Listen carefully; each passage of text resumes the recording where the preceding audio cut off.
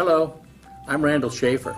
You see me hosting Hastings Mystery Theater here on the Hastings Cable Channel. But I'm also a member of the Cable Access Committee. We serve the Hastings City Council by managing the programming and coordinating with our local cable providers. We want to create more locally produced programming. Oh, there are more things we would like to feature, but we need a few volunteers. There are lots of programs begging for someone to adopt them. If you have the time, we have the cameras and equipment, and we'll show you how to use them. We also have post-production editing facilities, so your contributions will look professional, even as you learn. Instead of sitting there watching television, why not help us create it? It's fun. Call us at 269-948-3882. Leave a message. A member of the Hastings Cable Committee will call you back. Talk to you soon.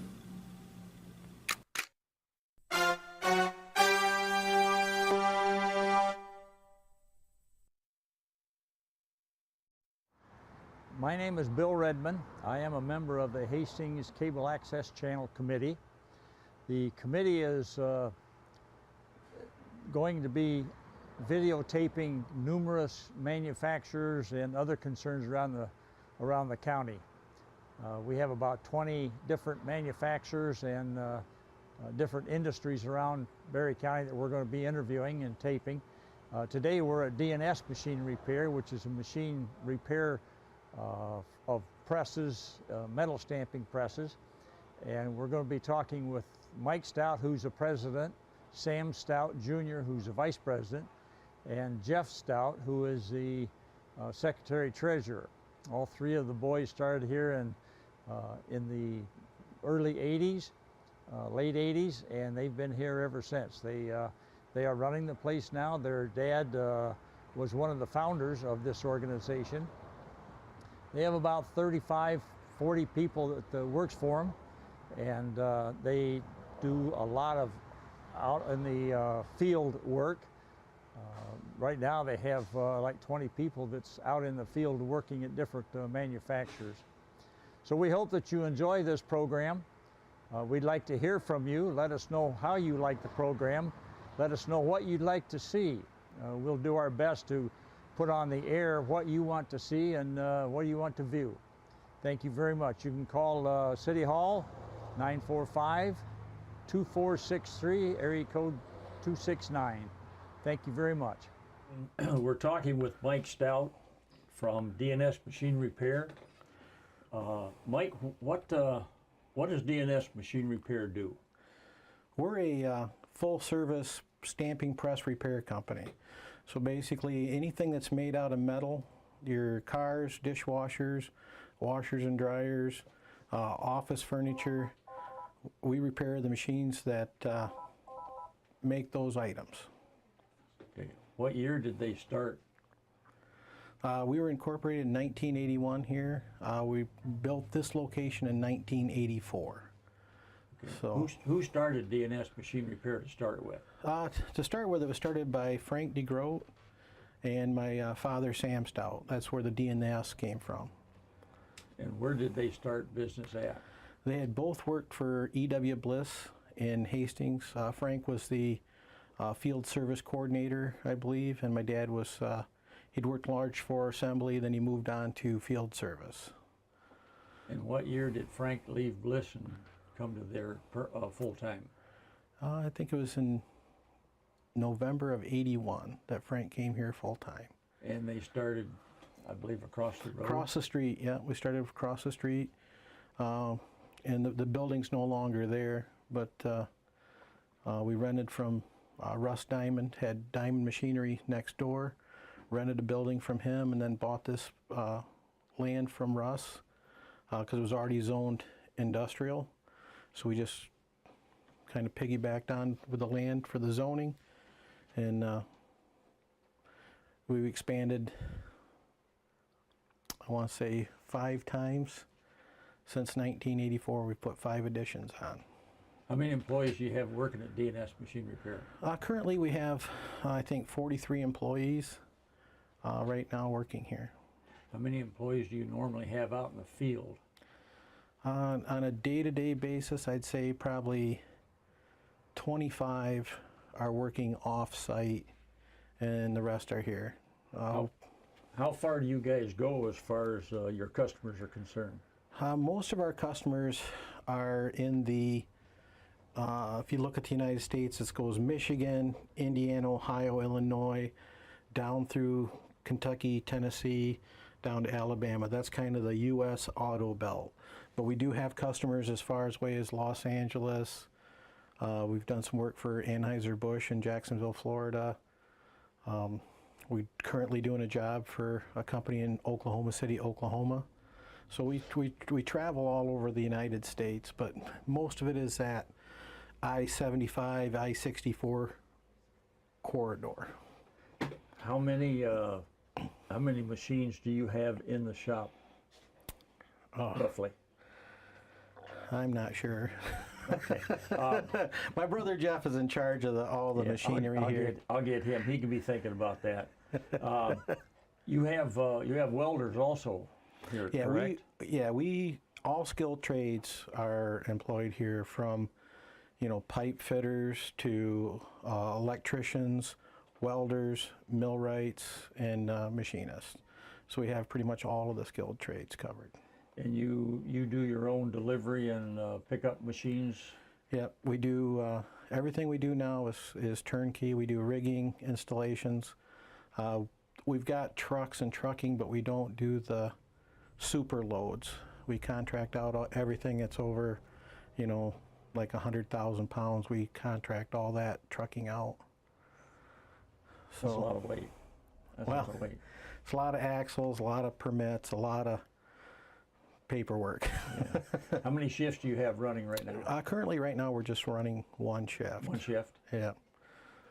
But certain times of the year, we run two shifts, depending on the workload. Okay. So, because we have a lot of skilled trade employees, we pay at the upper pay scale. Last year, our payroll was $2.4 million. And most of those employees live right here in Berry County. A lot of them in the Hastings area. So, plus we try and support as many local businesses as we can for suppliers. So I think the economic impact of our business here is felt pretty well in the community. I know we don't get any special tax breaks or anything, so we pay a good chunk to Rutland Township as well. Yeah. How many acres do you have here? We have 7 acres here that we're on. How much of it's under roof, roughly? I think we have 55,000 square feet of building, and we've recently got township approval for a 12,000 square foot expansion. What kind of charity involvement do you have in the county or in the city? We are, this last year we were a gold sponsor for the school lunch backpack program. We sponsored the Mid-Michigan Mini Horse Pole Association. That event was at the fair. We also buy a lot of animals at the 4-H sale. We sponsored the equestrian team. Not this year, but 2 years ago when they went to state. For 2 years we sponsored the equestrian team. So, and I think there's probably some other things that we do. Usually, there's a lot that you can't remember. Yeah, if an employee comes in and has a son, daughter, grandson that is doing something, we try to sponsor. We just recently did a golf outings for the West Michigan Autism Association. One of our former employees that retired now, his daughter puts that event on, so we, there's a tie there. So anything, where there's a tie to somebody in the company, we try to support that as best we can. I started working here in '81 when I was 12. It was kind of a sweep the floor, clean the office, clean the toilets when we were across the street, and then that kind of progressed into clean some grease off machines and kind of clean things up. When we built the building, I helped with the carpentry work here in this office, and I graduated from Michigan State in 1991, and I've worked here since then. Started out from sweeping the floors, painting the machinery, to millwright, to I progressed from a millwright to sales, project management, engineering, to now I don't do anything, I'm just the president. So kind of, I've got the lowest job now. I've kind of degraded. I was somebody at one time, and now I'm just the president. Now you're the one that catches everything that nobody else wants. Yeah. Okay. Okay, we're talking with Jeff Stout, who is Secretary-Treasurer of DNS Machine Repair, and I believe you're in charge of the operation in the shop itself? The machine shop. Machine shop, yes. Yep. How many machine operators do you have? I've got 8. 8 machine operators. Yep. And what kind of machines do those operators run? Well, we've got manual boring mills, CNC boring mills. We got manual VTLs, manual lathes, CNC machining center, CNC lathe, CNC mills. And you have a couple overhead cranes? Yep. Move the equipment around with? Yep. What's the capacity of the cranes?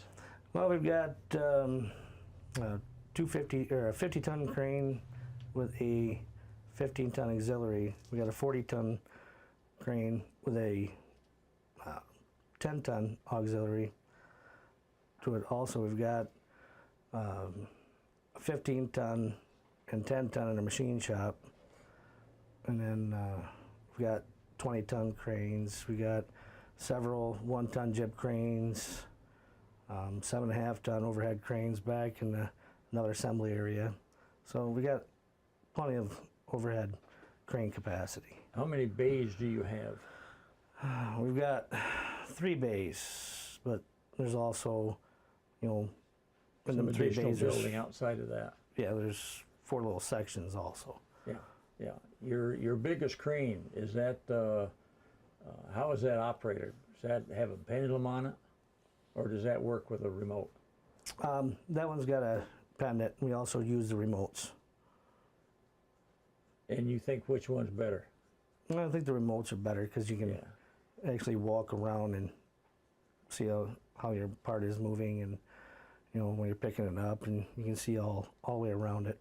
When you started here, what did you start as, and what was your progressions as you came through? When I started out, I was mowing lawns, dumping trash, sweeping floors, cleaning parts. I planted these bushes out front in the building up here, and they're still alive. I don't know how, but it's been a few years since 1988. So.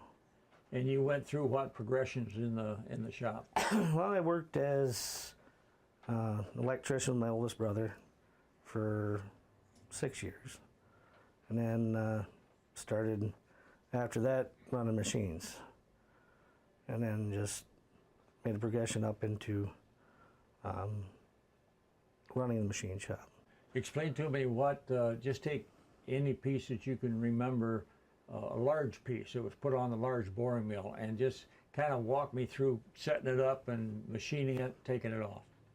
Well, you set like a big slide up, and or ram. It's the part that moves up and down the press that you attach your die to, and that part you'd set it on the mill, check the bottom for flat, and then lay it on blocks on the mill table on the back gibs, machine the bottom flat, set it up, line up your back gibs, machine them square to that machine surface that you milled flat, then spin it around and cut the front gibs. Okay, let's take press that's 144 by 60. How long does it take to machine a slide? Well, with all your setup time, you'd have roughly, I'd say, pretty close to 30 hours in that. Well, right now, we're working on making tie rods for a customer for a press that he's making.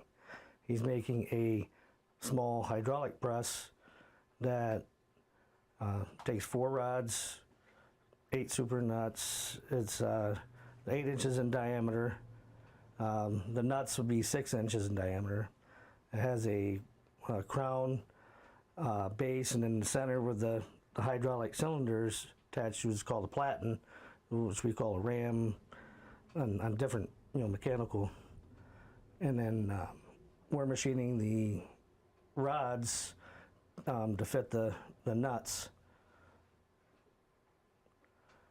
You say these are super nuts. Would you explain the super nut? Right. This is a small little super nut.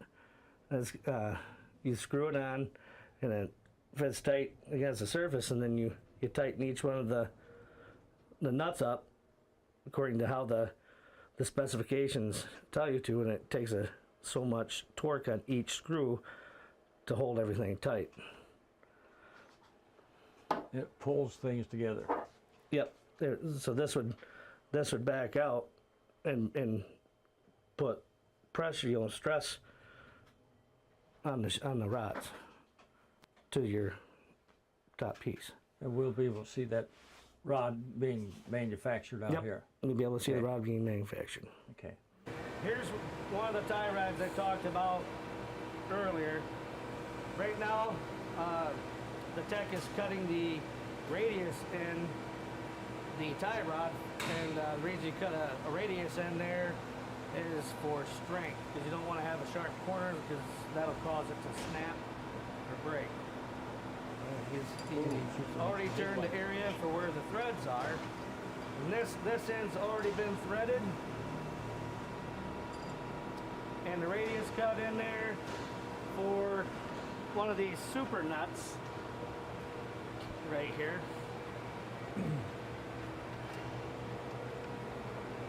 He's already fit that with a super nut that I talked about earlier. Here we have a VTL, the vertical turret blade. Here you have 3 heads available for machining at one time if need be. But here he's cutting out a pocket. He's manufacturing a tie rod stretcher. Right now he's cutting out a pocket for the hydraulic part of the cylinder of the tie rod stretcher. Here's an example of a print. Here's a bore, and then there's keyways. It'd be a tapered key, and then this area right here, it's a 17¼ inch. You can see kind of a teeth pattern. That's a spline, an OD spline. And then your clutch surface would be right here, this area right here. The customer broke the part on it. It's a clutch body. It's broke, and we made a print, and we're having a pattern, a casting made, and then once the casting gets here, then we'll machine it to the proper sizes. What kind of a tolerance you have on your different measurements on this? Well, like this one here, there's it's a 3-place decimal, but on the bores it's usually a plus, minus 1 thou tolerance. So on that bore is what, a 6-inch bore? It's a that is an 8-inch. 8-inch bore. You got a thousandths tolerance. It's an 8.5 inch. Okay, you got a thousandths tolerance on that dimension. Yep. That's pretty tight. Yep. Pretty tight. Have you got this in-house yet? Not yet. This just came in. The piece is broke, and the pattern. We kicked them off yesterday on making the pattern, and the pattern takes, they're telling us 12 days. We'll get the pattern to the casting company, and then they told me 2 to 3 days after they cast it, and then normalize it, and then be back to us. And where's your casting company at? It's Holland Alloys. Holland Alloy, okay. And the pattern company? It's Vans Patterns. In Grand Grand Rapids? Rapids. Okay. Yep. Okay. So you're saying probably 2 weeks to 3 weeks you'll have this Yep. back, done, and ready for the customer? Yes. Yeah. Yep. Here's the part that is broke that we have to manufacture new for the customer that I showed you the print for. It's got a big crack here along this face where it's broke, so it's no longer safe to run and be operational.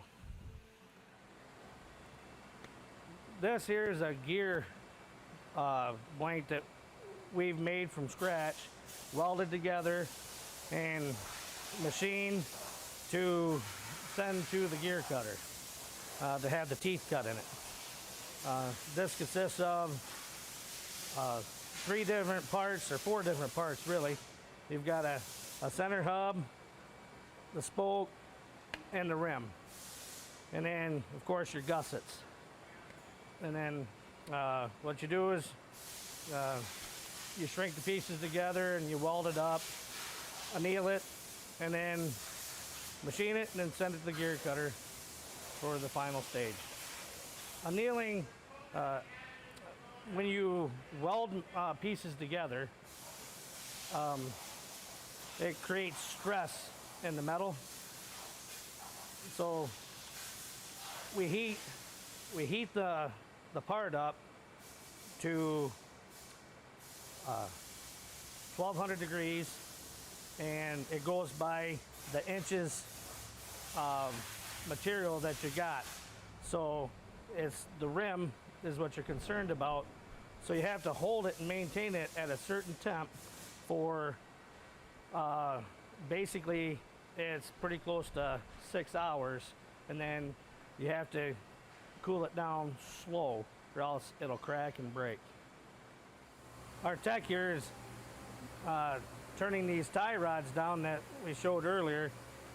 He's roughing it down to that 6-inch diameter, and then he'll start threading it here in the CNC lathe.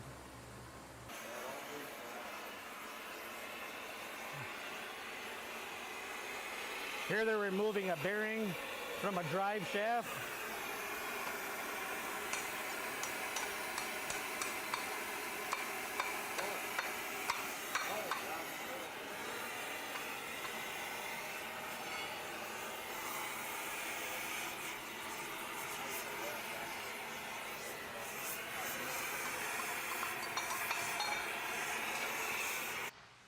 Here the gentleman's cleaning the drive ring so that we could check it for cracks.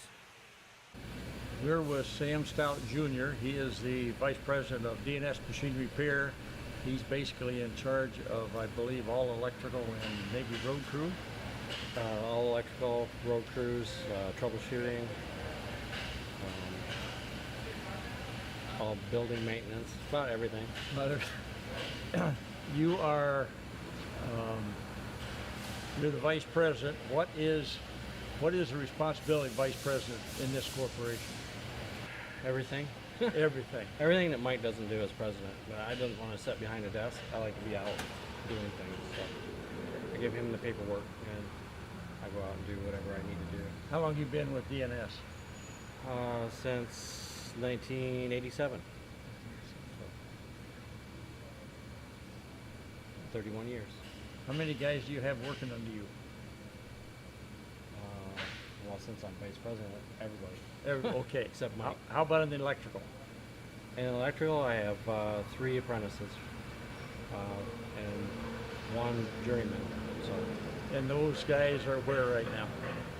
I've got 2 up to Cody Manufacturing installing a control up there, and I got 2 guys over to Cameron Tool and Die installing control on the press over there. What kind of controls are you installing on the ones up Cody Stamping? Those are link controls.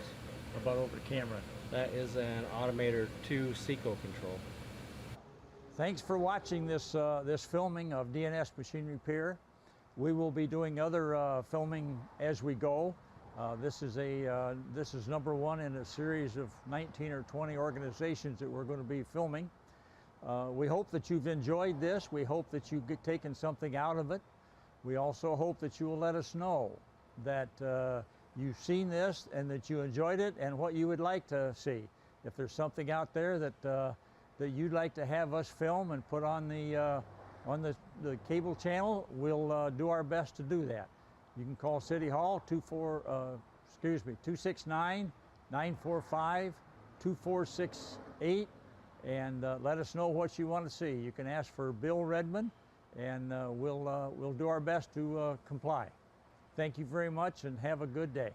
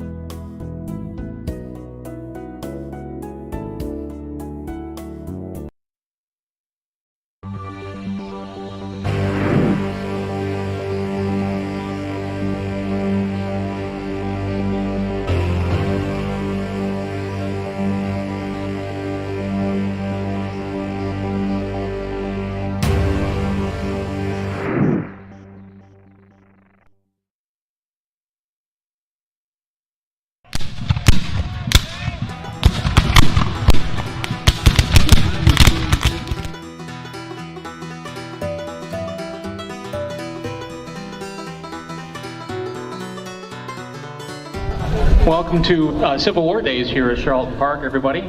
We'll be starting the battle pretty much on time, I believe, in just a few moments. If you wouldn't mind, for the safety of everybody involved, if you are somewhere near the village green, you should be away from the village green unless you're part of the scenario. We ask that people not in dirty clothes be up here on the hill near the church and the museum, behind the safety line. We're not firing real ammunition at each other, but it is black powder and it does cause smoke and fire, and there is some possibility of being hurt if you're too near something. So we would ask in your cooperation, please. We will be shutting down the stores on the storefront if they haven't been shut down already, and they will reopen after the battle is over with. We will not be demonstrating a particular battle. We will be demonstrating some of the tactics and how Civil War battles were fought in representing a small town. So we will be demonstrating what life was probably like in a small town, probably a small southern town, as the enemy was moving through. We would like to ask people to stay behind the safety line, that yellow rope. It's almost too hot to leave the shade anyway. And again, this is for safety. At this event, we will not ask you to turn off your cell phone, because when the battle starts, you probably won't hear it anyway. The battle will probably move along the whole village green area, so if you don't see what you want to see perfectly, just wait a couple of minutes. They're going to move. We would ask that you be courteous to the people around you, especially people behind you. You don't want to be standing up, blocking the view of people behind you, because you'll then be subject to an attack from the rear. We have the artillery P's and the cavalry holding the town right now. The artillery crew, typically there are 9 men in a artillery crew. All 9 had to know each other's jobs in case some casualties happen during battle. They will fire by putting the powder charge down the muzzle of the barrel and then putting the projectile. into the muzzle and shoving everything down into the breech. They will then poke a hole in the powder charge inside the firing chamber and place a percussion piece on top of the hole, which will have a line attached to it that will, when they pull this line, it will send a spark down into the firing chamber, igniting the powder and then sending a projectile. So it's quite a lengthy process. The limber that's behind the gun has all of the powder and projectiles. And you'll notice that during the loading and firing that somebody will go back to the limber and grab the next powder charge and projectile and bring it to the gun crew for loading.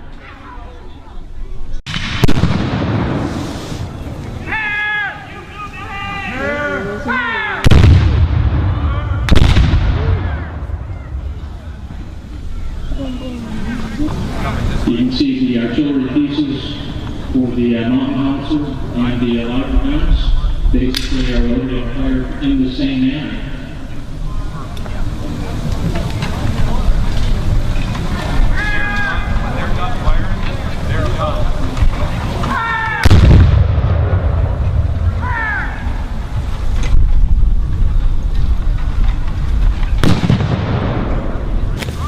Notice the uniforms that the reenactors are wearing this weekend are exact reproductions of those worn during the Civil War period.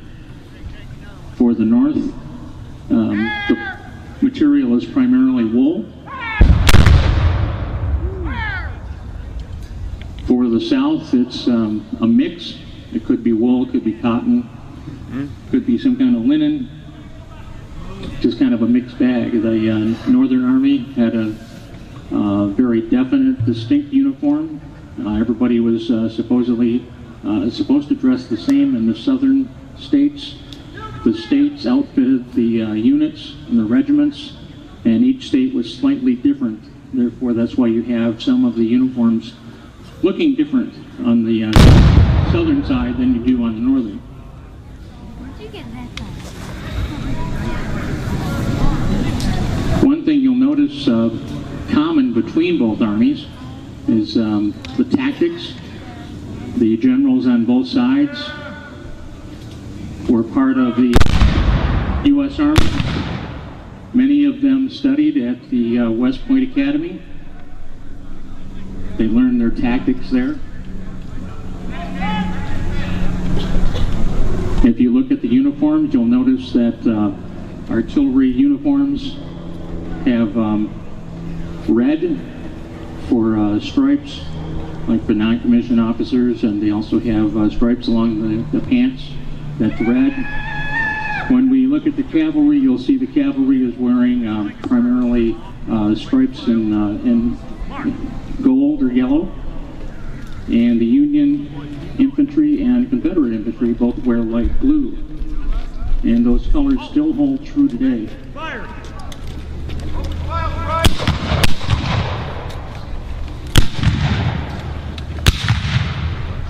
Come on, boys, they're right in front of you. Can't hit them, let's go!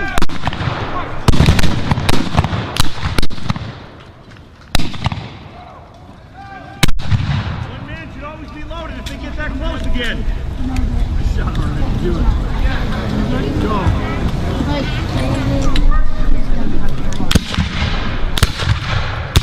Now what you're seeing with the infantry, you've probably read or seen in books and movies about how the infantry lined up shoulder to shoulder, and you're wondering why they're not like that. On the line right now, they're in what's called a skirmish line.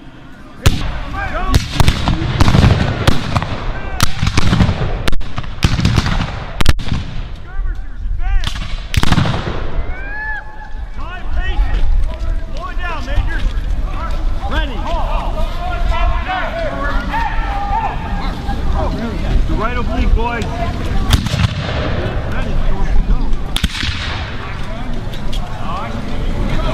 Chambers, watch that road. Hold on, right up in front of you. Stand fast. Skirmishers advance. Go, guard right, forward, guard right. Let's go, boys. Let's go. Come on, come on. Let's do that. How far up we going? Let's go. Let's go. Come on, boys. Keep it moving.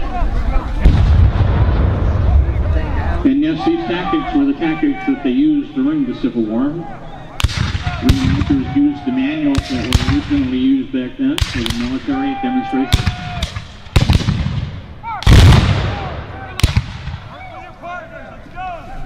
The rifles primarily are either Springfield or Enfield. They're 57 to 58 caliber. Yeah, I think 57 to 58 caliber. That's a lot of lead. And could cause a lot of damage. It was soft lead, so when soft lead would hit the body, a lot of times it would flatten out and cause a big hole, or sometimes it would break apart. And a lot of soldiers died of lead poisoning after being wounded because a piece of lead would have gotten into the bloodstream.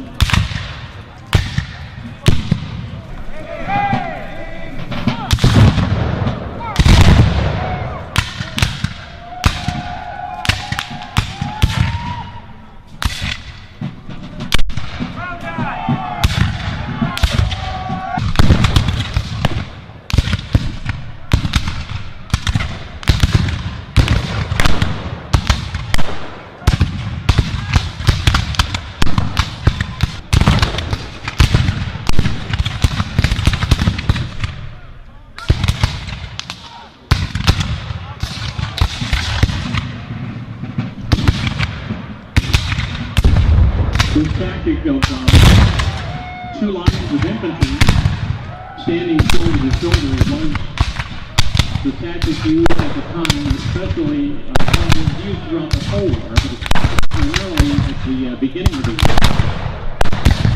Later in the war, you started getting into trench warfare, which was more associated with World War I.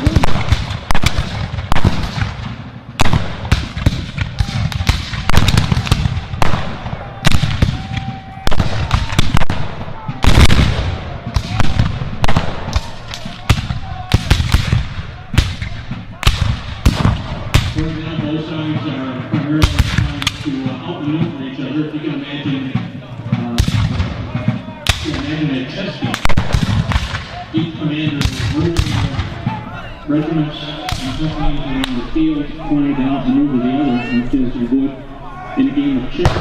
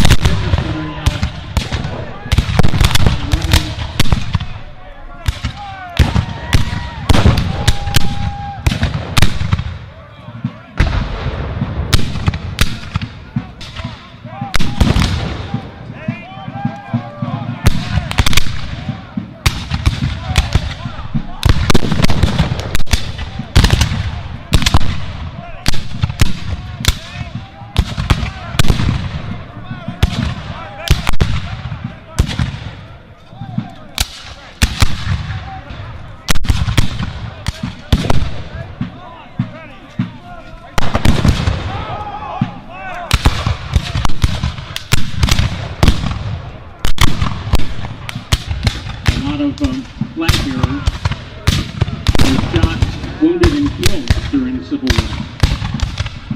If you can knock that flag down, you might be able to cause some confusion in the army. And now we have a cavalry charge from the rear.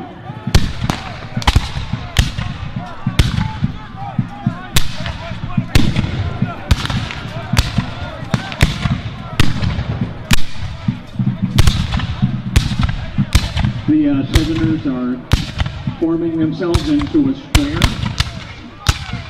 because they are practically surrounded. Round eye. Turn them upside down, the rest of them. I do have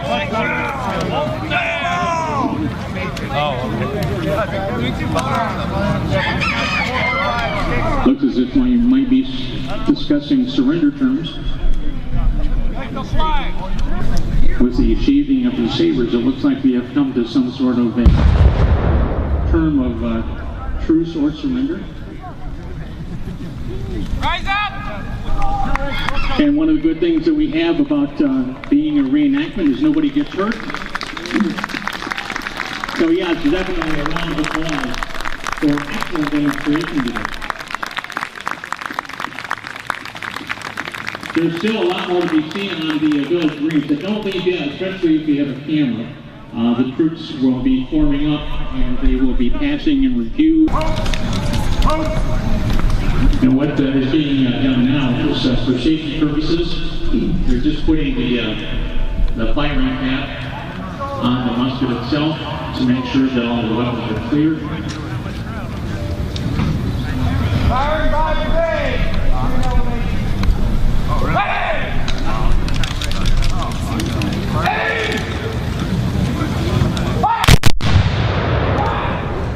As you can see, there were several that were still loaded.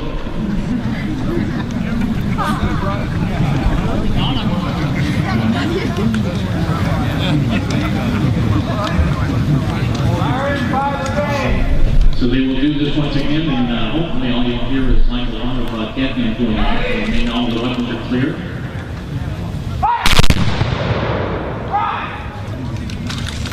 And there's still one that was loaded. Again, safety is the primary purpose of what we do on the battlefields. As far as safety of not only other reenactors, but of the spectators as well. So we're making sure that all the weapons are clear.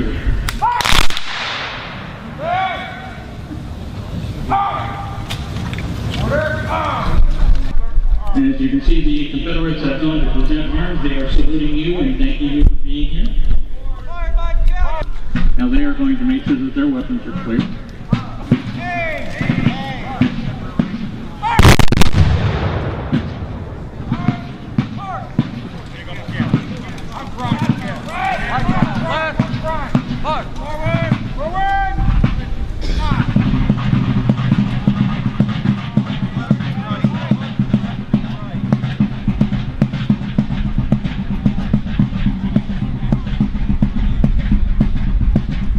As you can see, the Southern troops with Colonel McManus in the lead at 15 and looking to roll out.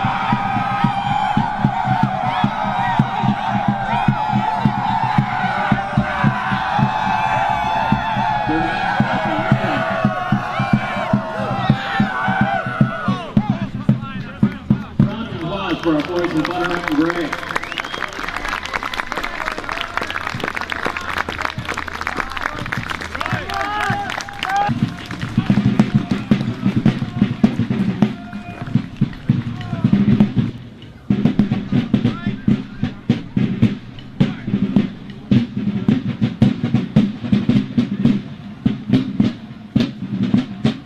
Get your cameras ready. Here comes our union, the boys in blue.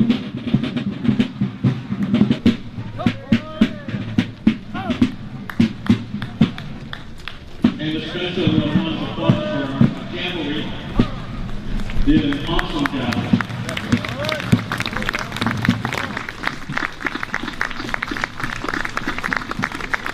The very distinctive red tie of the Michigan Cavalry Brigade. We strongly encourage you to wander around and ask questions, and thank you so much for coming and supporting Charlton Park and Civil War Days.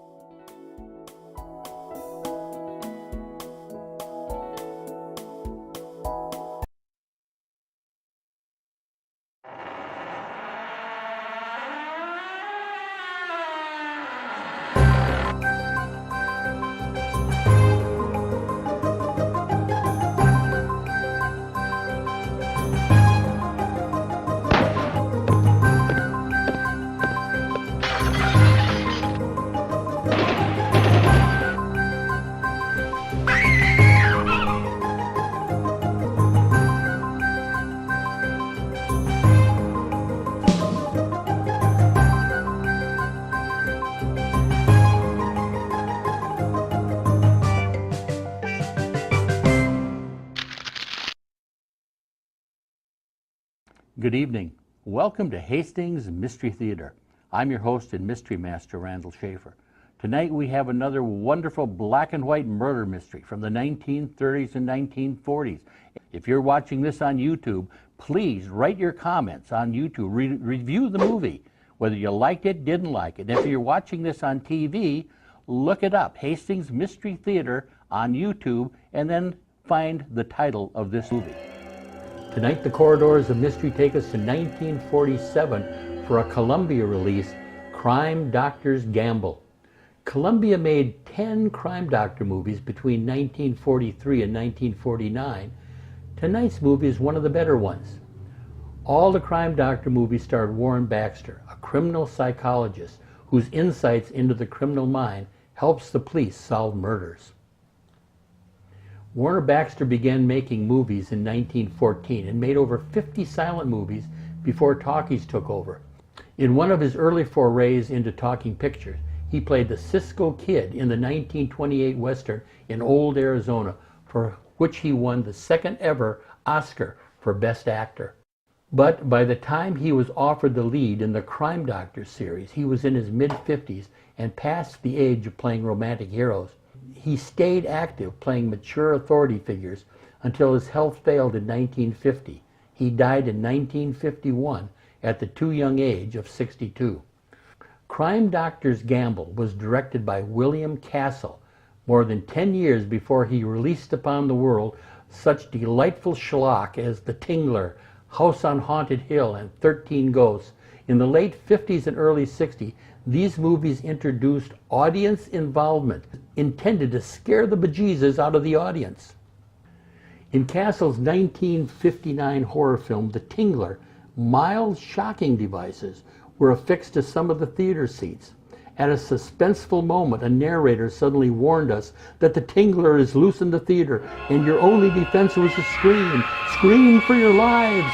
At that point, a theater employee would throw a switch and everyone in the wired seats would feel the mild tingler and scream in delight as being made part of the movie. I sat through that experience in 1959, and I can tell you that if you were 13 years old, it was absolutely wonderful. In tonight's movie, the Crime Doctor is hobnobbing with a wealthy, artsy crowd in Paris. A man is murdered, and a valuable painting is stolen. The natural suspect is the victim's unstable son, but the Crime Doctor believes he is innocent. Let's see how the Crime Doctor recovers the stolen painting and reveals the murderer. Let's return to 1947. Enjoy Crime Doctor's Gamble.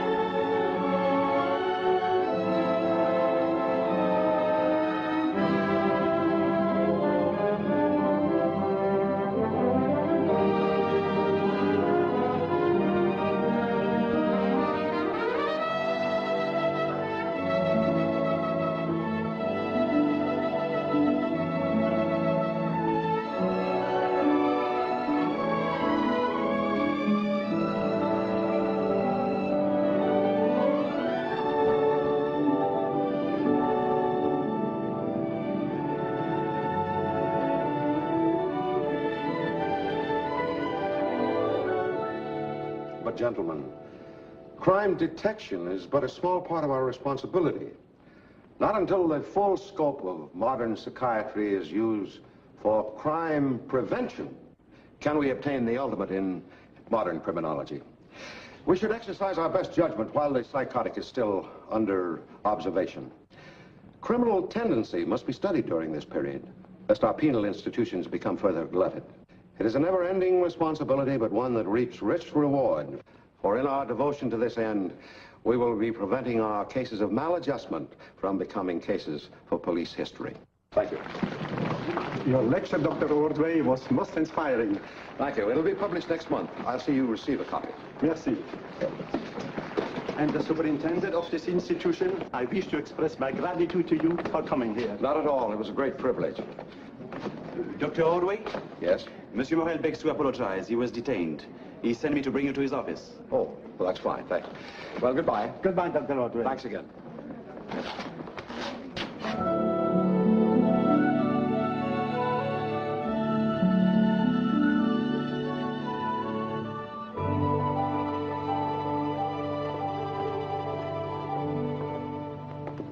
Dr. Ordway to see Monsieur Morel.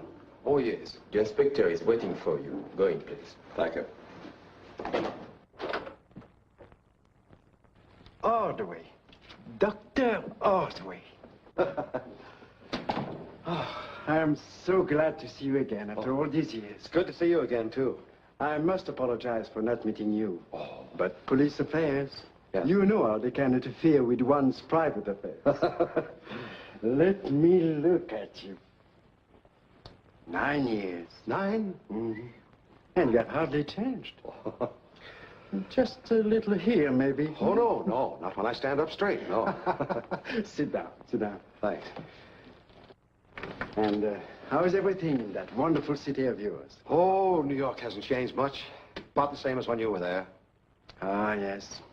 How can I ever forget the World's Fair and the wonderful time we had together? I often thought about it and wondered if I would ever be able to return your hospitality. What are your plans? I expect to be here about 2 weeks. I've got 3 lectures to give, and after that, my time's my own. But remember, I don't intend to become involved in any affairs of the police. Good. That will give me the opportunity I've been waiting for. And we will begin tonight. Tonight, I will show you Paris. Fine, and with no interruptions.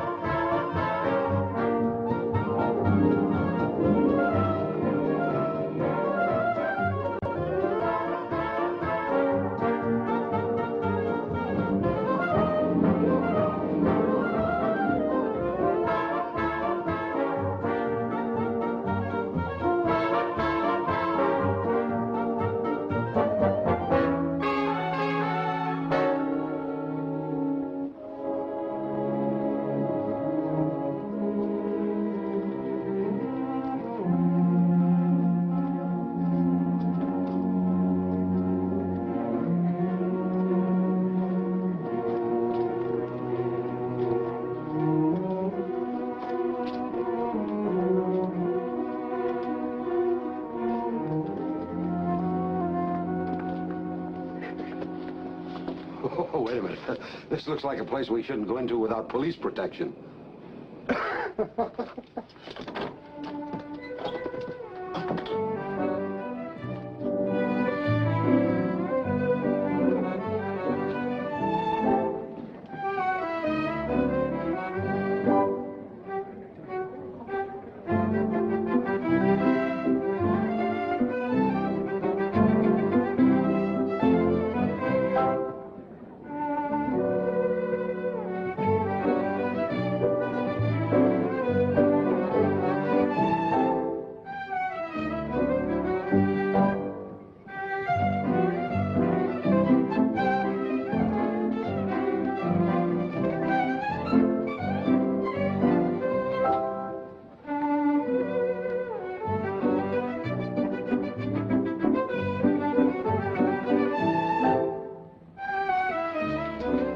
Monsieur Morel, le coq rouge is on it. We have done nothing wrong. What will our American friend think? Oh, I'm so sorry. What is your wish, monsieur? Benedictine? All right. 2 Benedictine with cognac. Jacques. Merci, monsieur.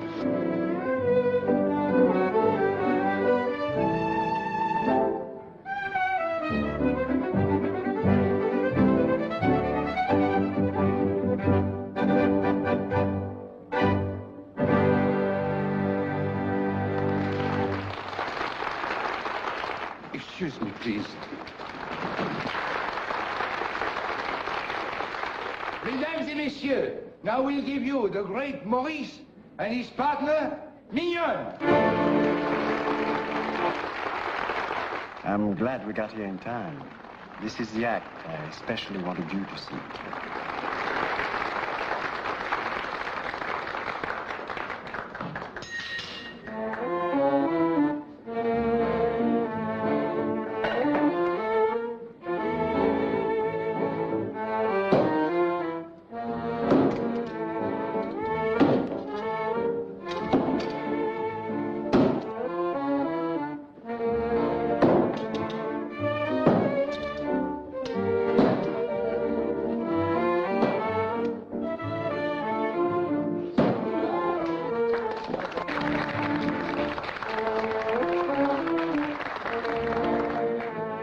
That fellow plays with murder.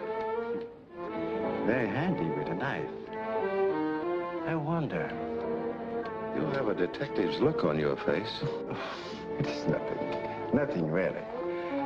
And yet, it would have been so simple. What would have been so simple? For a knife thrower to murder with a knife.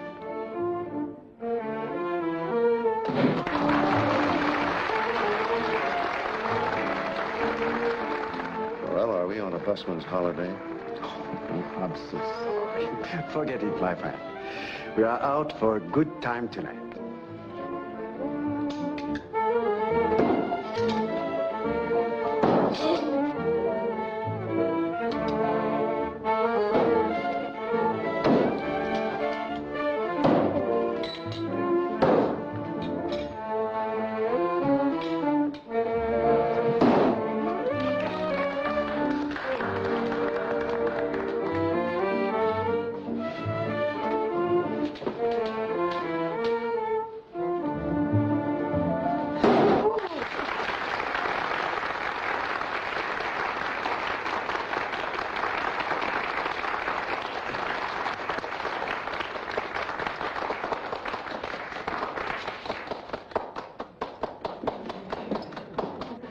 So, now you have seen the great Maurice. Does he look like a murderer to you? Oh, looks don't count. You know better than ask a question like that. Forgive me. I promise to show you a good time tonight. Yes, and without any interruptions.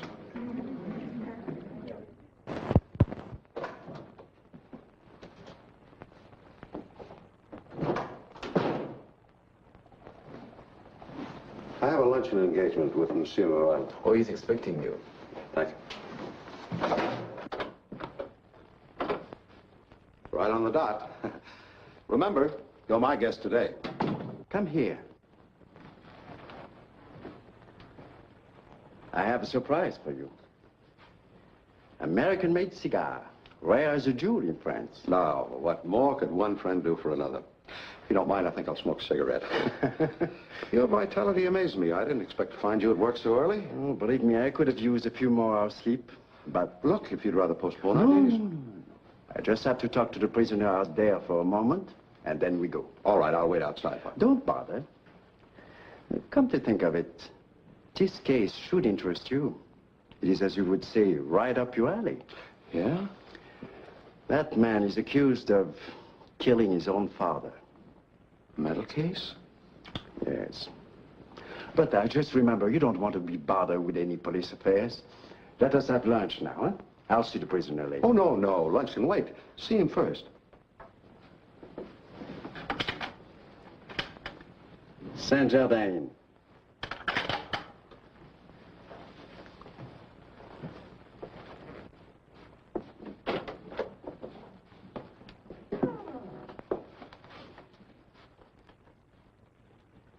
You may wait outside. Henri, I want you to meet Dr. Ordway, an American psychiatrist. This is Henri Jardin. Jacques, why are you doing this? You know that I am as sane as you are. Do with me as you would with any other criminal. Let the decision as to your sanity come from someone who is qualified to judge. Henri, please, don't make it impossible for me to help you. I appreciate what you're trying to do, but it's no use. Morel believes that I am mentally unstable. But my release from the hospital proves But I was cured. What prompted you to commit this crime? Do you remember all the details leading up to it? Frankly, I'm not so sure I do. So much happened that day. Mignon and I had known each other for only a short time. Against many objections, we decided to get married. When we came back from the mayor's office, our good friend Antoine Giroux surprised us with a wedding breakfast. We had already consumed several bottles, and I was feeling very gay. To the bride and the lucky groom. And to Antoine, our best friend. Remember the stories about the best friend. I'm not afraid. And speaking of stories, I have a surprise for you. I sold one to Marcel Aubert. Good. This calls for another drink. We publish it next month. That's wonderful, darling. You're that, Harry? No, Henri, you had enough. Remember, the doctor told you to go easy. With you in my arms, and Antoine at a reasonable distance, another drink won't do me any harm. And now I have a surprise for both of you. A wedding gift. Oh. Voila. Oh, it's beautiful. And so are you, madame. Thank you, Antoine. Antoine, this is a lovely present. Now, monsieur, you have the original and the copy. This certainly calls for one last drink. No, Sherry, you had enough, and I really mean it. Nonsense, my darling. How many times does a man get married? Oh, you're a fool to bring that up today. To you, a great artist and a wise counselor. Ah, I feel wonderful. I love you, my darling. In fact, I love the whole world. Even Papa? Yes. Even him. What's wrong, darling? You know, I think if Papa could see how happy we are, even he might relent. I'm afraid he never will. Wait a minute. Papa has influence, and he is rich. No, Henri will make his own way. Still with Papa's influence, and Papa's money, and Henri's artistic soul. It's nonsense to think of ever going back there. Must be the wine that gave me the idea. You're right, darling. Leave well enough alone. I think you both are very foolish. And you, Henri, you owe it to your wife to make at least one more attempt to bring about a reconciliation. No, Antoine, no. Why should you be forced to live in this sordid environment while his father can provide a home of ease and luxury? Why should she be made to skimp and struggle while you are still unable to provide for her properly? And so Antoine, over Mignon's protest, talked me into going back to see my father. What happened then? There was no room for love in his heart. He called me every kind of name. He even threatened to disown me. And you took him at his word? It was no idle threat. While I was there, he phoned his attorney and told him to cut me out of his will. Is that when you killed him? No. No, I'm sure I didn't then. It was after that he started to call Mignon names and made horrible insinuations. That I couldn't stand. I went blind with rage. He struck at me. My head was burning. Everything went dark before my eyes. The next thing I knew, I was in a bar, pouring down one drink after another. Did you go back to your wife after that? My men picked him up about 4 in the morning, wandering the streets aimlessly.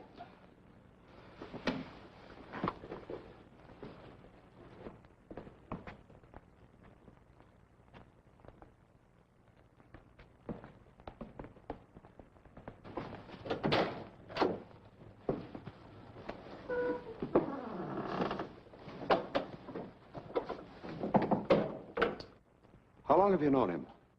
We were in a concentration camp together for almost 3 years. Mm-hmm. And in that length of time you became friends, huh? Close friends. But what constantly amazed me was his peculiar reaction to everything about him. Did you keep in touch with him when the war was over? No, I more or less lost track of him. All I know is that he was returned to France and spent 6 months in a psychoneurotic institution. His record shows that he was released as cured. I suppose those records are still available. Certainly. Morel, in your mind, is there really no question of the boy's guilt? No. Henri went to his father in high spirit. They quarreled. The boy found himself in the depths of despair, and in his rage killed him. Well, you just defined the actions of a typical manic depressive. Then you agree with me. The man is not sane. Oh, wait, not so fast. Oh, there are other things to be considered. How was his father killed?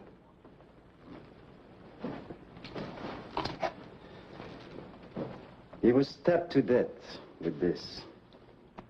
Oh, so that's the reason you asked me last night if that knife thrower looked like a murderer. That's right. But what I haven't told you yet is that Henri's wife is the knife thrower's daughter. Oh.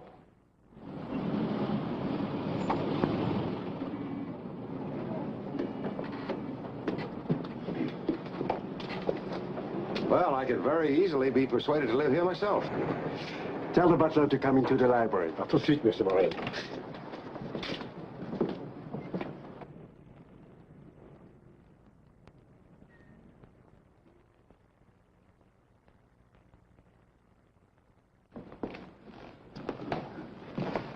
In a room like this, murder seems a little out of place. Murder, my friend, is out of place anywhere. Well, Jardin knew his psychology. What do you mean? Why, the size of the desk. Anyone having to stand this far away to talk to him would be bound to feel ill at ease. You wish to see me, monsieur? Yes. Come in, Theodore. This gentleman would like to ask you a few questions. Very well, monsieur. What is it you wish to know? How did you happen to overhear the argument between father and son, which supposedly led up to the murder? It was my night off, and as it is my custom, I check doors and windows before leaving.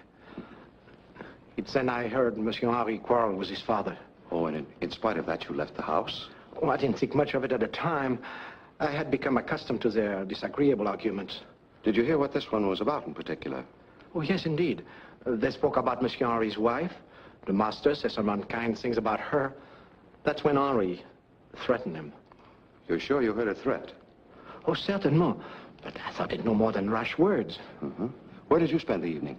We checked on that. He stayed at his sister's home in the country until 12:30. And when I returned at 1 o'clock, I found the master lying on the floor with a knife in his back. That door was partly open. The chair was knocked over, and that picture was crooked. Tell me, did you recognize the murder weapon? Oui, monsieur. It was a letter opener that Monsieur Jardin always kept on his desk. Morel, I was told I'd find you here. Oh, I'm so glad you came, Dole. You may go now, Theodore. Bonjour, monsieur. This is my good friend, Dr. Ordway from New York, Jules Dole. Oh, Dr. Ordway, I heard so many interesting things about you. You don't know how happy I am that you are here. Well, thank you, sir. Dole was Jardin's attorney. He has graciously offered his services as Henri defense counsel. Unfortunately, I never practiced criminal law, but I thought it's my duty to the family. I understand that Dr. Ordway and you talked to Henri. Oh, yes, but and I really owe you an apology for not calling you in. Oh, no. Have you been able to learn anything that might help me in his defense? No, nothing, except what he has undoubtedly told you and Morel over and over again. And that's it. His complete indifference. His lack of interest in life. He has no will to fight. Oh, by the way, Dole, did Henri's father call you about changing his will? Yes. The night when he was there, he called me and wanted me to come over at once. But I had a previous engagement and promised I'll see him next morning. The prosecution will contend that this establishes the motive. It is very damaging evidence. And you, Mr. Dole, will naturally be forced to admit it on the witness stand. Dear me, and I am supposed to defend him. Well, how do you propose to defend him? Well, there is only one way. I hope, Dr. Ordway, you will help us. I'll plead insanity. What else can I do?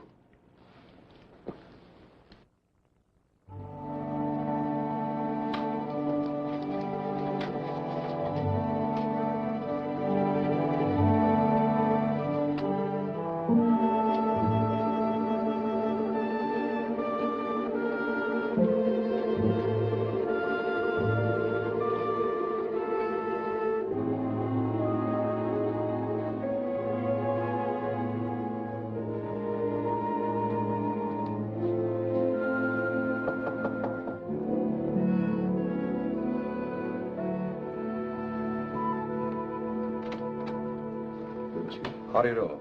My name's Ordway. I've come to see Madame Jardin. Mignon is not in. She will not be home until late. Oh, I'd like to wait for her, if you don't mind. Come in. Thank you.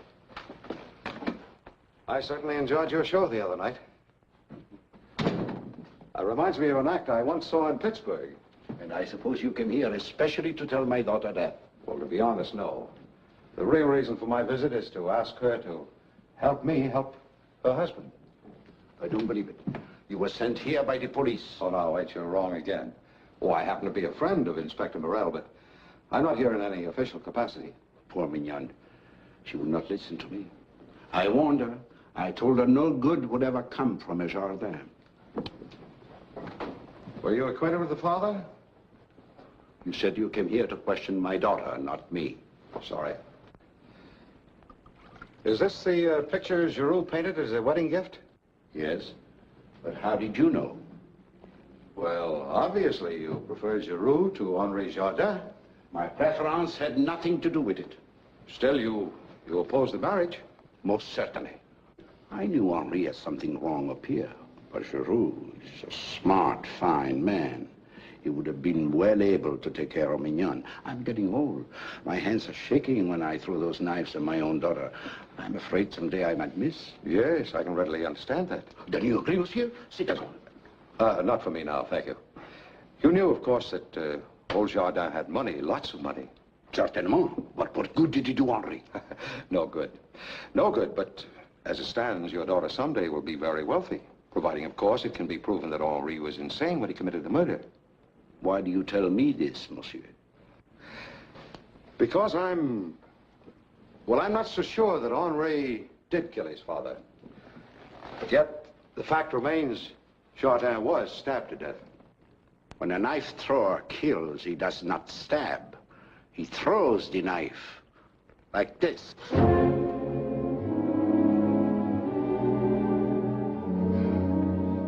You seem a little bit unnerved today.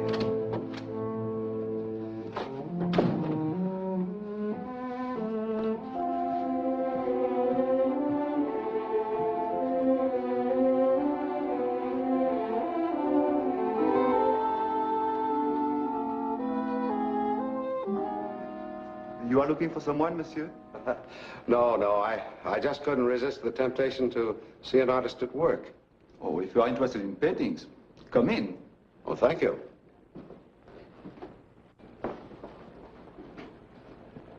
Not a bad copy of an old master, is it, monsieur? No. Oh, judging from the photograph, I call it absolutely perfect, even to its aging. Ah, that is the art of making a true duplicate. Were it not for my conscience, I could many times before have sold a reproduction like this as an original. Well, if you're that honest, you mind telling me why you spend your time making copies when you can paint originals? You are an American, are you not? That's right. Then you will understand. For many years, I paint originals and I starve. Now, I paint copies and I eat. Well, I guess the price you get for one of these must be really something then, huh? Oh, no, they do not pay Giroux so much. The people who make the big profit are the art dealer and the owner of the original. Well, but who are their customers? Some lithographing companies in America. They are given the rights to reproduce these masters on a royalty basis. Oh, I see. And then we find their likeness on calendars and in books and magazines. Vraiment, monsieur? Yeah. Now you understand why they need an artist like me. The owner will not send them the real picture.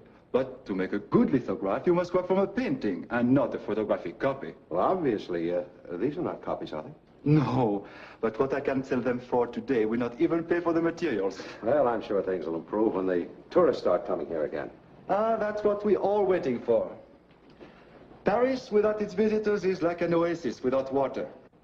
Oh, what a beautiful girl. Mignon. She's an angel. So sweet, so happy, so gay.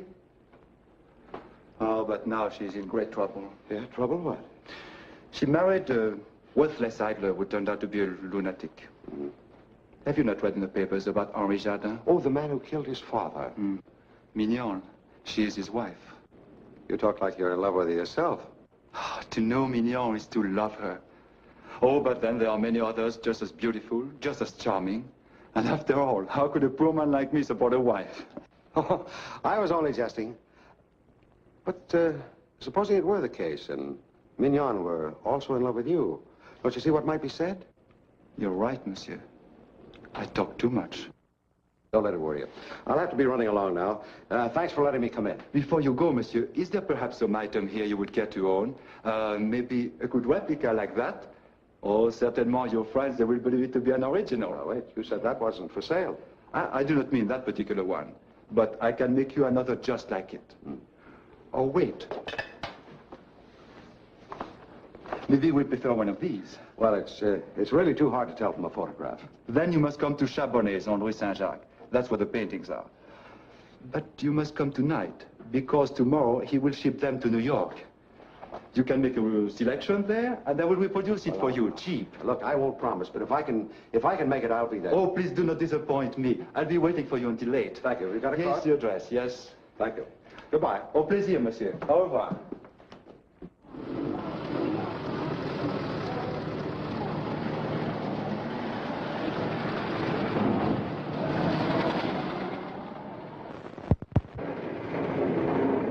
Dr. Ordway, I'm so happy I didn't miss you. Forgive me for coming without telephoning first. Oh, well, that's all right. I hope you didn't have to wait too long. Oh, no, not at all. Where can I talk to you privately? I have something very important to discuss with you. Well, come up to my room if you like. I thank you very much. After you. Merci. Your hat? May I offer you some refreshments or something? No. I must refuse. That's the penalty I have to pay for being a lawyer. All I have left in life are briefs and ulcers. Well, for the ulcers, I can suggest a very simple prescription. Relax and forget your briefs. Sit down, sit down. Thank you. Henri sent for me today. When I got there, I found him in a terrible state of mind. Yeah? One of his low spells again, I suppose. Exactly. His wife was with him in the visitor's room. He sent for her, too. Dr. Ordway, you will find this difficult to believe. Henri wants his wife to divorce him. He said he doesn't want her to carry the stigma as the wife of a murderer. Well, doesn't he realize that if she divorces him, she'll forfeit any possible claim to his father's estate? I pointed that out to him, but he seems to be so convinced that he's going to be adjudged sane at the time of the murder and convicted that he says the entire estate will go to some relatives anyway, and a cousin in Canada, whom he didn't see for 20 years, suddenly will find himself a rich man. Dolly, I don't believe Henri killed his father. Dr. Ordway, I could kiss you for that. Have no fear. I'm not the emotional type, but I agree with you. There are several others who had as good a motive, or even better. Such as, Maurice, the girl's father, Giroux, her former sweetheart. They would indeed benefit if they were in collusion with Mignon. That's really what you wanted to tell me, wasn't it? Yes, Dr. Ordway, you must be a mind reader. No, I'll let you in on a little secret. I just called on both Maurice and Giroux. You came to the same idea. Well, did you find out anything? No, nothing definite. Except that they both tried to impress on me the fact that Henri is insane. I wonder how Mignon really fits into this picture.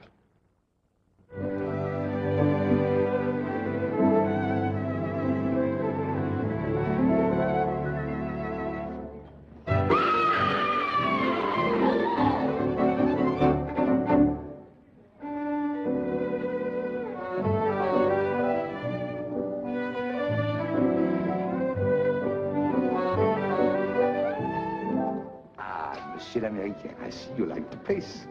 For you, I have the best table in the house. Oh, no, thanks. I didn't come to see the show. I want to talk to one of your performers, Mignon Jardin. Ah, Mignon Jardin. Mais oui, monsieur. I will tell Mignon that a friend of l'Inspecteur Morel wishes to converse with her.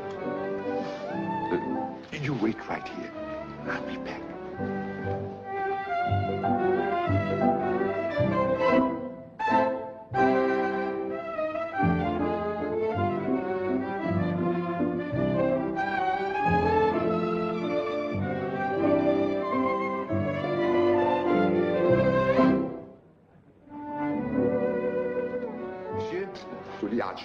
Second door to the left. Merci.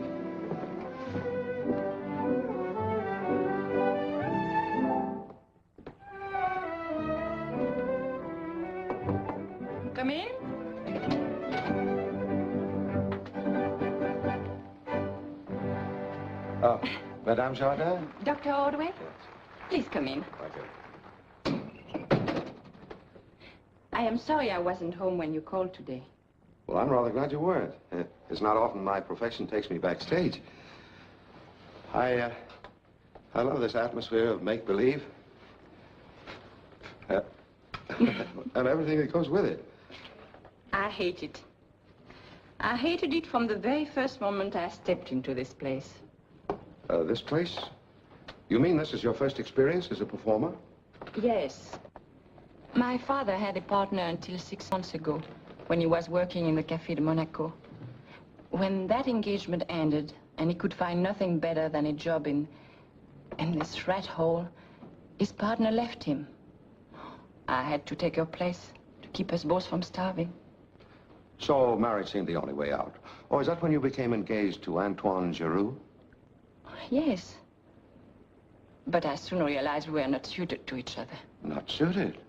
Or was it because you met Henri Jardin, who seemed a better catch? I did not marry Henri for his money. I loved him deeply, and I still do. Is that the only reason you didn't agree to the divorce he offered you today? Did Henri tell you about that, too? Please answer my question. Could there be any other reason? Oh, yes, yes. Money. You know very well if Henri is a judge insane, he can't be held responsible for the crime he committed. When the state is settled, you as the nearest of kin would benefit materially. Dr. Ordway, you and Inspector Morel have pretty well concluded this case, haven't you? Oh, no. Both of you, as well as Monsieur Dolay, seem definitely in accord that Henri is a lunatic. Well, let me tell you this. Henri is as sane as you are. And I will testify to that effect. Do you realize what that would mean to him? Yes, if he were guilty. Oh, but you know he isn't. Or you would not have talked to my father the way you did today. You're right. I hope you'll forgive some of the harsh things I said to you, but I had to find out exactly where you stood. Will you help me prove that Henri is sane, even though it involves someone else very dear to you? I wouldn't hesitate for a moment, even if it were my own father. But he's not the one, believe me. What makes you so sure about that? I met him here, not more than 20 minutes after Henri had left to see his father. Did your father know about the marriage then? No. No, and I had to do a little convincing to make him agree to it. Well, the way he spoke to me today about your husband, I don't think you succeeded any too well. He changed his mind again since Henri's trouble started. But that night, he came home with me to welcome him as his son-in-law. You know the rest. Yes? That gives your father a perfect alibi, but what about Giroux? Antoine Giroux? Yeah. Oh, he wouldn't hurt a fly. That isn't my impression of the man. I don't think he'd stop short of anything to get what he wants. And I know he still wants you. Oh, they're calling for me to go on. Will you excuse me? And Dr. Ordway, don't let the inspector give up in their search for the real murderer. And please stand by Henri and me. You can trust me. I will. Goodbye.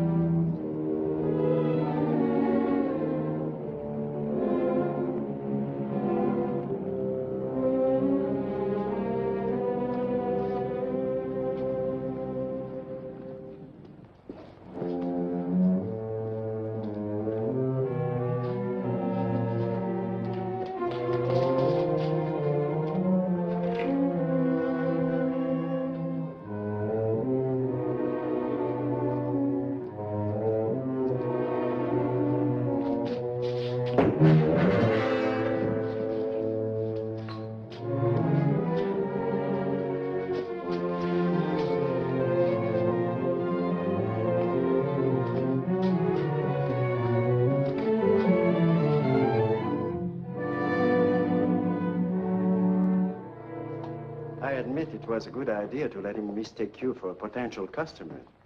But I still say that you should not have taken the risk of coming here tonight. Well, I couldn't stop to worry about that. After my talk with Henri's wife, I figured Giroux our most likely suspect. Oh, but a very useless one now. Oh, why couldn't that thief have picked another night to do his burglarizing? Well, yes, I agree with you. Dr. Rove, have you completed your examination? Multiple fractures of the skull. Death was instantaneous. If you are through with your investigation, we will remove the body. Go ahead. But please notify me if anyone comes to claim it. Oh, but certainly. Inspector, I think the first thing... I understand you suffered a severe blow, monsieur. If you would like, I would consider it a privilege to examine your head. Well, the inspector thinks I should have my head examined for coming here, but no, thank you. Everything's all right. Just another swelling to add to my many bumps. Bonsoir, monsieur. Say, doesn't it seem odd to you? Apparently nothing has been disturbed in this place. I am Louis Chabonnet. I own this store. Where is the inspector? Oh, Inspector Morel, ravi de vous voir. You have rendered Chabonnet a great service. You have caught the burglar? No? No. Oh. But as far as I can see, nothing has been taken. And you may thank this gentleman for it. Oh, merci infiniment, monsieur. Merci de tout mon cœur. Merci beaucoup. Thank you very, very much. It is indeed fortunate for me that you happened to pass my store just at the right moment. Oh, that was no coincidence. No, I had an appointment to meet Giroux here tonight. Giroux? You had an appointment with Giroux? Well, yes, didn't he tell you? No, he said he had to stay late to touch up one of the paintings I'm sending away tomorrow. Seems like Giroux had a slight touch of larceny. What does he mean, monsieur? He wanted to sell this man a copy of one of those pictures you intend sending away. Apparently without your knowledge. Giroux would do that? Giroux would do that? Oh, non, monsieur, c'est impossible. Yes. He's a thief, a robber. He had no right to make copies of my original copies. I will fire him at once. It's a little late for that. Giroux is dead. We found his body back there when we arrived. No. No, that cannot be. I will not permit it. Giroux is a fine man. What will I do? In all of France, there's no artist like my poor Antoine to make the perfect copies. Come, monsieur. Come with me. I will show you his work. You may judge for yourself his feeling for line, for color, and for beauty.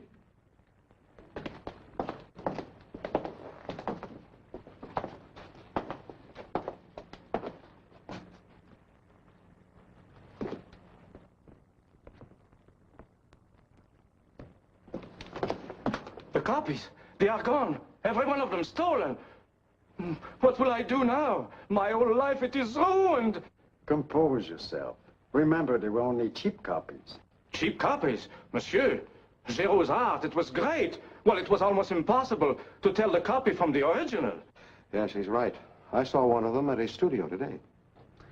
If they were that good, then the burglar also must have mistaken them for the real thing. And killed Giroux when he got in his way. But the copies, if they are sold, the owners of the original will accuse me of fraud. My whole reputation, it will be ruined. Don't worry, don't worry. The police will tell them that you're not to blame. Oh, of course, I forgot that. I'm so excited, I never think of it. Prepare a full description of those paintings.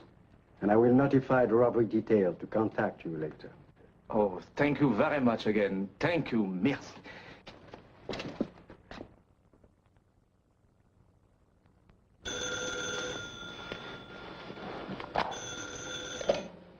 Yeah.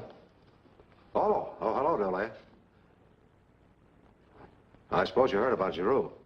Oh, I'm all right, yeah. I'm speaking from the Jardin home. I just discovered something of vital importance. I cannot give you the details over the telephone, but if you could come over here. Well, yes, I'll be glad to, but if you don't mind, I'd like to bring Inspector Morel along. Yeah, well, all right, we'll be right over. Goodbye. Dr. Ordway. You look as excited as a schoolboy before a holiday. When you hear what I found, you will be excited too. When I was cleaning out Jardin's strongbox this morning, I found this amongst the other legal papers. It's an old contract between Jardin and Mignon's father. According to this, Maurice owned some income property, which he put up for a loan from Jardin. What's the date of that agreement? 33, 14 years ago. Oh, so the two in-laws knew each other then a long time before the marriage. Anyone who would sign such a document is a complete fool. Unless he were in great distress. See, Maurice's wife was an invalid. Taking care of her drained all his resources. Where did you get all this information? From the butler. He also told me something else. A year before the war, Maurice came back to repay the loan. Monsieur Jardin refused to accept it. But why? He claimed the grace period for repayment expired, and now the property belonged to him. But all this happened many years ago. Why do you think it is of any value now? Maurice waited long for his opportunity. Finally it came. A golden opportunity to avenge himself with the help of his daughter by killing Jardin and letting Henri take the blame.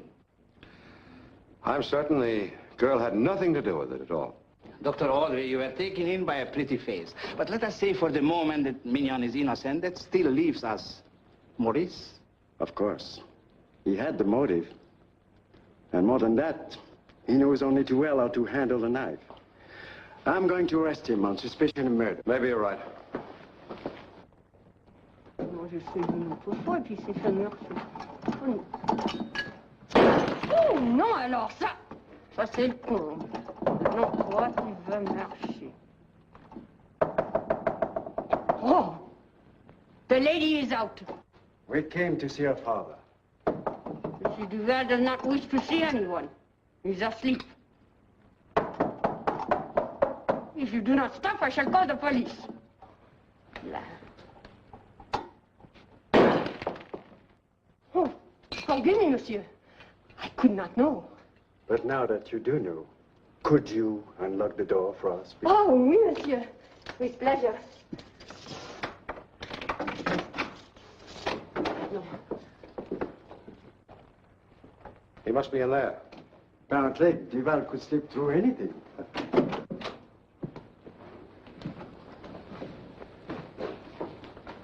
Duval, get up.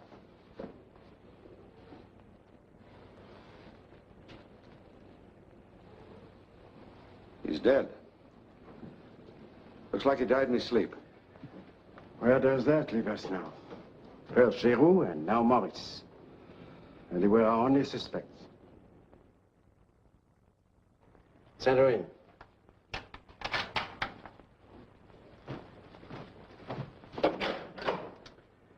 Good day.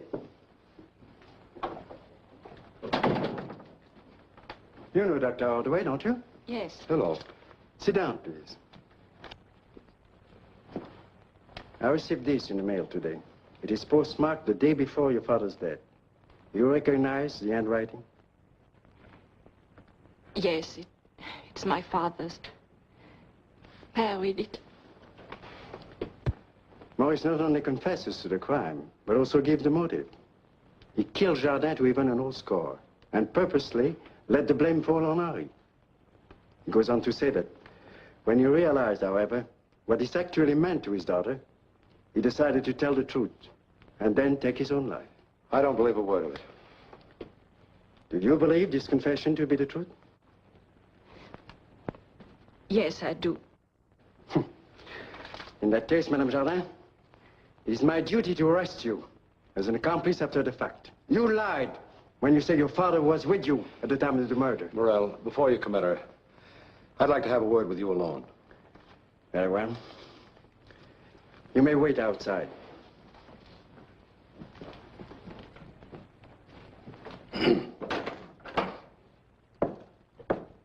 Have Madame Jardin wait here until I send for her again. You're a fine policeman, Morel, but you're not a very good judge of human nature. The girl originally told me the truth. She lied to you just now. And you still believe the nonsense that Maurice was with her at the time of the murder? Yes, I'm sure of it. You wait till you get the coroner's report. The coroner's report? How can it possibly prove anything like that? Because I talked to the autopsy surgeon. He found Maurice had been suffering from an incurable disease. Why, even at the best, he only had a few months more to live. Oh, be that as it may. I have a signed document in which Maurice admits his guilt, and that's good enough for me to absolve Henri. I'm not suggesting you take him into custody again. He's not going to run away. All I want is a chance to prove my point. I claim that we've been barking up the wrong tree, but concentrating on the wrong motive. Would you mind being a little more explicit? Well, I can't just yet, but if you'll play along with me for... Anything to make you happy. All right. Then post a guard at the Jardin home just to make certain nothing will be disturbed. Henri, you hardly touch your food. I'm not hungry. Oh, please try. Let me alone. What is it, darling? Let me alone. All the time I was in there, I kept thinking of this place and you. It didn't seem possible that anything could ever come between us. Nothing has. It's just that you've been through a great deal. You're under a strain. You're nervous. Don't say that. I'm not nervous. I know exactly what I'm doing. Henri, I didn't mean anything by it. Oh, I guess I'm a little nervous. Nothing has changed between us, I'm sure, but... Henri, there is something. What is it? It's nothing. Nothing. Oh, please, Henri. All right, then. When I found out today, it was your father who had killed my father. Oh, you don't believe that. You can't. Mignon, I don't know what to believe. Please don't touch me. Leave me alone. Who is it? It's me, Dr. Ordway.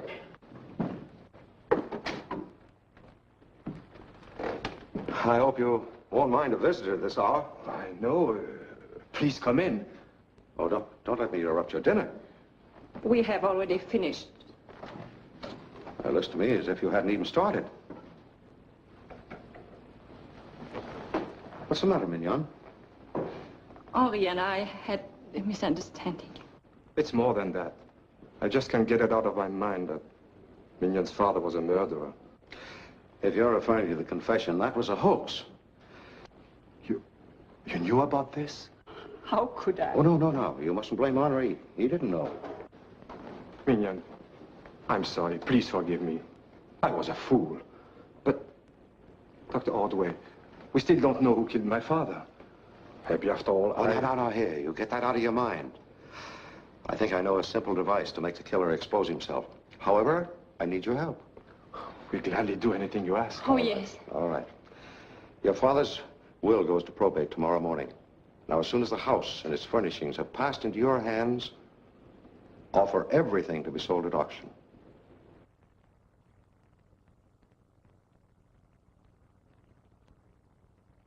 $3,300 francs for this beautiful clock.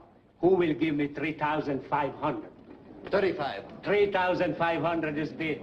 Who will give me 3,600? 3,600. 3,600. I am offered 3,600 francs. Who will give me 3,700? 3,700. 3,700. 3,700 francs is bid. Who will give me 3,800? That's an awful lot of money. Not for something I've always wanted. Who will make it 3,800? 3,800? The American gentleman seems to be the only one who appreciates values here. Will anyone give me 3,800? Are you all through bidding? Sold. 3,700 francs.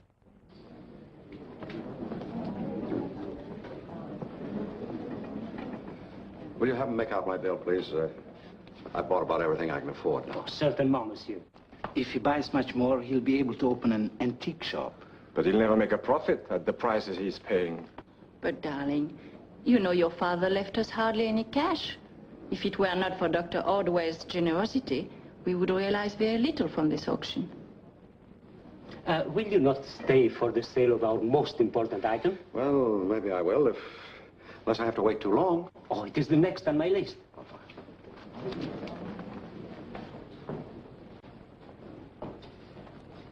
Mesdames et messieurs, la pièce de résistance. He's going to sell it now. An old master, an original, by the famous 17th century painter, Emile Borot. However, before putting up this picture for bidding, I want to welcome here two connoisseurs of fine art, Mr. Brown and Monsieur O'Reilly. These gentlemen, no doubt, are interested in this beautiful piece of art and will want to bid on it to some extent. Therefore, to facilitate matters for our American friends, I will accept from them all bids in dollars at the present rate of exchange.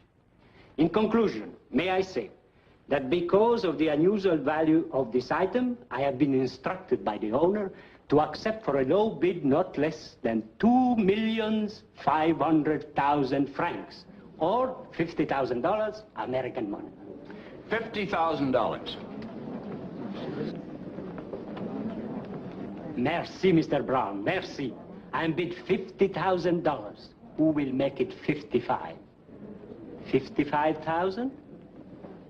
Mesdames et messieurs, are you trying to steal this picture? Do you realize what this gem is worth? At least $100,000. Twice as much as I am offered so far. Mon cher Monsieur O'Reilly, will you not like to make a little bit? You better knock it down to Brown. I wouldn't give you $50 for it. Oh, this is most extraordinary. I do not understand. I wonder if he knows what he's talking about. That was my father's prized possession. The man must be insane. Brown, you can take this for what it's worth. But I think you're a fool to bid on something you know nothing about. I took special care yesterday to examine this masterpiece while it was on exhibition. Believe me, it is not an original, but only a copy, and I'll prove it to you. Will you please place that painting face down on the table? Come on, please. Oui, monsieur. Now watch this, Brown. Will somebody please explain to me how a 17th century painter could have possibly used a canvas manufactured in 1927?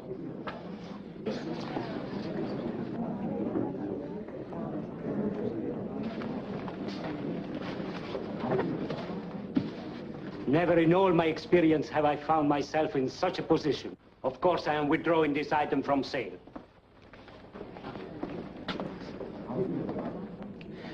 May I speak to you for a moment? Excuse me.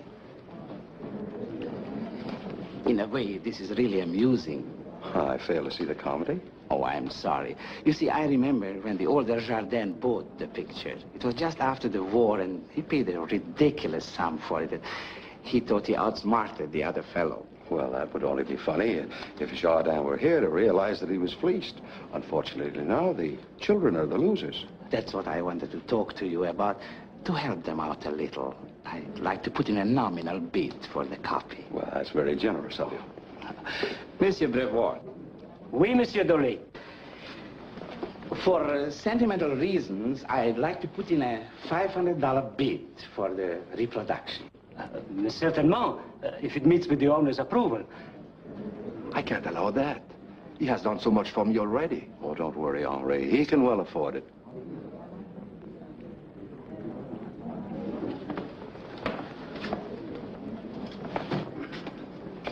I am offered $500 for this. Any other bids? Sold. $500 to Monsieur Dolé. I'll send the money to you as soon as I get to my office. That will be fine.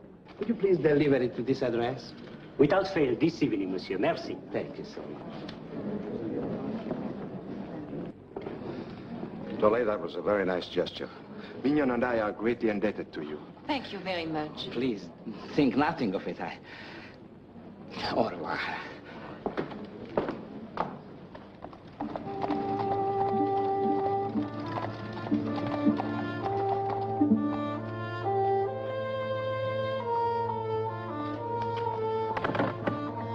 Monsieur.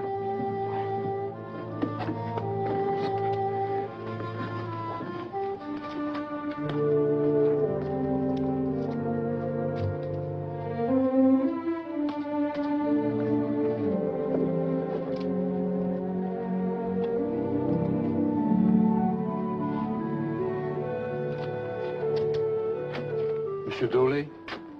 Yes? Sign here, please.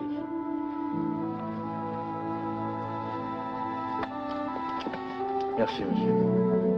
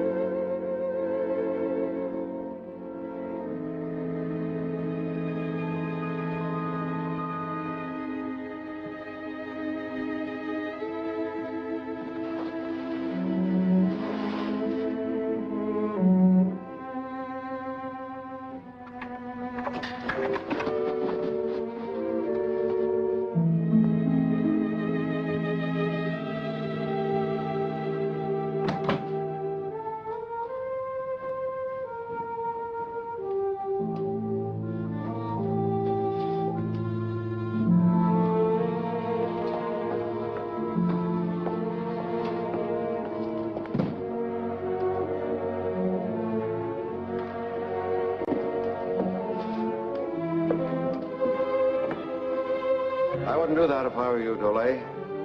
That's a good picture, even if it is only a copy.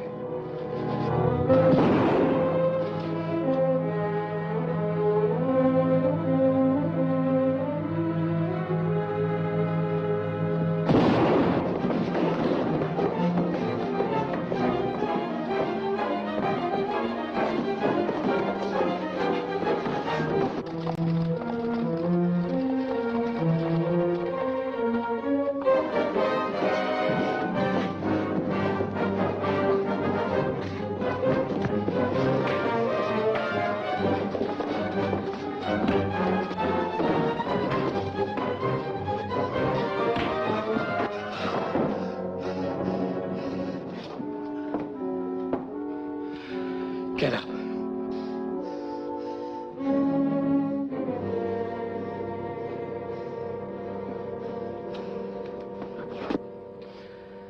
You really deserve a lot of credit. The auction was a very neat trick. It caught me completely unawares. Don't forget that Brown and O'Reilly actually made it the great success that it was. Oh, no, that magic act of yours surpassed theirs by far. There was a trademark actually on the canvas when I substituted the copy for the original. I figured that'd give you something to worry about. No, I put it there after O'Reilly examined the picture and assured me it was a phony. I like a full plate right into your hands. Yeah, you had no choice. You were afraid unless you took that copy out of circulation, the trail would eventually lead to you through your connections with Chabonnet. Would it be material and relevant if I would ask you, when did you first suspect that the picture was the motivating factor in the case? Not at all, Mr. Attorney. When I visited Giroux, he showed me photographs of paintings he's copied. One of them happened to be Jardin's. Oh, Giroux paid the price for his double dealing. Dear, if I would have killed you also instead of just knocking you out, it would save me a lot of trouble now. But what would you do with another corpse, and this time in your own house? Well, don't worry. I shall dispose of you, as I'm going to dispose of all the masterpieces of the late Monsieur Giroux in the furnace. Move. Get away.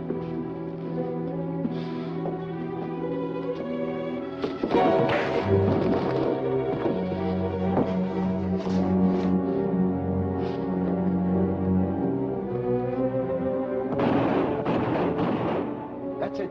All-the-way signal.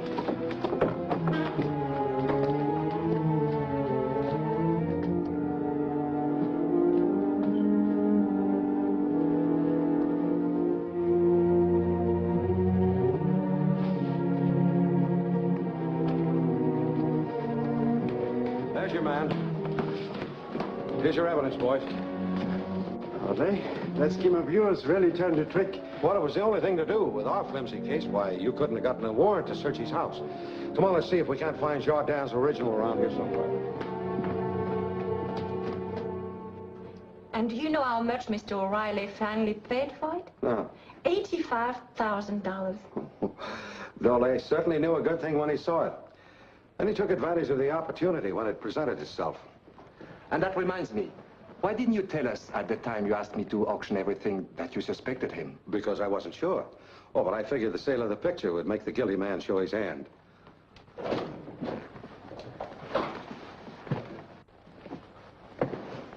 Well, we finally got a full confession from Dole. He admits he killed your father when he caught him switching the pictures. Unfortunately, you chose that night to quarrel with your dad and threaten him. That made you the obvious suspect, and the real motive for the murder was not apparent. Then what prompted him to act as my attorney? Knowing your frame of mind, he planned to have you plead guilty. That would have closed the case for the police and put him on easy street. But how he ever expected to get away with that substitution is beyond me. Jardin knew that a copy existed. In fact, it was Dole who suggested that he have that valuable old master reproduced, because he needed money badly. Well, Jardin's decision to change his will gave Dole the idea to snatch the original. He figured that the fraud would never be discovered by the heirs. But why did he kill poor Antoine and steal those other paintings? Giroux happened to be in his way when he went for the original, which he had hidden at the store. He stole the copies to make it appear like a common burglary. But how could he go in and out of Chabonnet so freely in the middle of the night? He was a partner in the store. As business was bad, he took Chabonnet into that reproduction ID to make some extra money.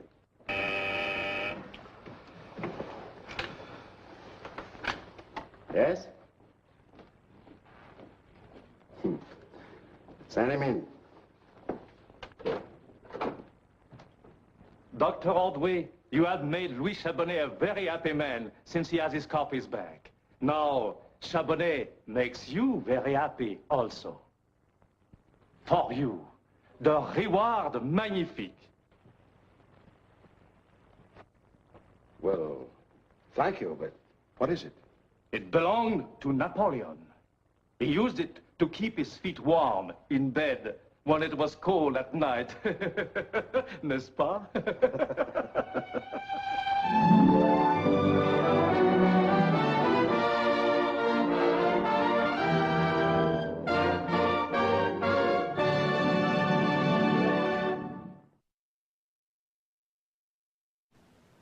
Well, did you like the movie?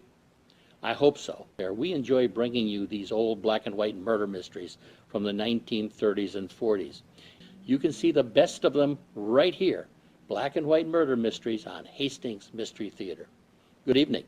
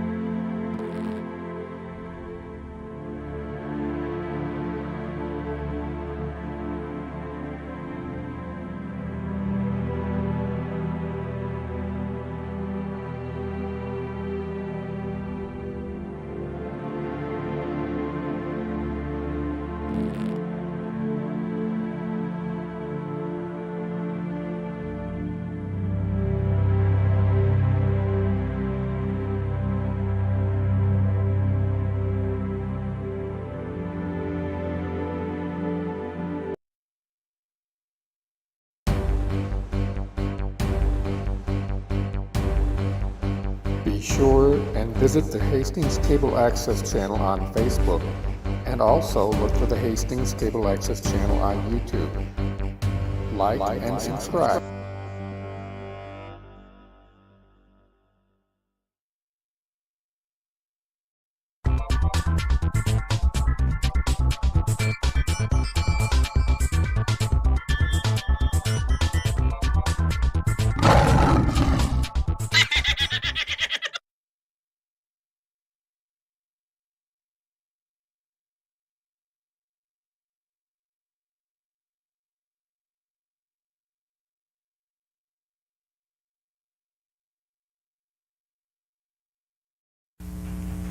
Hello, this is Ivan Stubbs, and I'm your host today for Winning Ways. It is a delight to go out into the community and meet all kinds of people. I'll tell you, there are some interesting folk in Ingham County, and so I have interviewed politicians and store owners, and here is probably one of the neatest, uniquest persons that I've run across here in Ingham County. I am at the traditional archery shop in Potterville, Michigan, and the owner of this fine establishment is Ron LeClaire. And Ron LeClaire is a man that's known all over the state in hunting circles as a man that shoots with a longbow. Now, I like to hunt myself, but I've never hunted with a longbow, and I think my talents might not be in that area, but by talking with Ron and being in the shop, I'm getting a little interest to see if maybe I could do that. But Ron, I have been around a lot of hunters. I grew up in Virginia and came to Michigan and hunted all my life, and I think you're the first longbow traditional hunter that I have run across. Tell me, why don't you introduce yourself and tell the people where you went to school? Why don't you give us some background, and we'd like to just get to know Ron LeClaire. Well, I was born right here in Lansing, Michigan, quite a number of years ago, and went to school, kind of hip-hopped all around the state. My folks moved around a lot, so I went to school all over the place. But from my very earliest days, I was always interested in bows and arrows, and longbows in particular. I had a fascination for the story of Robin Hood. And it probably was because at an early age my mother used to read to me at night at bedtime, and one of the books that she read was the story of Robin Hood. And that fascinated me, so it was something that stayed with me all through my life, and I started shooting the bow at a very early age, and just have always done it. Well, Ron, I remember, I think it was on one of the outdoor shows of a man shooting an aspirin out of the air with a longbow. Was that you? Probably, yeah. Can you believe that? Can you just imagine folks shooting an aspirin and hitting it with a longbow without sights and just letting that arrow fly? And this is the man that can do that. And so, Ron, you have a business here in Potterville, and there are mounts of all types of animals that you have hunted and shot in the past. And what led you to this, and bring us up to date on how you got started in business? Well, like I said, I've always had an interest for shooting the bow, and I started bow hunting in 1955, and then around 1970 is when the compound bow came out. Well, the compound to me didn't look like the romantic bow of old that I was used to and in love with. So it never really appealed to me. So I stuck to my regular bows, my longbows and recurves. And then about 1980, as I was approaching retirement time from Oldsmobile, I decided to start a little business, traditional archery business, just something to keep me busy after I retired from Olds, which I did in 1985. Well, the business grew and flourished, and the interest in traditional archery grew. And at this point in time, we have a Michigan Longbow Association, which I am the founder and the president of, and was founded in 1983. We have close to 500 members in the state. 500 members that are shooting the longbow. Shooting the longbow. We have our publication, which I showed you, we call the Stick Talk, and the stories of our members' adventures in hunting and so forth.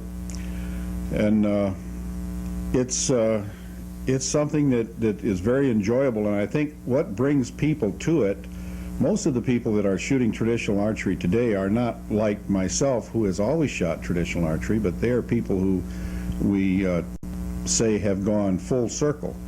They started out maybe shooting recurves at an early age and then graduated to the compound bow and the high-tech scene, and then gradually they tired of the high-tech and went back to the simpler, more basic types of archery and bow hunting, because for some people in that field is more challenging. They're looking for a greater challenge, and actually I think I have been told anyway that shooting a longbow or a recurve is actually more fun shooting arrows than it is with the high-tech equipment. Well, why don't you I have a longbow in my hand. Why don't you there might be people who are watching today who don't really understand what you mean, longbow, compound, and maybe they know you. And anyway, why don't you just take the bow here and kind of give us an explanation of what you're talking about here. This is called a longbow, but in actuality it's a short longbow, kind of a contradiction in terms, because this is, although longbows do go out as long as 6 foot long, like Robin Hood's bow, the English longbow, this is a short version of a longbow. Robin Hood shot a 6-foot bow. 6 foot between the nocks, yes. So that means if I'm here, his bow from ground to about the top of my head is how long? That was quite a... Yeah. Boy, when you look at the movies of Robin Hood, they don't have that big 6-foot bow out there, do they? Well, oh yeah, they do. If you go back and look at the old reruns, you'll see they had. They had a long bow. In fact, we've got one back here that maybe we can look at in a few minutes here. But this was designed as a shorter version for hunting, and it's very light in weight, as you noticed. But but a bow of this simple design is probably pretty much basically the same design as the very first bows that man hunted with. And we don't know how old bows and arrows are. We don't know when they were invented. We just know that they're many, many years old and have always been used for hunting and for protection and so forth. So now, I wouldn't think you would put sights and peep sights and all that.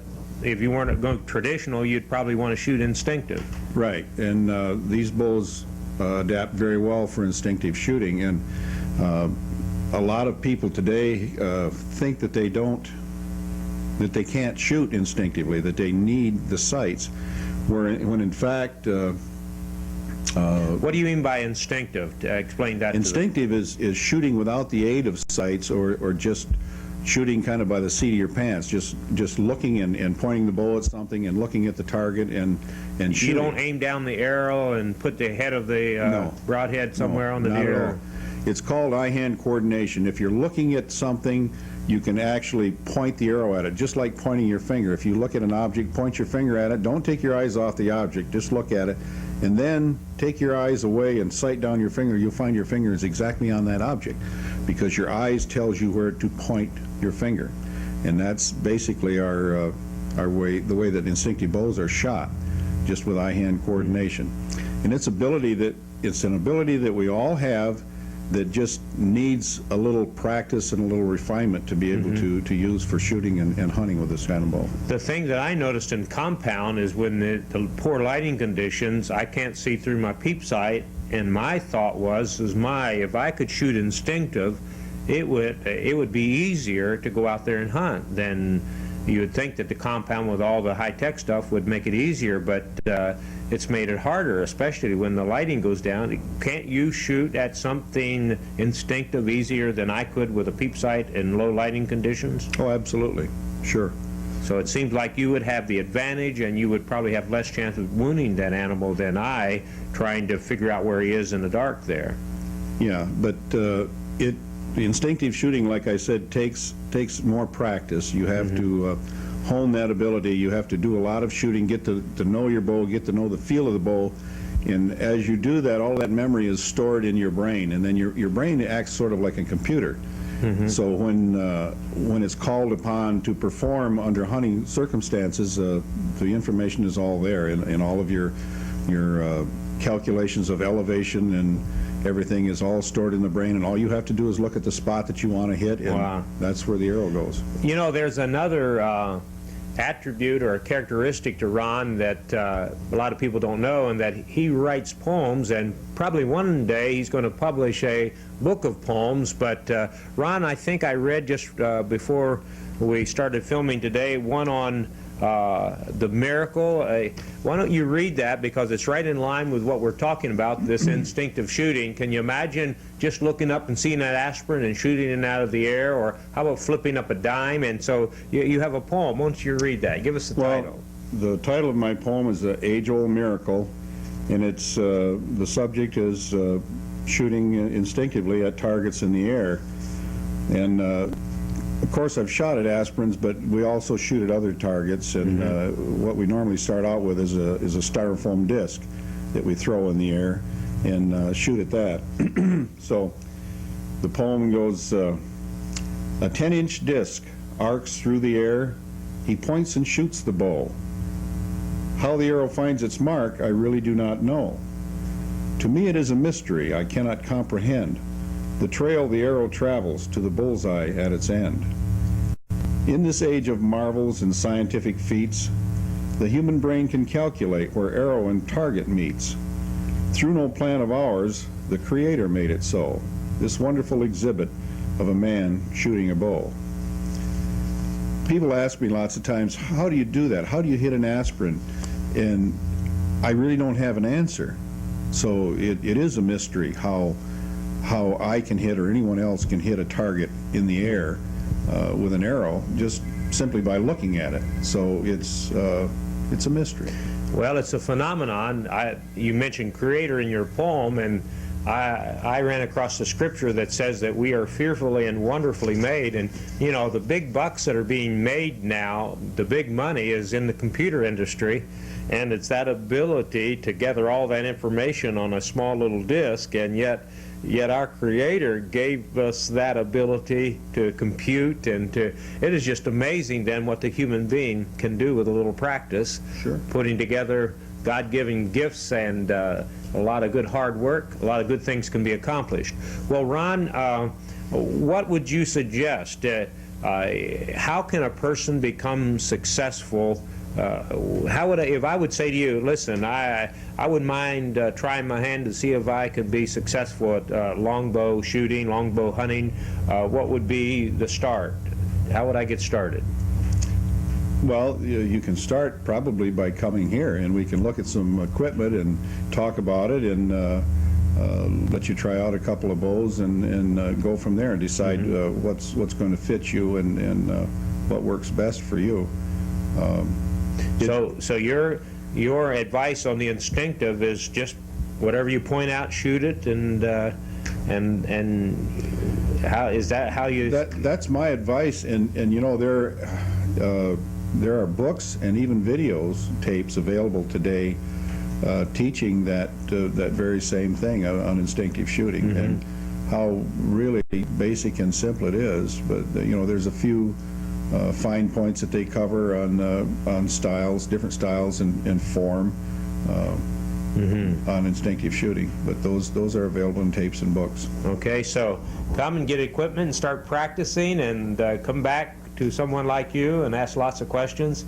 Well, Ron, what about, you know, the title of this show is Winning Ways, and we could get into hunting, we could go a lot of directions with that title, but why don't we just go with the business? What would you suggest if a person was tired of working at Oldsmobile, we'll say, and they wanted to own their own business? What advice would you give them? Well, my advice would be, if you're tired of working at Oldsmobile, that's one thing, but hang on, because there's some pretty good jobs at Oldsmobile, and they have a pretty good retirement plan. Okay. I worked there for 30 years, Okay. and I have no regrets. It was a wonderful place to work. It supplied everything I needed for my family to coming up in those 30 years. But after my 30 years, I was, and I wanted to get into my own business. I was fortunate enough to be able to take advantage of that early retirement plan. And my suggestion would be to anyone who is in that position where they maybe have worked somewhere and it's approaching retirement time, and they want to retire, but they really don't know what they're going to do after they retire, if they're just going to travel around and see the country or whatever. There's some point in time where you're going to have to settle down and do something with the rest of your life. And then I would say take advantage of your interest and your hobbies, whether it be traditional archery or golf or bowling or making dolls or whatever. Take advantage of that and turn it into a business, because if you have the interest and the talent, the God-given gift and the ability to do these things, you can use that to fill your time and make it make a little money on top of that. So what you're saying is, don't pick some boring thing to do just to make money. Go with something you like and enjoy it, and hopefully make money on top of that. Right. I mean, you have to have an interest in something to start with to really be able to pour yourself into it. You have to have a passion for what you're doing. Okay. And if you don't have that, you won't be successful. So you have to choose something that you really have a passion for. Okay, if I've picked that, I know what I want. Let's say I like to golf, and I'm going to start. What are some other tips that you can give me if I'm going to be a winner at developing my hobby and into a business? Well, when you start, I would guess that when you start dealing with people on a business basis, it was kind of new for me to start out with. In my biggest thing that I guess I wanted to do when I started in business was to please people. Make them, if they came to me and needed something, I wanted to be sure that they got what they needed and what they wanted. And after that, it just kind of grew as I started pleasing people. Then more people came, and so I guess that would be the number one thing is, you know, you've heard the old saying, the customer's always right. Okay. And make sure that that always applies in your business, and please the customer, and he'll be back and he'll bring a friend with him. Okay, we are right here in Potterville. We're talking with Ron LeClaire of the Traditional Archery Shop, and we're talking about going back to the romance of shooting the bow, getting thrilled because the bow and the man becoming one, and there's all kinds of neat things right here in this shop. And so Ron, why don't we move to another spot, and you have so many interesting things here. Let's show the people, and maybe you have some stories behind some of the objects that you have here in your shop right here in Potterville.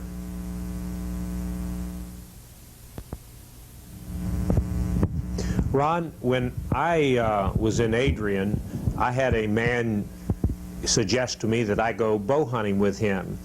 And I turned him down because I thought that, this guy's out there in the woods playing Robin Hood, and the very thought of going out in the woods to shoot a deer without a gun was just too much for me to handle. And he says, no, come on over and try. And so he brought me over to his house and gave me an extra compound bow, and within a half hour I was shooting a pretty close grouping, which was saying, I started saying to myself, hey, I think I can do this. And so I went hunting, and within a couple years I shot a deer with a bow. But now, being here and thinking about taking a longbow out in the woods, I get the same feeling that I had when that guy was suggesting that I go out into the woods with a compound. the thought of going out there with a long bow, without sights, and just going instinctive, it makes me think that I might not eat much venison. But when I look around your shop and I see the Indian hairdressers, the dress, and the pictures, there's a real correlation between bow hunting and the longbow and Indians. Why don't you give us some background along that lines?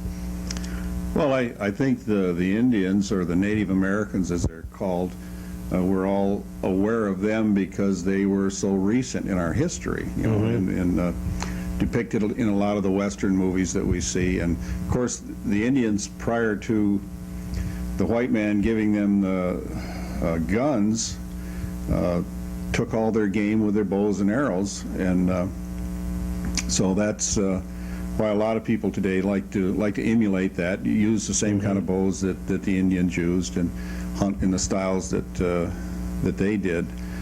But to me, bow hunting is just more of a challenge. It seems to be, it's not, the importance of it is not on taking the game as much as just the experience of being out there in nature, pitting your skills against white-tailed deer or even cotton-tailed rabbits, whatever you're after. It seems to be a natural thing to do, and it's a plan that God had for us from the beginning when we had to hunt that way. Of course, now we don't have to hunt that way. We can go down to the supermarket and get our supper.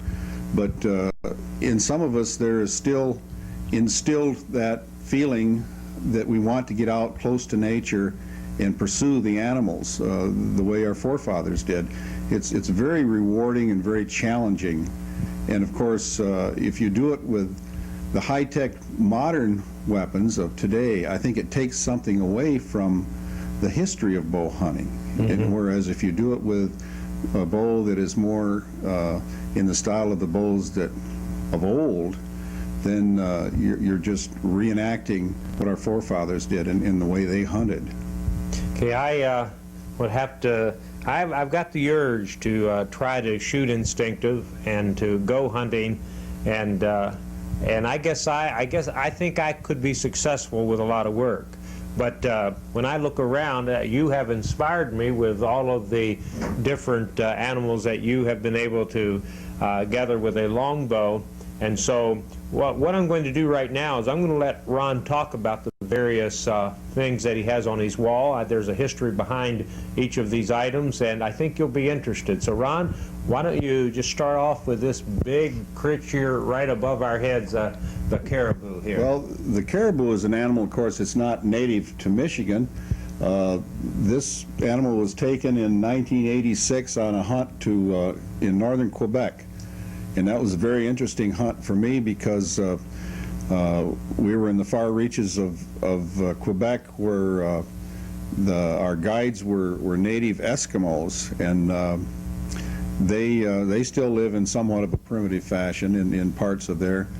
So it was very interesting to go there and hunt this type of an animal, and it was very rewarding when I brought him home, and it was not an easy hunt by any means. This was with a longbow? This was with a longbow, yeah. The actual day that I took this animal, we were in a boat going up the river, myself and a friend with our native guide, and these two bull caribou swam across the river, and very close to us. And of course, it wasn't sportsmanlike to shoot them in the water, so I told the guide, I said, we'll wait till they get to the shore, which was about 30 yards away, and when they get out of the water and kind of shake themselves off and walk away, maybe we'll get a shot. Well, as it turned out, as soon as they hit the shore, they took off running like quarter horses. They just, wow. But somehow I drew in my, as we talked before about our instinctive shooting, you know, how the brain calculates everything. All I did is I concentrated on the caribou as I drew, and my brain gave me the lead and everything in the elevation. I swung out in front and made the shot, and it was a perfect shot, and the animal went about 50 yards beyond that and was down. So And they're wonderful eating, by the way. Wow. Well, I've got to hand it to you. That's quite a And it rack. makes an attractive mount to have in the shop. And also the bear up there. I go to Canada, to Ontario every spring on a bear hunt up there. I've been doing that for quite a number of years. I have a lot of admiration and respect for black bears. They're a very intelligent animal, and I just like to see them. I've taken a few, and they're a lot of fun to hunt with the longbow. You don't get frightened that they'll come after you shoot them? No. Well, if you look at the statistics, there's never been an instance that I've ever heard of where a hunter was attacked by a bear after he shot him. So it would be a very rare thing. Okay. So it's not dangerous to hunt a bear with a longbow then? No. Okay. I'll take your word for it. Okay. Okay. Now you have a boar. Is that? Tell us about a boar hunt. Well, the boar was taken quite a number of years ago on a hunt down south, and in that instance we used dogs to chase the boar and bring them to bay. And that particular boar, they're probably more dangerous than the black bear because they will come after you. As we approached that particular boar, he was surrounded by dogs, or he had dogs that brought him to bay, but as soon as he saw me approach at about 20 feet, he turned and squared off and started toward me just as I shot. And the only shot I had was a head-on shot, and it hit him in the forehead and put him down. Wow. And so that was hopefully a lucky shot, but well, it was a good shot. Anyway, it was him or me in that situation. Okay, so I see recurves hanging here. Are recurves very close to the longbow then? They're closely related. Yeah, the longbow in the history of the bow in America, the longbows came first, and then the recurves developed after that. Actually, the recurves will go way back to the Turks invented the recurve bow years and years ago, and so different cultures had different bows at different times. Wow. Well, we are right here at the traditional archery shop in Potterville, talking with the owner, Ron LeClaire, and just hearing insight and background into the longbow. And you have been viewing some various scenes of the past where Ron has been involved in shooting, and no doubt it just has mystified you how someone could be so accurate. And my purpose to putting on the show is for you to get to meet the people in the community, for me to get to meet people in the community, and to develop a sense of community. The last 5 letters of the word community is unity. And there's nothing like a business that's operating without strife, harmony and unity. People in the community were really working together, pulling together, and supporting one another, whether it be personal or whether it be business. And so it's my hope that this type of show supports a fellow like Ron and his business, and it's my goal to promote just real unity and harmony within the community. And Ron, as I have been listening to you talk, and I guess I cannot help but be here and think about the past and roots and where we came from, and thinking about that and appreciating that and giving some thought to people who have laid some foundation for us today. And so the Bible has a theme all the way through it that the Lord is constantly encouraging people to be grateful, to be thankful, to be grateful, and to be thankful. And so when I think about where we have been, and what I see is there's a real appreciation for the past here. And so I want to be a man that's grateful, and you look to me, and as I have talked to you, you have a real appreciation for those who have gone on before us. Thank you for staying tuned and listening, and I hope that you have enjoyed the show today.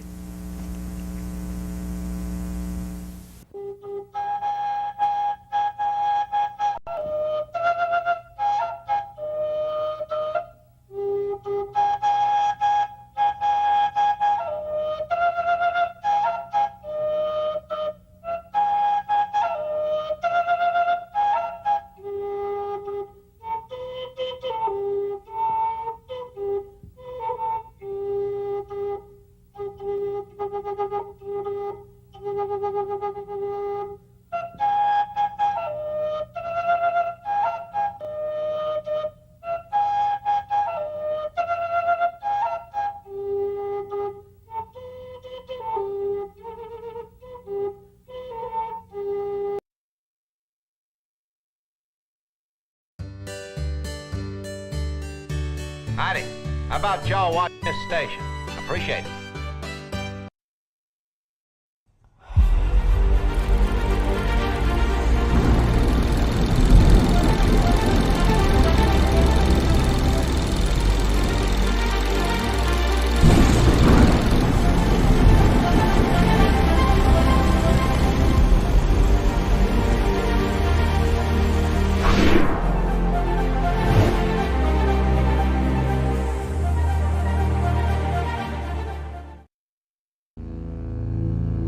Classic Movie Haven presents a 1933 mystery crime comedy thriller movie, entitled Tomorrow at 7.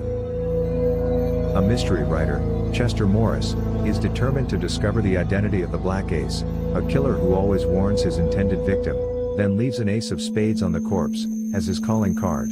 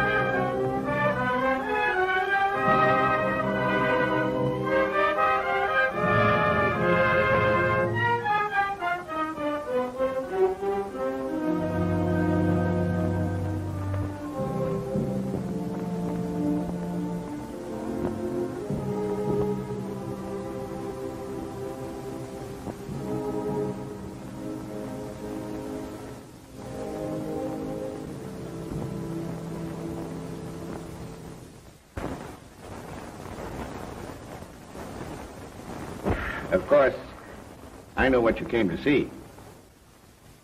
Every art critic in the country's been on my neck for the past 24 hours. It's a real find. A genuine, unlisted old master.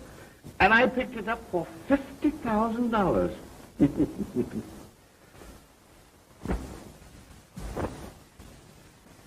It's a shame to excite the envy of an old friend, but here goes.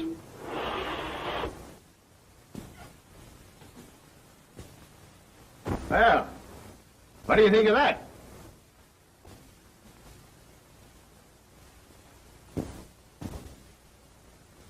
What's the matter with you? Why are you looking at me like that? Are you crazy?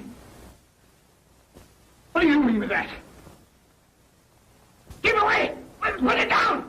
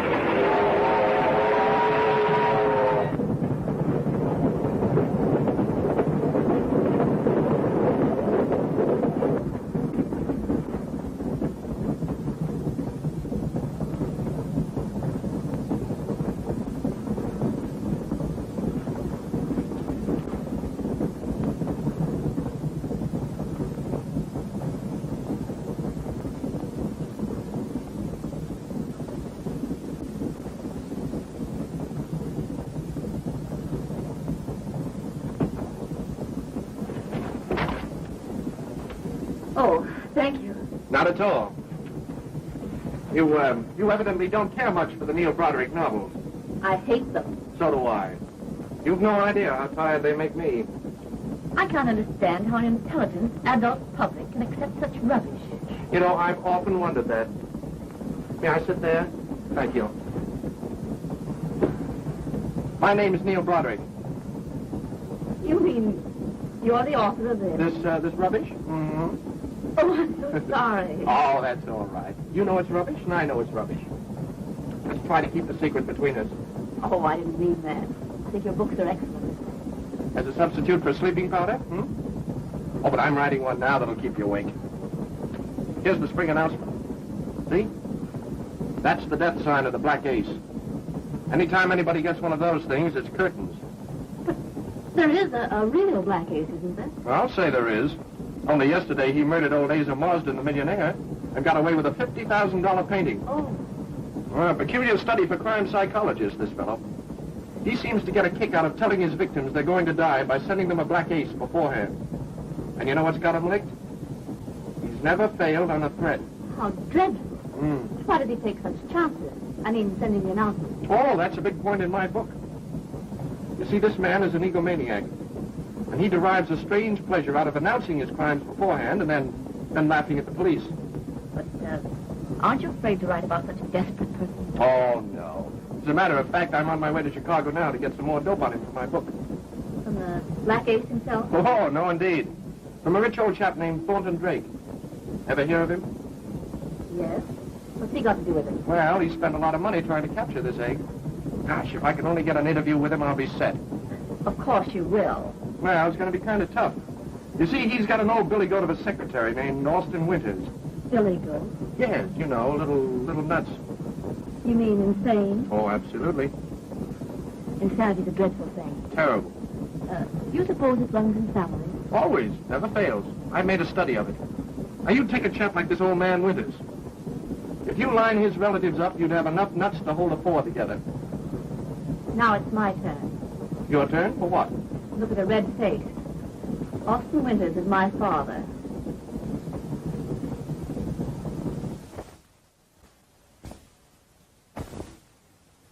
Martha met him on the train. His name is Broderick, and he says he's a novelist.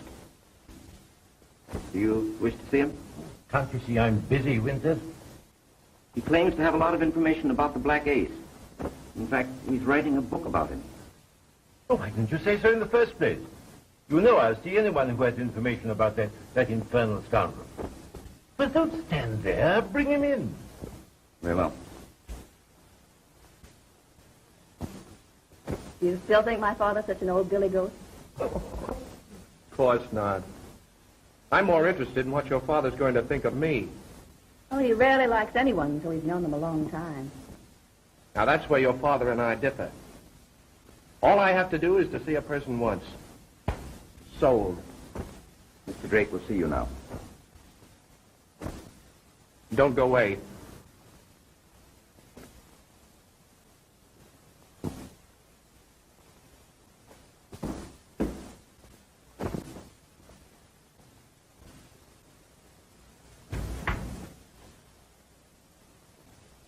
So you write books about crime, eh? Yes, sir. That's interesting. What do you know about crime? Crime doesn't pay. You didn't write that.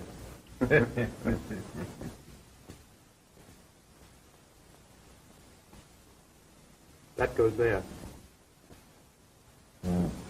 My secretary, Mr. Winters, tells me you're writing a book about the Black Ace. That's right. And of course you know a lot about him. Yes, quite a lot. What has been the source of your information? Well, partly from the newspapers and partly from police records. And I've been doing a little private investigating on my own.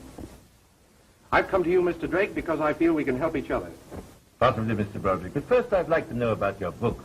Whether it's one of these silly novels making a hero out of him, or whether you're really showing him up as the public menace he is. I want to see this murderer get everything that's coming to him. Young man, if you really mean that, you can count on me for all I've got. That scoundrel has been responsible for the murder of my oldest friend. I shan't be content till I see him hanged. You certainly realize that when Mr. Drake took up this fight against the Black Ace, there were certain perils to be guarded against. We don't know this man, Broderick. Oh, Dad, you're suspicious of everybody. Martha, I have served Mr. Drake for a long time. He's been my friend, and yours, and it's my duty to protect him. This young man's idea is excellent, Winters. We'll furnish him with what information we have. Do you think that would be prudent? Of course, such a book will cause widespread interest and vigilance. Mr. Broderick, after all, is a stranger. I think we should proceed with more caution. Why, Dad. Winters, you're getting to be a fussy old woman. We'll furnish Mr. Broderick the information we have. Say, Mr. Drake, you'll excuse me.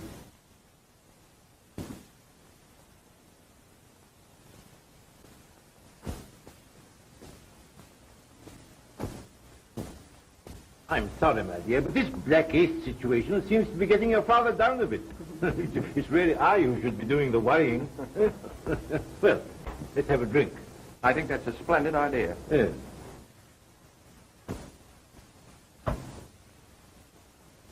Randolph, 3468. Here's your new book. Thanks. Hope this one will keep you awake. That's very excellent wine, Mr. Drake. Yes, I get it from my plantation in Louisiana. Where they get it is nobody's business. Thank you.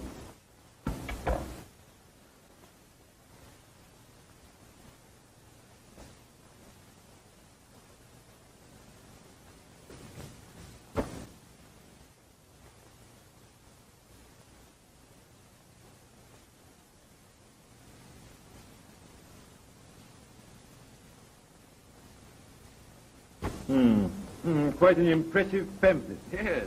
Yes, my publishers are live wires. When they get a hot idea, they believe in ballyhoo. Ballyhoo? Oh, yes, yes, of course.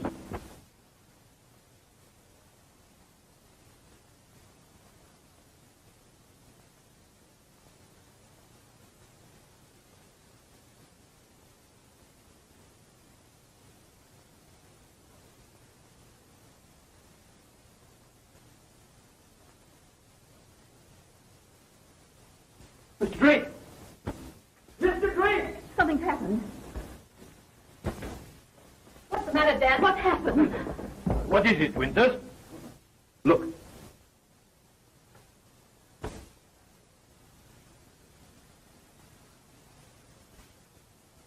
$7 tomorrow night. This is not unexpected. What are you going to do? It means death. You told me that on the train.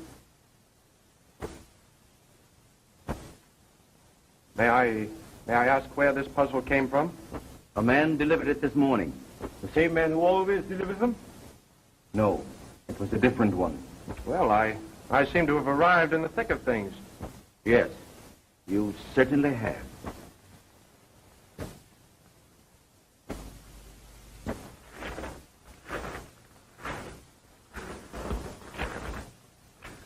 Listen. There's someone on the terrace.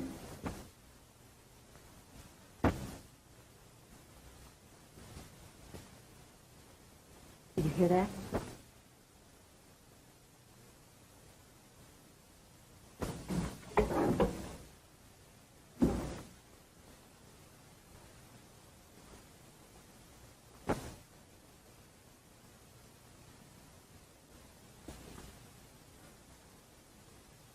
Put up your hand. Is that gun loaded? Who are you? What are you doing here? Clancy, headquarters. Dugan, same address. Chief got a mysterious call saying there was trouble at the Drake house. Call? Who are you? Thornton Drake. Oh. What's up, Mr. Drake? You, of course, know of the Black Ace. Oh, sure. We just missed catching him about 6 months ago. Sure, we copped one of his earwiggers. It was like this. I'm wise this guy blots out a boogie for stealing. So I'm crowding him with the heater, but he don't belch. I know he's an alky stiff, so I start feeding him the dynamite when Clancy walks in with this guy's twist. She's all full of happy dust and leaping. She calls for a blizzard, so we let her have it, friggin' on the beef, see? Well, she don't open up on the Black Ace, but she spills enough on this earwigger to get him fried in New York last September. What's he talking about? How many times have I got to tell you? These guys don't understand them technical terms. What he's trying to say is this. He's busting one of the Black Ace's spies who dropped the dinge. He's sweating the guy with a rod, but it's no dice. So he remembers that the guy's a stew, and he starts giving him a jolt now and then. Sit down. Sit down, sit down. Just then I breezes in with the guy's mole. She's a snowbird. So I gives her a sniff of gold dust, and she opens up on the guy. Last September, they gave him the hot squat. That's what he's trying to tell you. You were a little vague. Who's a vague? Gentlemen, Mr. Drake has received a threat of death from the Black Ace. No kidding. Boy, what a case. And with usual bravado, he's set the hour at 7 o'clock tomorrow night. What time is it now? Quiet. Mr. Drake, this Black Ace is a tough bird. Yes, we know that, Mr. Clancy. What are you going to do? Just stand there and let me be killed? Can't we at least put up some resistance? Don't you worry, Mr. Drake. He'll get a reception, I'll guarantee it. You know, I'd like to meet this fella. And if you don't mind, I'll wait right here until 7 o'clock tomorrow night. Who's this guy? Mr. Neil Broderick, the novelist. Thank you. Oh. You know what the chief was always saying? Sarchisi la femme. I have it. Why not charter a cabin plane and take off for your Louisiana plantation? We could leave in the morning. At 7 o'clock tomorrow night, we'd be hundreds of miles away and thousands of feet up in the air. Why, the Black Ace and all Gangdom couldn't reach you under such circumstances. Splendid, Martha. You get a nice present for that idea. $1,000. We was going to suggest that, too. Yes, you're coming with us, Mr. Dugan, and you, Mr. Clancy. You too, Mr. Broderick. We can have a long, uninterrupted conversation about that matter. Fine. That's wonderful. Well, I knew you'd think that.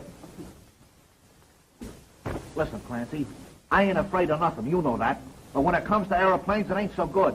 I ain't no bird. No, but an egg like you can be hatched.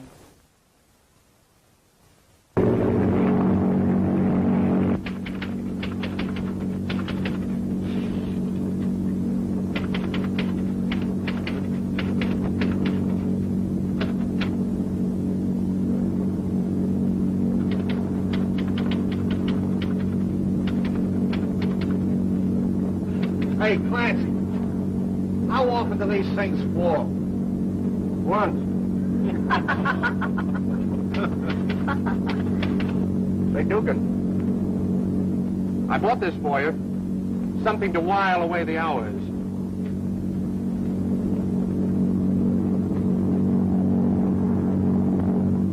Thanks.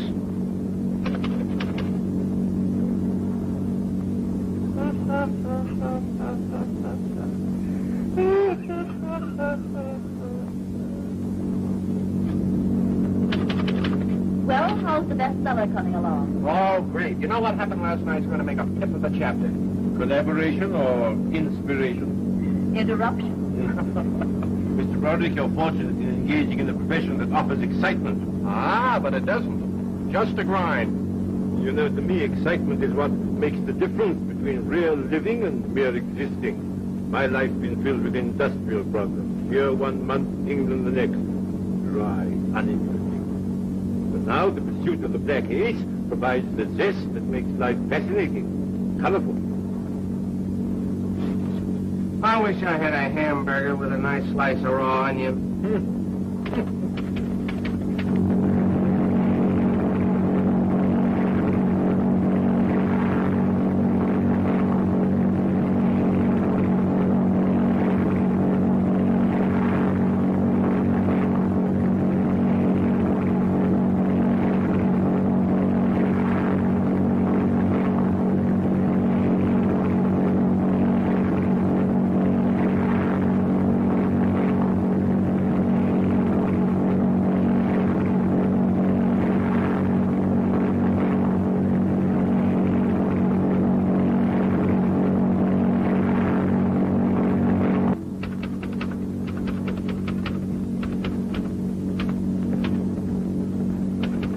Well, we'll be there pretty soon, Mr. Drake.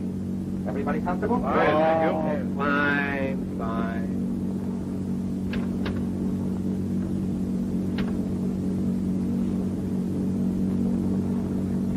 Well, Mr. Drake, I guess we slipped a fast one over on the Black Ace.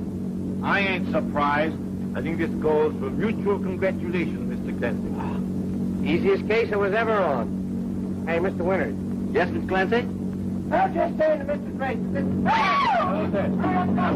What's the matter? Are you all right there? All right, Dugan! He's I'm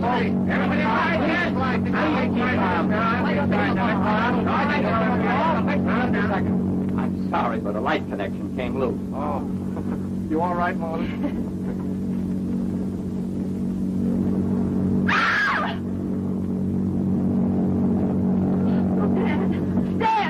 Don't touch anything. Don't touch anything. Fingerprints. Stand back, everybody. There. There's no sign of a weapon. There never is. How far are we from the plantation? Just a few minutes, sir. Well, then, as quickly as possible. Yes, sir. Somebody on this plane killed Winters. And I'm going to find out who it is.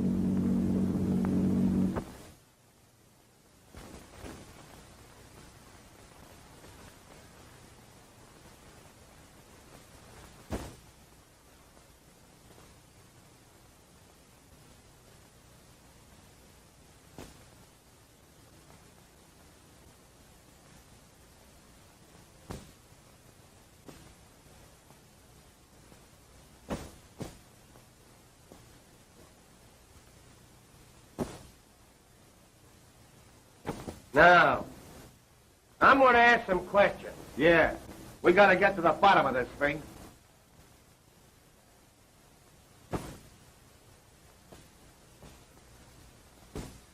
What's your name? Henderson. How long you been with that airport in Chicago? About a year and a half. Oh, yeah? We can check on that. Yeah. What I want to know is why you left the cockpit when you did. Come on now, loosen up. Why did you leave that cockpit and go to the back of the plane at 7 o'clock? Come on now.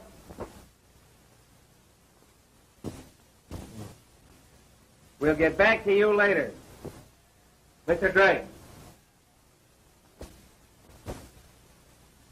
How long was Mr. Winters with you? For the past decade. Huh? That means 10 years. But doing what?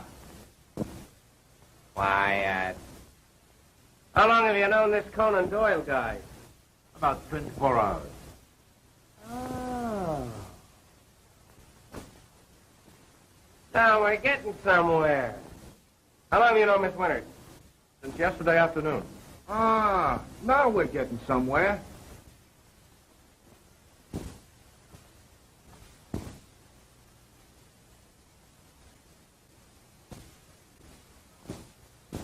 Roderick, you know something.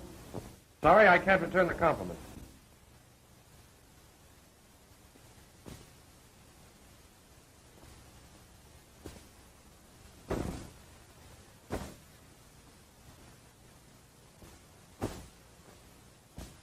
Who are you?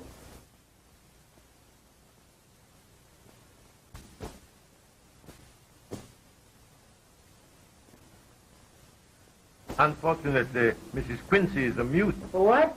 My housekeeper is dumb. Well, you're going to find one that ain't. I'm sure she knows nothing about it. After all, she wasn't in the plane when the murder was committed. He's right. You go on back to the kitchen. Wait there till we send for you.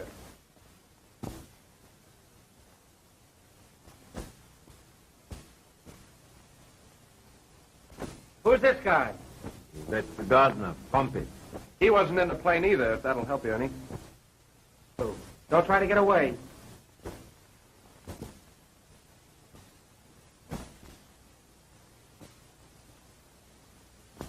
This is all pretty terrible for you, Martha. You must take it bravely. Well, I guess we'll make an examination of the body. Just a sort of a general checkup. Wait a minute, Clancy. Nobody's going to make an examination until we get a coroner. Well, look who's talking. I mean it. Yeah, well, listen. Just take a flash at that and go on back to your typewriter. You seem to have forgotten, Mr. Clancy, that you're now in the state of Louisiana. That doesn't mean a thing here. How about me taking a poke at it? What? Go on. How far is the nearest town, Mr. Drake? Benville, about a mile and a half from here. Well, if you don't mind, I'll use your telephone and call the coroner. Yes, I think that is the usual procedure. The telephone's in the hall. Thanks.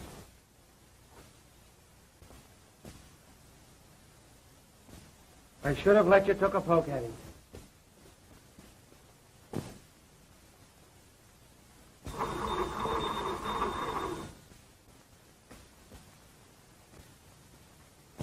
Hello, operator? Get me the coroner's office at Banville. Hurry, please.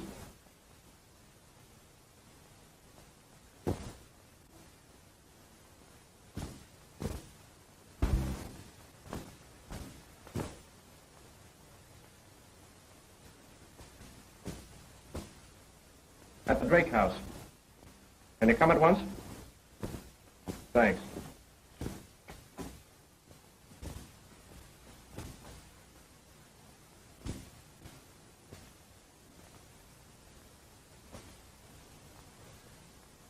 The coroner will be here shortly. Good. If nobody objects, I'd like to put in a call to Chicago to my company. I'll have to report this and receive instructions. Go right ahead. Thank you.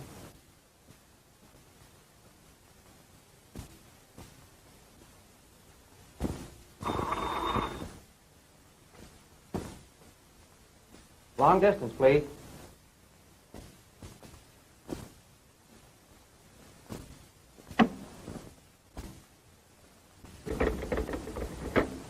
Hello? Hello? Operator! What's that?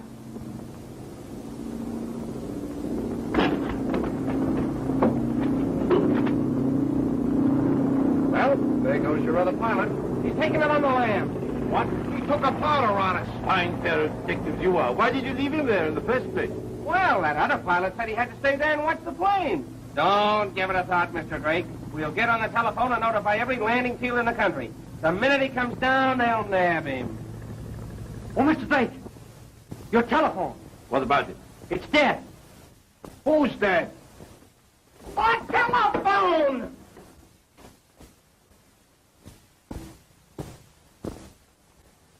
That pal of yours just beat it. Listen, you. I want to talk to you. So do I. Quiet. Every time you take a walk, something happens. What's the idea? Let's go in the other room, Martha.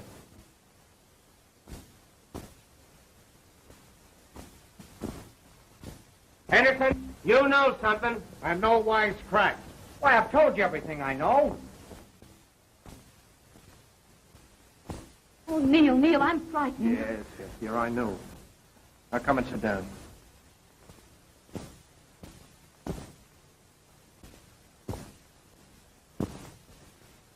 Neil, if the Black Ace meant to kill Mr. Drake and accidentally killed Father instead. Now listen to me, Martha. Your father wasn't killed accidentally. He was killed deliberately and for a reason.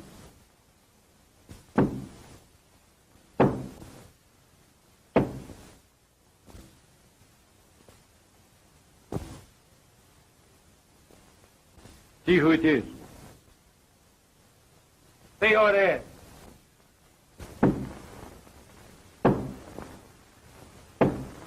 We'll both see who it is.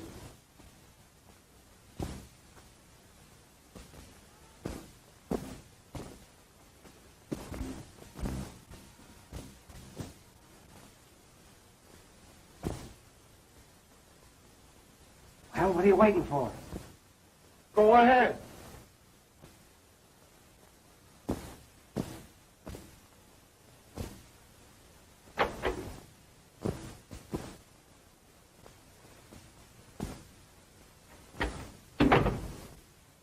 You all got a corpse around here? Yeah, we got a corpse. I'd like to see it, please. Who are you? I'm the coroner. Oh. I'm Clancy. I'm Dugan. Well, I'm glad to meet up with you. What's the condition of the corpse? Dead. Where's the body? In there.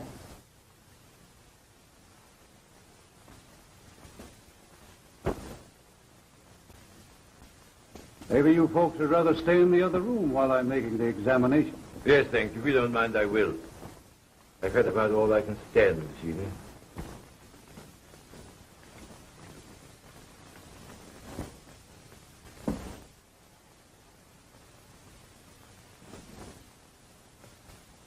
Anyone touch the body? Nobody. Only Dugan and me and Drake and that guy Henderson and Broderick.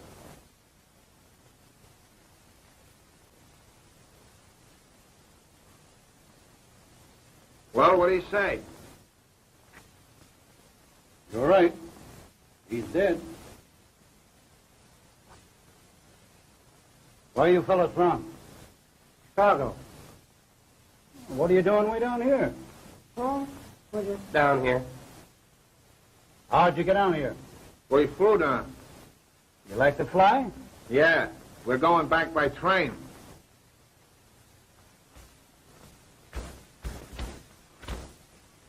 Look, did you find that on him? Yeah.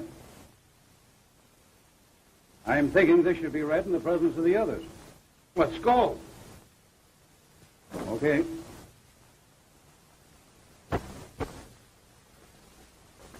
I found this in the dead man's coat pocket. What is it? To be opened in the event of my death. What can it mean? Let me see that. Just a minute. Just a minute. I'll take charge of this. We're going to open it up and read it. Yes, come on, read it. Close those doors, Dugan, like a good fellow. Come on, come on.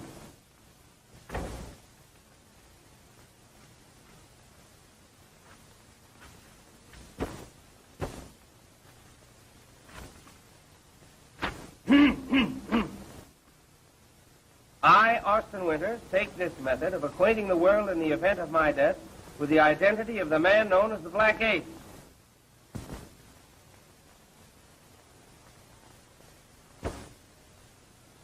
In all fairness, however, I must say that this knowledge is liable to expose the recipient of this information to immediate death. Now, Dugan, you read it from there on.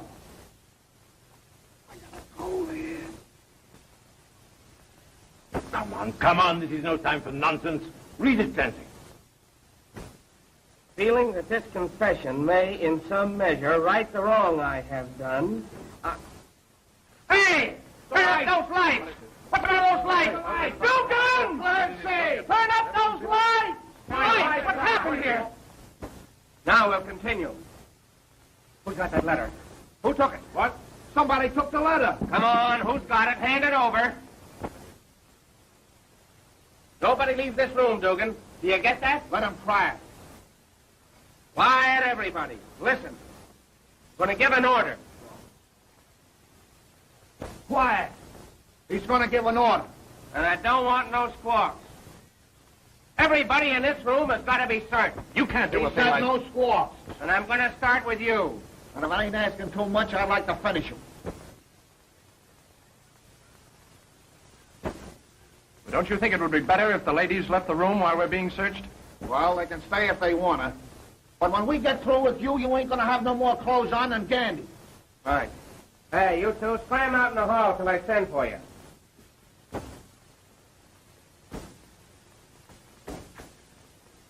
Don't try to get away.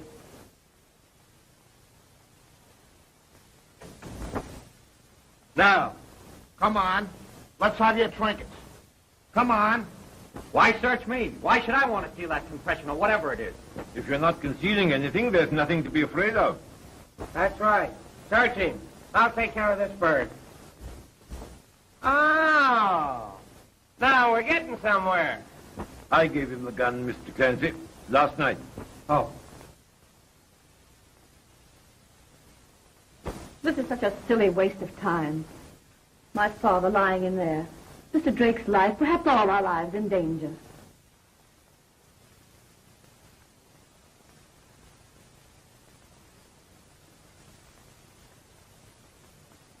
I don't understand you, Mrs. Quincy.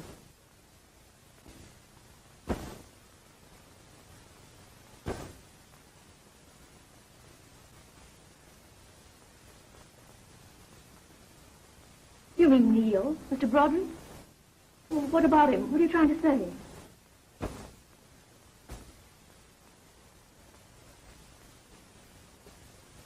Well, we fished them all and no luck. What do you suggest? We got to get to the bottom of this thing. Oh, Dugan. Bring those women in here.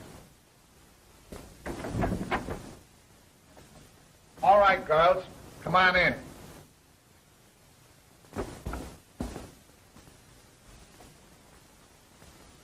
You.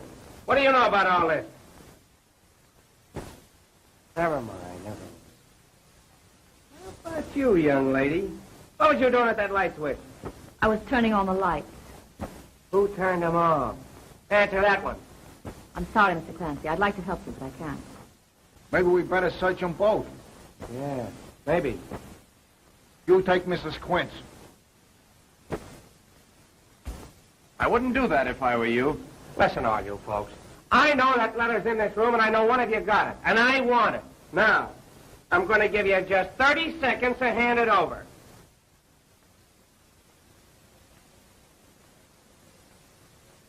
28, 29, 30. All right? All right. You brought it on yourself. Now I'm going to get real tough. That ought to be an interesting spectacle.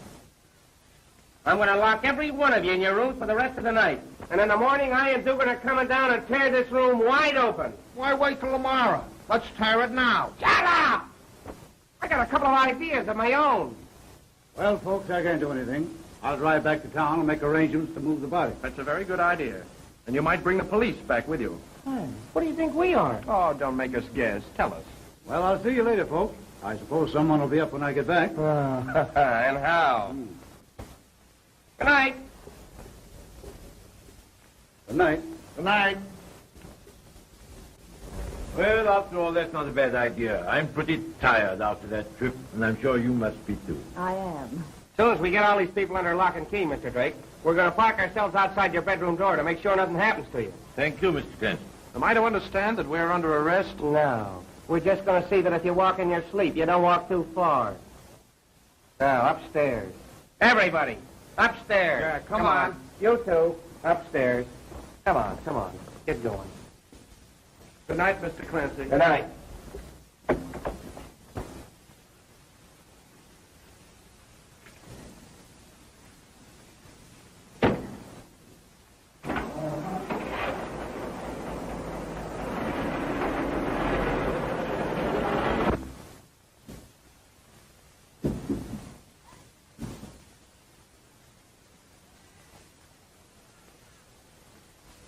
Well, Mr. Drake, I guess you're safe from everything in here. Yes, except suffocation. Well, look, in case that happens, be sure and call us. Good night. Good night, Mr. Clancy.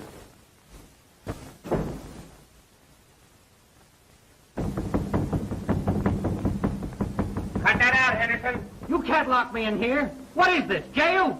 Quiet in there, or I'll give you something to kick about.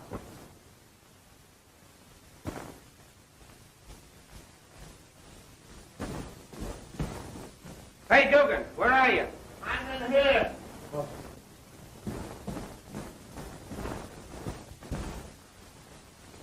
You know, this is all a lot of nonsense, boys. You're taking an awful lot on yourselves. What's the matter now? Oh, he's just blowing off again. Oh, am I? Well, you eggs better watch out for the steam. Now, don't lose your temper, Dugan. No, go on.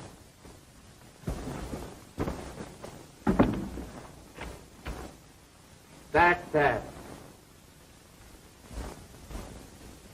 Are you all right, Martha? Yes, thank you. Good night, Mr. Clancy. Good night.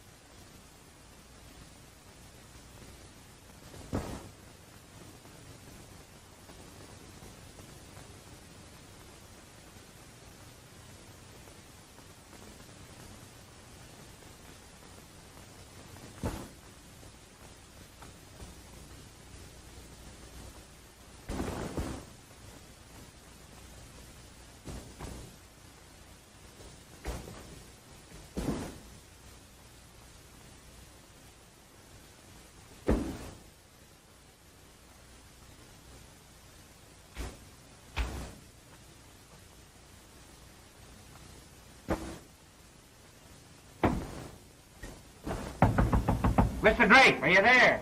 Yes, of course I'm here. He's there.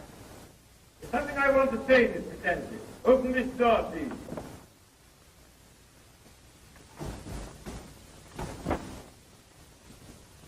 Mr. Clancy, I hope the situation is clear to you. As you know, the Black Ace threatened me, but killed Mr. Winters by mistake. You may be quite sure, Mr. Clancy, that he's still after me. Tonight, an attempt will be made on my life. I don't want you to neglect the others, but I want to make sure that one of you is constantly on guard at this door. You can gamble on that, Mr. Drake. Unfortunately, it appears we can expect no cooperation from Mr. Henderson or Mr. Broad. No, but you can expect most anything else from them. Don't worry, Mr. Drake. We got our eye on everybody. Oh, by the way, how about this Pompey guy? Pompey, thoroughly reliable. Been with me for years. No, mean a thing. Of course, it's our business to suspect everybody. We was on a case once where a guy had a chink butler for 12 years and he went phony. You see, it was like this. This guy's boss gets back from Europe with a load of cracked dice. We dope this egg as 50 cards in the deck, but I see him sneak a Benny in the dicer, so I know he's going to hightail it. We're wise this guy's a jungle stiff, but we know he's got to dig somewhere. Quiet. Good night, gentlemen.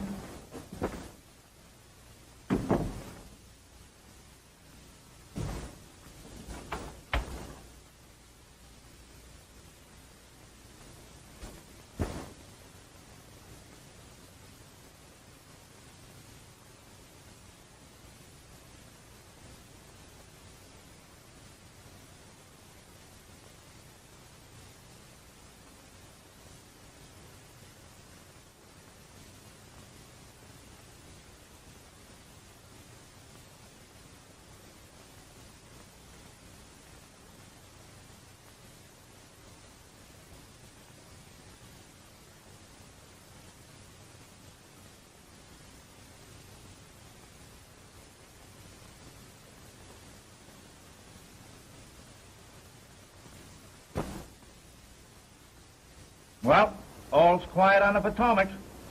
Yeah, but we ain't on the Potomac.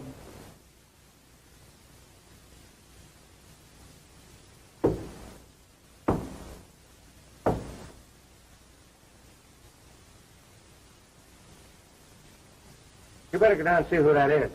I gotta guard this Drake guy. I don't mind guarding him if you want to go down.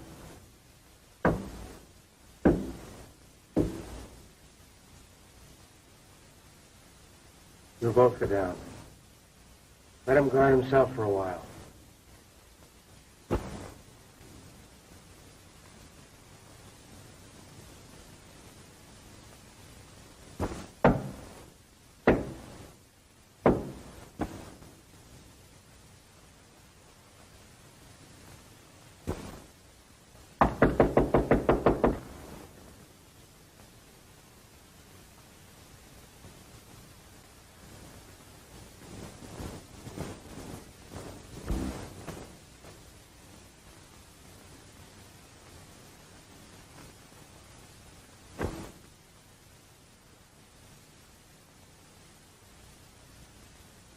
Well, what are you waiting for?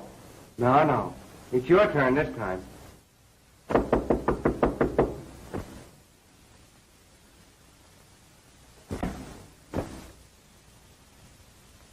Go ahead, open the door.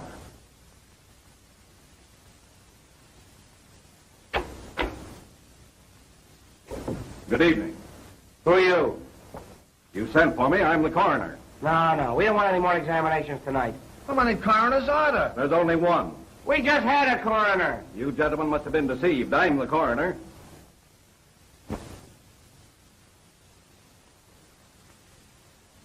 What do you make of that, Dugan? We got to get to the bottom of this thing. I thought that first guy was too funny to be a coroner. That's why I thought he was the coroner. That's what you call inverse ratiocination. Clancy, you feel all right? No, I don't. The Black Ace walks in the front door, shakes hands with it, pats us on the back, steals a letter and walks out again. That kind of stuff burns me up. Don't let it get you down. Maybe he'll come back. Huh?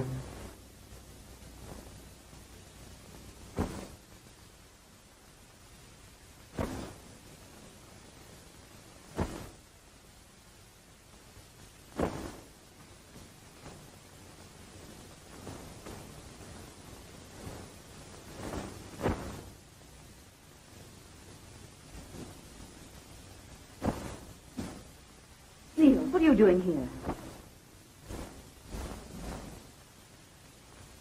I want that letter. Why? Why do you come to me? Because you took it. Neil, what do you mean? You know exactly what I mean. You were afraid your father was about to implicate himself. You were trying to save him. Isn't that true? Yes. Tell me what you did with it. I hid it. Where? I won't tell you. You've got to tell me. Don't you want us to know who the Black Ace is? Yes. Then tell me. I put it on the mantel in the living room.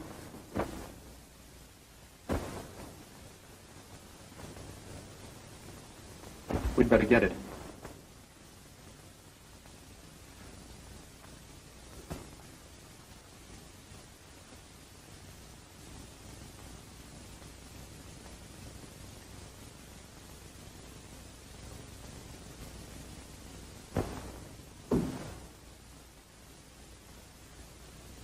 Dugan.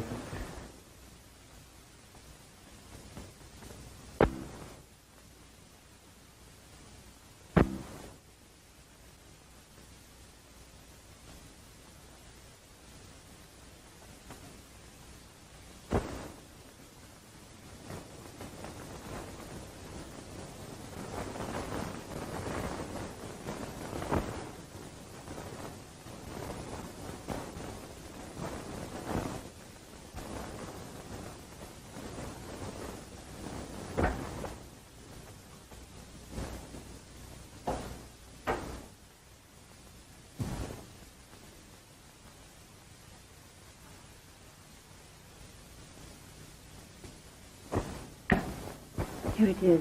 Good. Oh. The Black Ace. Well, well. What's popping off here? Now you found it, huh? Nothing but blank paper. Where's the confession? It's been stolen. Yeah, I know it has. Look what we found. Sure, you put it there. You know, I'm not so dumb. I knew if I locked all these people up that one would make a break and come back after that confession. Clancy, you got a marvelous mind. You're uncanny. Oh, it's nothing at all, Dugan. Well, Broderick, that washes you up. You're coming back to Chicago with it. I've had nothing to do with this, I tell you. Hey, this is Clancy you're talking to. Maybe we ought to let Drake in on this. Sure, I'll go upstairs and get him out of bed. How about the sweethearts on parade? We're going to separate them two. You keep your eye on her. She knows the answer to a lot of riddles. Broderick, you come with me. I'm going to stay right here and look after Miss Winters. She'd be as safe with me as she'd be with her own mother. Yeah. Please don't go. Never mind the conversation. Sit on that couch till we come back. You with me. Now listen to me, Dugan. If anything happens to Miss Winters, I'm coming back here and wrap a table around your head. Yeah?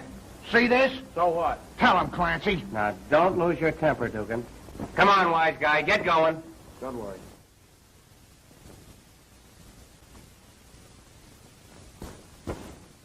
Well, you might as well take it easy, Miss Winters. Everything's in the bag.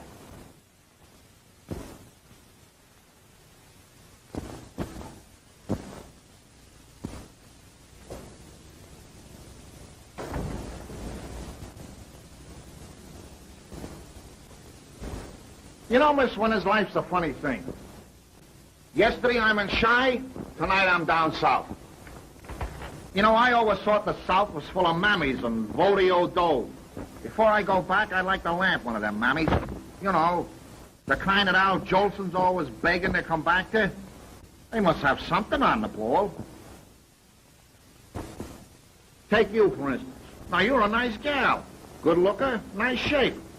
Get you fall for a heel like this Broderick. Please, Mr. Dugan.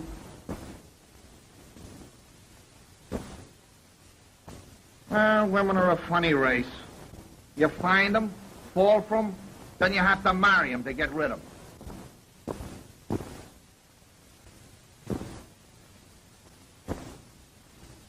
Mr. Drake, What is it now? we just found the Black Ace. What?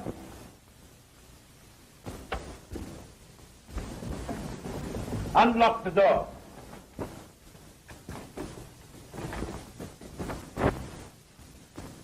What's this you found? The Black Ace. It's him.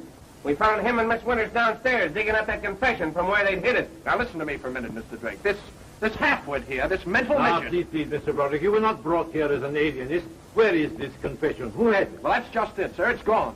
And there's a way to make you tell where. What has Martha got to do with all this? Maybe you'd better come downstairs and help us find out. Oh, well, I hope you know what you're doing. I'm sure I don't. What is that? What? It sounded like a groan. It came from there.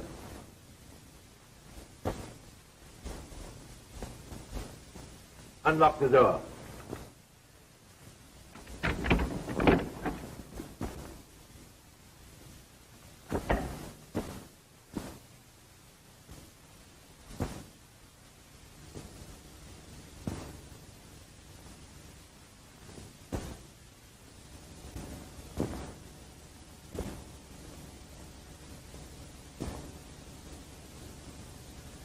Looks like you got it the same way Winters did. Of course. You've got to have help out here. You can't cope with this situation, Clancy. You're right. The police will be here any moment. I asked the coroner to bring them back with him. I think it'll be a good idea if we search the room. Maybe we'd find a knife. Wait a minute, Clancy. That door was locked, wasn't it? Sure. I locked it. The key's in the door now. Has anybody else got a key? Maybe I'd better search you. Well, what for? I was downstairs when this happened. How do you know when it happened? All right, Mr. Clancy. Go ahead and search me.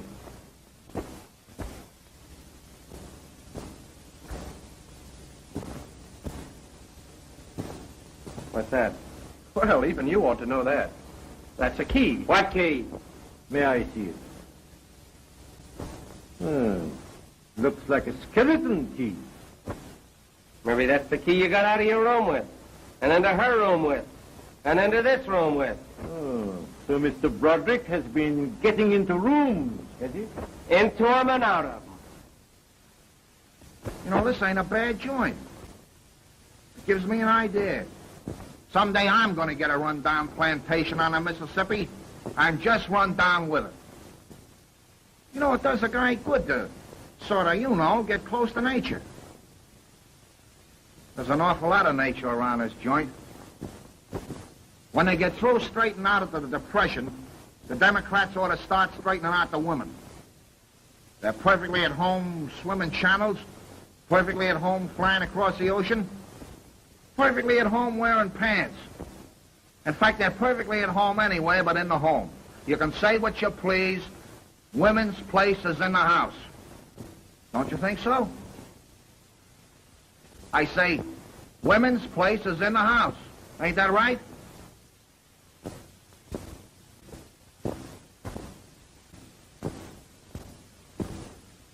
Hey! Hey! Clancy! Clancy! Clancy! Come down here, the dame's gone! What's that? I said the dame's gone, out the window! Are you kidding me? No, Clancy, no! What happened? I was in there talking to her like a father, and all of a sudden I don't know what stops me from sucking you in the jaw. Search the grounds. There's no time to lose. Get some lanterns. Never mind lanterns. I'm going now. You'll stay right where you are. I've had enough of you. Quiet or I'll drop a slug into you. You're making no getaway. I'll get to you before the night's over, and you too. You got a gun, Mr. Drake? Mr. Broderick has my gun. All right. Me and Dugan are going to search the ground. You keep an eye on this guy. I'll take care of Mr. Broderick. Come on, Dugan.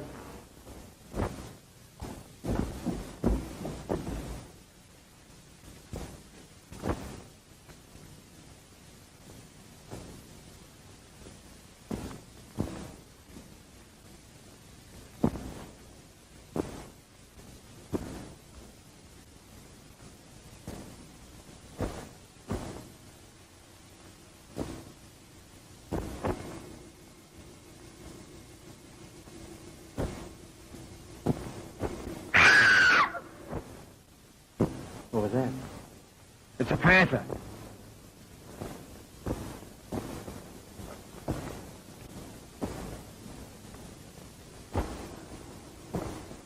Mrs. Quincy, what am I doing here? What are you doing here? Never mind, Pompey. I can manage the gentleman. Close that door. Now, Mr. Broderick, what have you done with Miss Winters? She's being taken care of. Oh, very well, if you don't care to talk. Pompey, do as I told you.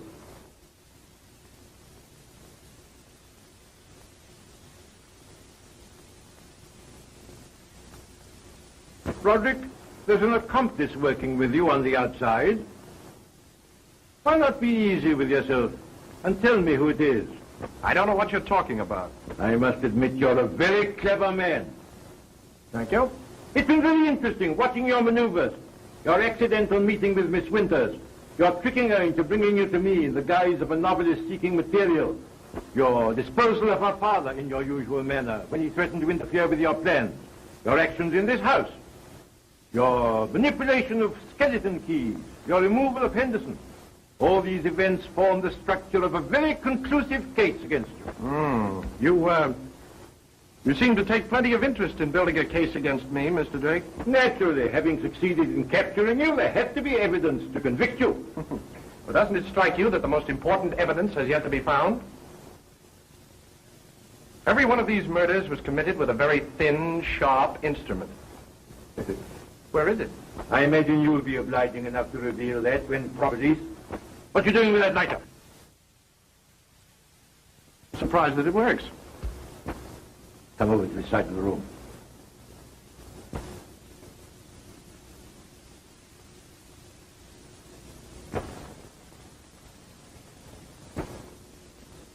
Now, Mr. Broderick, I'll trouble you for that confession. What confession? The one that was found on the body of Winters. The one you took from the mantelpiece. Oh, that letter. Come, let's have it. I haven't got it. Just why are you so anxious to obtain this letter, Mr. Drake? Because it contains the name of the Black Ace. And I want it. Good work, Simons. What does this mean? Did you take care of Miss Winters? Everything's okay. Oh, Mr. Drake, I want you to meet Jerry Simons of the Bureau of Criminal Investigation. You two boys ought to be great pals.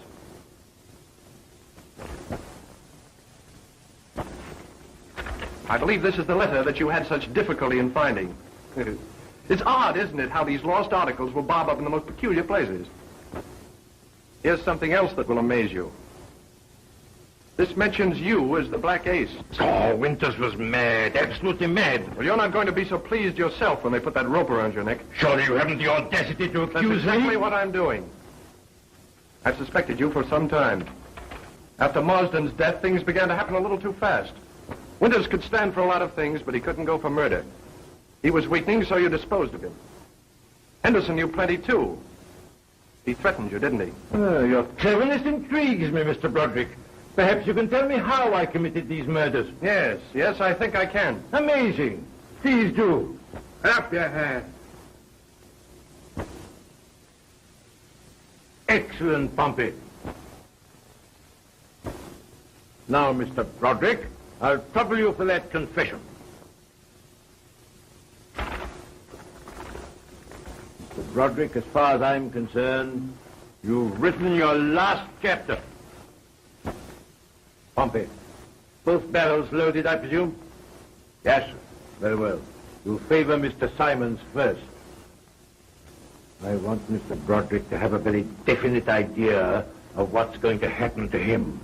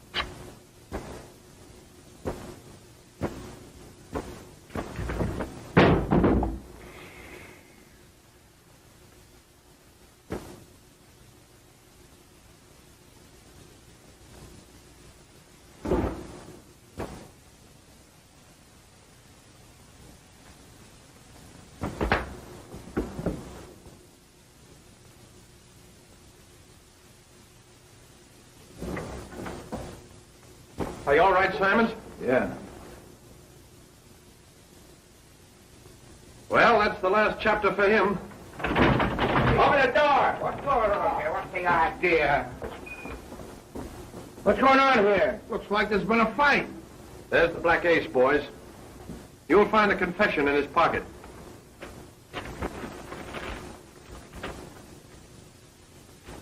So that's the guy, huh? And there's the instrument he used for all his killings. Right? You're all right. You're uncanny. You know, we suspected this guy all along. We never thought you had anything to do with it. Thanks. Well, Duggan, what do you think about it? I knew we'd get to the bottom of this thing.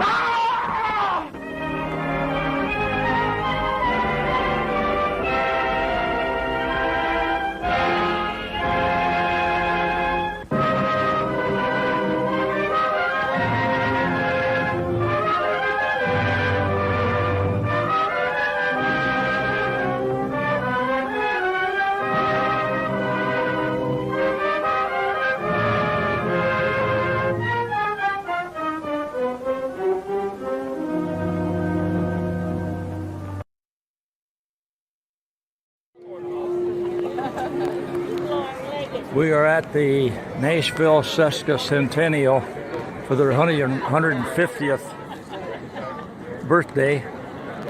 We're taping for the Hastings Cable Access Channel.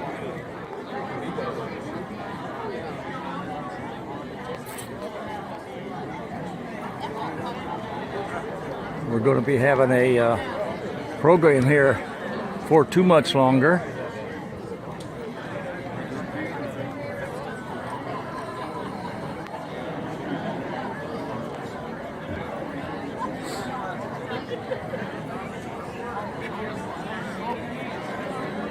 Going to have opening ceremonies here shortly.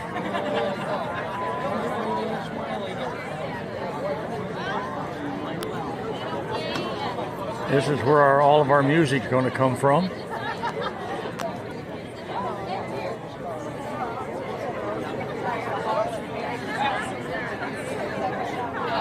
Some of the ladies are dressed up in the era.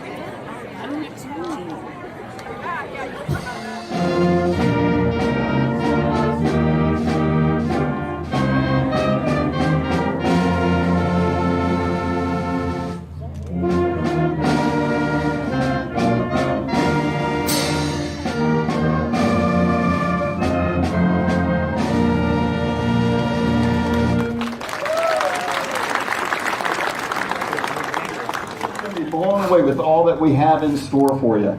Starting tonight with all the activities we have tonight, and then tomorrow morning, 7 o'clock, pancake breakfast at the firehouse, followed by a 5K color run. Now, how many are going to go eat pancakes and do the 5K color run? One person, that's right, great, one person. So that starts at 8:30. Many activities throughout the day. A couple things I really want you to make note of. 11 o'clock is the renaming of Central Park Celebration. That'll be right over here at the park. That's at 11 o'clock. And then noon, you're not going to want to miss a fabulous parade that we have coming down through Nashville. That kicks off with the Hooligans. Anybody know who the Hooligans are? They're an acrobatic airplane team, and they're going to be flying over doing acrobats over downtown Nashville tomorrow at noon. That kicks off that. Then we have a record-breaking event, the world's longest kick line. Buy your shoelaces, be a part of that. We need at least 1,869 people for this. What a great day to start, or a warm day that we're going to have doing a kick line there. And then 3 o'clock, the Nashville, Michigan Historical Society is doing the first annual cemetery walk. Go and be a part of that. A lot of history in this little town of Nashville. A lot of history, and you're not going to want to miss those things. And then we finish the night tomorrow night with a wonderful display of fireworks. So I'm excited for this weekend. I hope you are too. And would you join me real quick? Would you stand with me? And let's start this off with a word of prayer this weekend. Father, we just come before you. And Lord, we just ask your blessings upon us. Lord, we praise you for the wonderful weather that is scheduled for this weekend. We honor you for that, Lord. And Lord, we thank you for the rich heritage that you have given the city of Nashville, for the rich heritage that you have given many, many people in this community. Lord, we just pray your blessings of protection and fun this weekend. Guide us, Lord, in your name we pray. Amen. You may be seated. So we have this with us tonight, our county commissioner, Ben Geiger, and he is going to come and introduce someone very special to us tonight.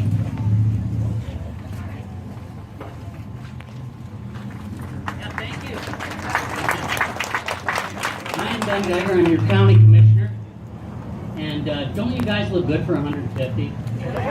Doesn't this town look good for 150? This is a special day, and it will be special in the history of this village and in the history of... Speak, Lord, I'm listening. It will be special in your lives as you look back and with pride that you were here part of this. So look to your left, look over there. Take a good look over there. Take a good look over there. Now look at the flag. These are scenes that you will remember for the rest of your lives. And everybody that didn't show up today is going to be saying, I wish I did. But before I introduce Representative Callie, I do have an official action to do. On behalf of the Berry County Board of Commissioners and the County of Berry and the citizens of Berry County, I would like to formally congratulate you and the Village of Nashville on 150 years. And I wish you all the best in the years to come. So thank you, and here's State Representative Julie Callie.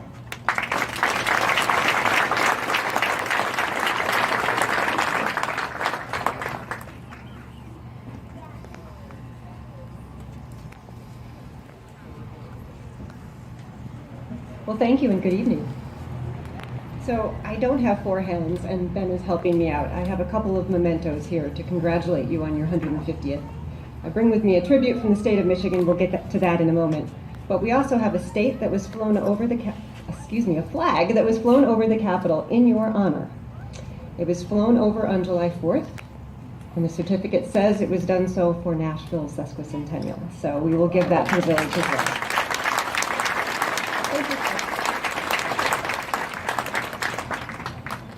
Let me give a special congratulations to those of you who were here for the centennial. This is your second celebration. And what a tremendous, yes, please. What a tremendous testimony to the things that make villages special. It's the families, it's the roots, it's the friends that become your family because you're so close. And if you'll indulge me, I want to share a bit of trivia with you. So 50 years ago, there was a concurrent resolution sent here from the legislature to congratulate Nashville. My grandfather, Stanley Powell, was actually in the House at that time and had the opportunity to vote for that and sponsor it. So 50 years later, his granddaughter stands before you, completely honored to carry on the tradition of honoring Nashville. So I have with me, this is a special tribute signed by myself, State Representative Julie Callie, your state senator, Dr. John Bison, as well as our Lieutenant Governor and Governor Gretchen Whitmer. And I understand 50 years ago they read the proclamation to you, so in the interest of history, I'm going to do the same thing. It reads like this. Let it be known that it is with deep appreciation of the significance of this milestone that we commend Nashville, Michigan, as they mark the 150th anniversary of the founding of this exemplary village. We are proud to recognize the important role they have played in contributing to Berry County and the lives of countless citizens. We congratulate the entire village as they celebrate this milestone. Since their founding in 1869, Nashville continues to uphold their warm hospitality and welcomes visitors for year-round rural and sports recreation, especially activities involving the sugar maple trees that yield more than 100 gallons of syrup annually. The maple trees, some planted as far back as the 1870s, provide golden nectar through the nonprofit efforts of the Maple Syrup Association. There is no doubt that they have been presented with obstacles to growth and stability, but the Village of Nashville has continued to sustain themselves through dedication and innovation. Cultural events continue to include all the old favorite interests of rural America as well as those of the 21st century. Many of those events are to be witnessed during today's sesquicentennial celebration. In looking back over 150 years of Nashville's history, it is clear that this village has set its course with a continuing eye to the future. We are grateful for all that Nashville has contributed to Berry County and all of Michigan. In special tribute, therefore, this document is signed and dedicated to commemorate the sesquicentennial anniversary of Nashville, Michigan. We salute the residents of this outstanding village on their happy occasion, and we wish them well in the years to come. One moment, one history, one Nashville.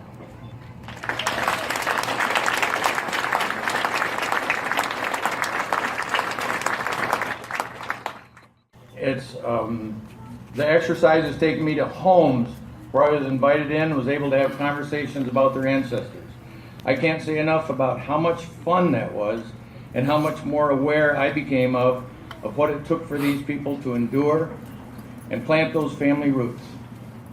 Furthermore, I want people here to all understand that no matter how long you've been here in Nashville, whether it's 2 months or 150 years, you're all important. All right. It was apparent to me through many of Susan Hinckley's memories of the past columns and listening to stories from my father and others that this village has deep roots. We came up with the idea that it would be fun for people to know that there are families here among us whose ancestors came 150 years or more ago, found this to be a pleasant valley of fertile soils and an abundance of possibilities, and their descendants are here yet today, walking among us. Often I drive through the countryside, and everywhere I see neatly furrowed fields and crops growing throughout. And I think of the back-breaking years of physical labor that it took people 150 years ago to cut the trees, remove the stumps, and work from sundown to sunset to achieve what we see out here around us today, and without the use of power tools. The villages of Castleton to the north and Maple Grove to the south were here long before Nashville started to thrive. Until I visited with John Mader, and you know, I grew up here, but until I visited with John, I was aware that there was a Castleton, and actually a town of Castleton. And there was a group of a dozen or more farms clustered near Hager and State roads. They even had their own post office. Many people from those outer communities of Castleton and Maple Grove gravitated inward and moved toward the river to pound out a small village from the trees and brush. That began on the north side of the Thornapple about 1855. By 1865, the first general store went up on the south side of the river, and the area slowly grew to encompass the village that we know today. Of course, the advent of the railroad in 1869 kind of sealed the deal. Here are but a few names that we were able to locate in our search for founding families of Nashville. I'm going to read the original settlers' names and the year that they came to the area. I spent time personally inviting families here tonight to listen to the names of settlers that haven't had their names spoken on these streets in over 100 years. If there are family members here tonight, and some may not be represented due to being out of town or otherwise unavailable, we'd like to hear from all of you. Raise your hands and shout as though your ancestors can hear you. This village owes you and your families a debt of gratitude for your perseverance, and this is about respect. So please choose someone from your family to receive the certificate that our media committee has created. Bud Elliston is here someplace. And when I read off the name and you give a shout, Bud will gravitate toward you and give you a certificate. If you would like more certificates for others in your family that aren't here, or we really just made one certificate for tonight, but if you'd like more, visit our information booth tomorrow, which we located right downtown here, and we will get your names and how many certificates you need, and we'll take care of you so that everybody can be represented. All right, so here are the family names we have discovered so far. And hey, if somebody is out there and says, Well, what about me? How come I know that my ancestors were here? Speak to me. Let me know about it. We'll get you set up, okay? All right. First of all, on here, 1839. Nashville wasn't even a state till what? So, Thomas and Alice Blaisdell came into Castleton. What's that? That sounded like Mike Mead. The Mead family.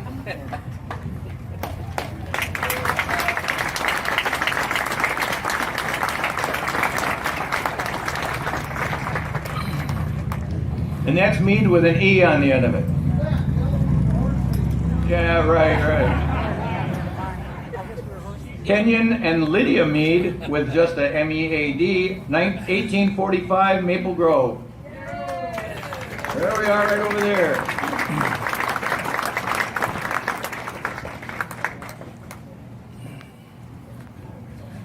Elijah and Anna Evans Mapes, 1848. Maple Grove.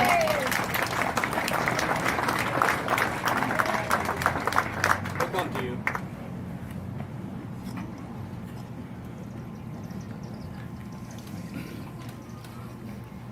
Reuben Curtis, also known as R.C., and Lucinda Smith, 1848 Maple Grove.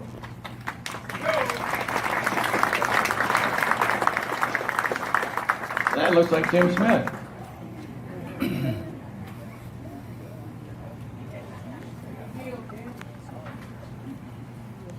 Cyrus and Cynthia Downing, 1851 Castleton Township.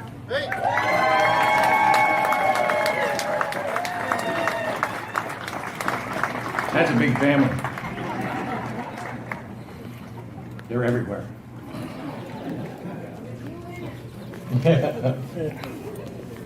George and Mariah Cheeseman, 1852 Maple Grove. Any Cheesemans here tonight?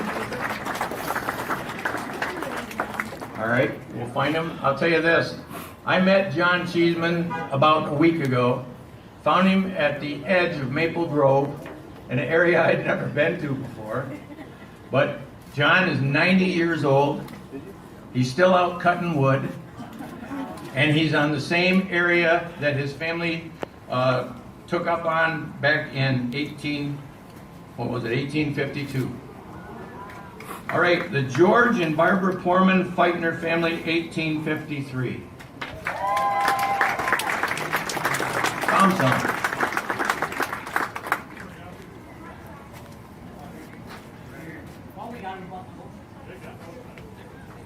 Got them everywhere. Remember, you need more, visit the information booth tomorrow, we'll get you more. Well, you got to show your driver's license. All right, Orrin Andrews, 1853 Maple Grove.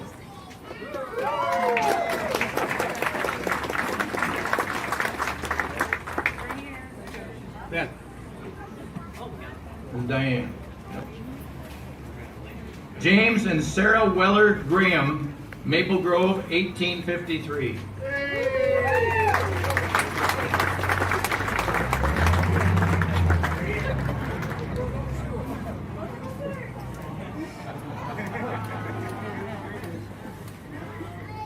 Got something for you. What's your name?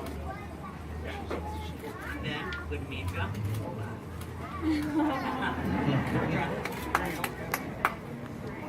Yeah, there is.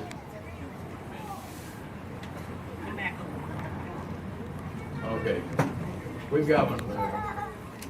Believe me. Come on, Riley. Hey, Riley.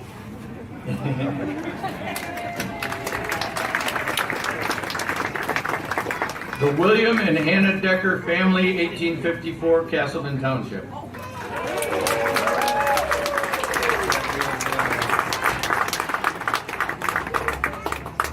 William and Anna Devine, 1854, Maple Grove. It's those Meads again, they're double dipping. You know, the thing about this is way back in the 1850s, it was a lot fewer people to have around here, and so a lot of those families intermarried, and so you've got a lot of double dipping going on.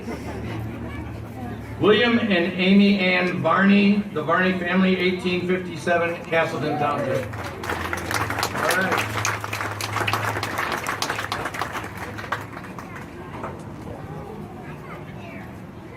Way over there.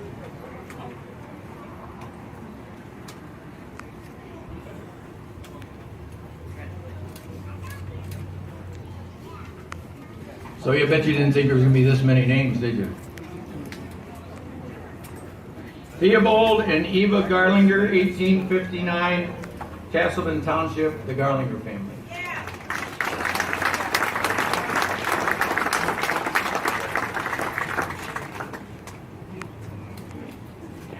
Melatiah and Ann Crowfoot Lathrop, 1860, Maple Grove.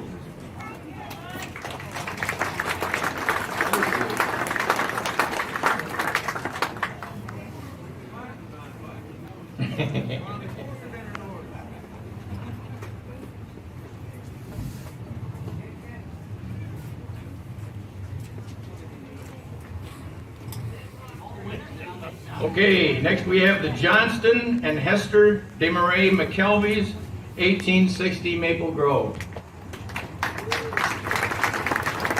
There's Terry right there.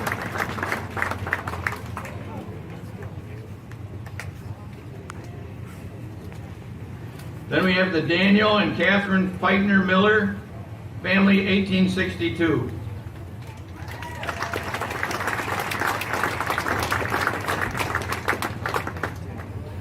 William and Henrietta Feitner, 1862 also. Got anybody from the Kane or the Pretty family? Going once? Oh, okay. What?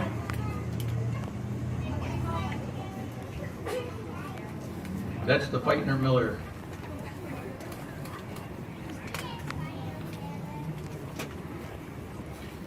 Are we caught up? Okay, George and Caroline Appleman, 1865.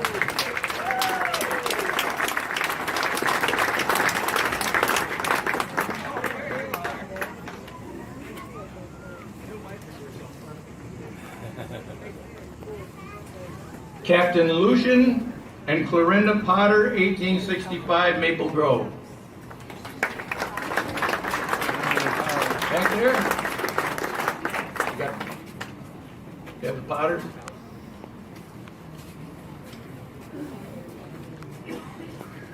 I only got 10 more pages.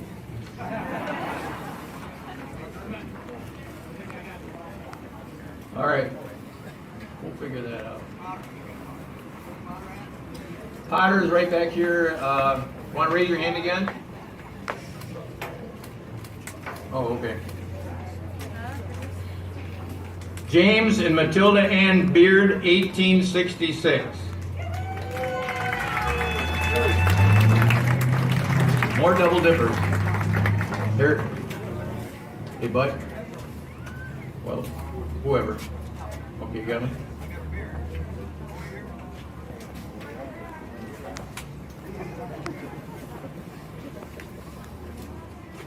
Orson and Amanda Swift, 1867, Maple Grove. There he is.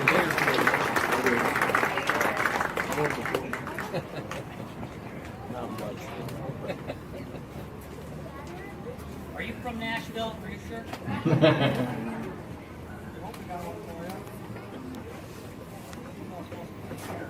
S-W-I.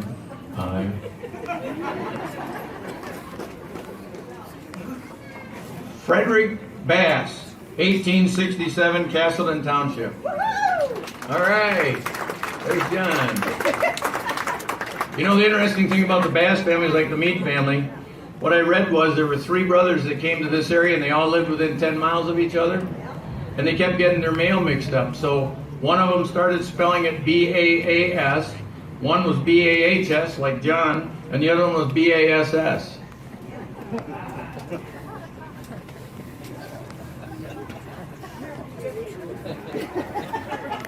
And you stuck. Well, And you stuck. find the back. Brief technical error.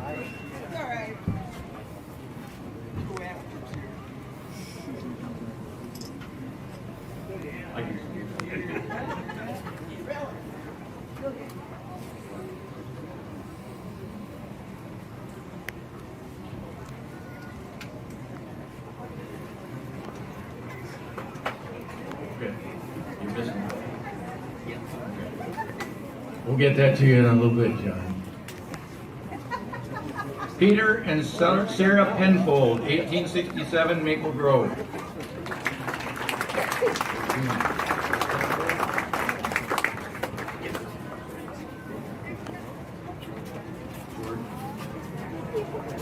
George and Elizabeth Brum, 1868, Castleton.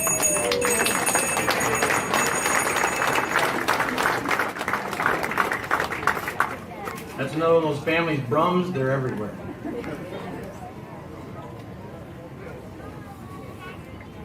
(1868), William and Elizabeth Spire.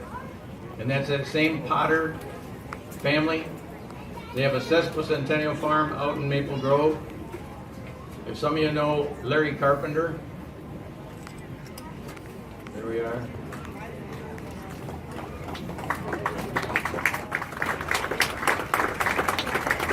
And I have one from 1869, which is the Jacob and Carolyn Young family.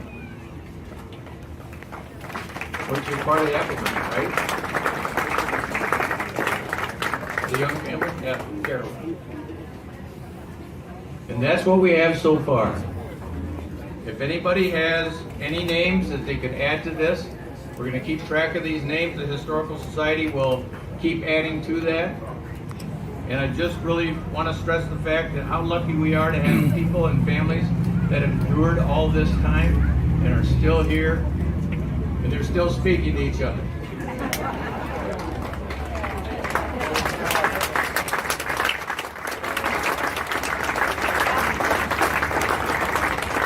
Thank you, Kermit. What a great heritage. I was speaking to someone the other day, and they were telling me how long their heritage goes back. I said, do you understand how blessed you are to have a great heritage like that? And that is just an amazing thing to me, that families have stayed here in this area so long. So congratulations on that. Well, I have the privilege and honor to introduce our centennial queen from 50 years ago, Miss Kathy Mix Haylock. Please come.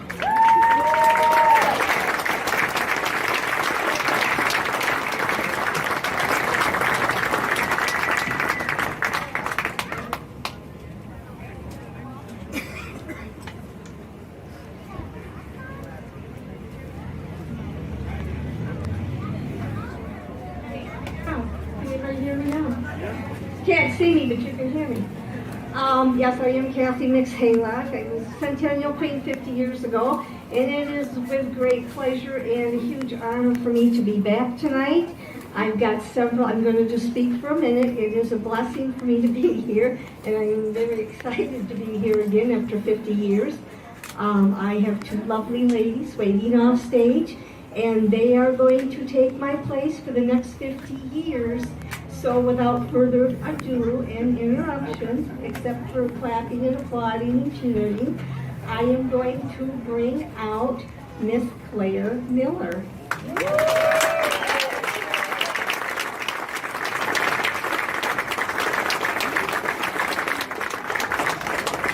Hey, Claire! Claire is the daughter of Kristen and Chris Miller.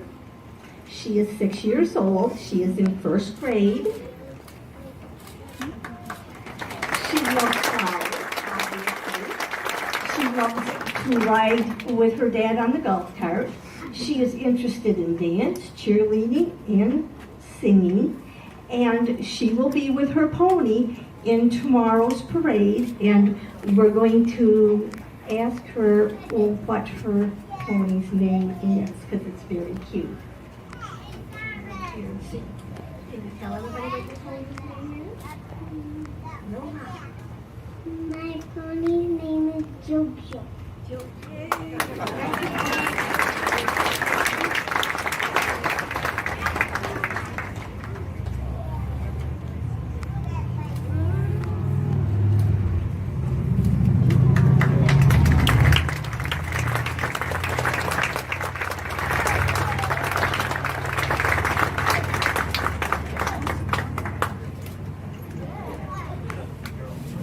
She's going to just say a couple of words.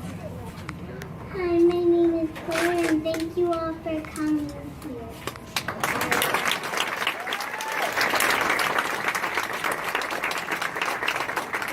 Ladies and gentlemen, officially now, Miss Claire Miller, 2019 Sesquicentennial Princess.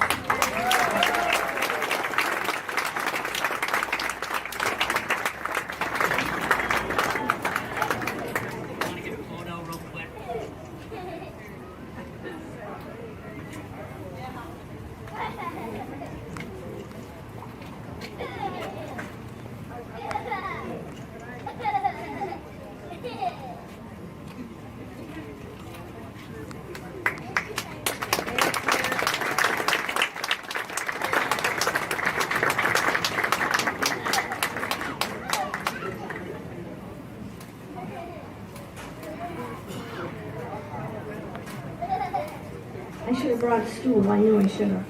Next, I have another lovely lady from Nashville, and I'm going to call her up before she is official as Miss Kay Banzamere. Here comes Kay. Kay is the daughter of Heather Rollins and Ryan Banzamere. She is 16 years old. She is an honor student and a junior at Maple Valley High School. She loves to sing, dance. She is in the theater group out there. I think one of her last performances, she played the part of an ugly stepsister, and I'm really not sure how that worked out for everybody. But anyhow, and she's very musically inclined. She plays a lot of musical instruments. She has ambition to be an astronaut someday. So when we think back, yes, when we think back 50 years ago in 69, we put a man on the moon. I think maybe it's time we put Kay. So, without further ado, I'm going to put a crown on Kay's head and make this official.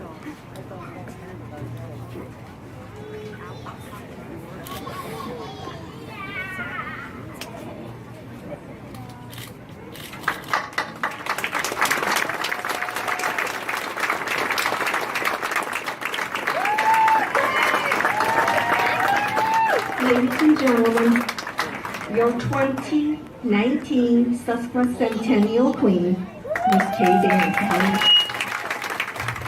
Kay will say a couple of words. The kingdom waits.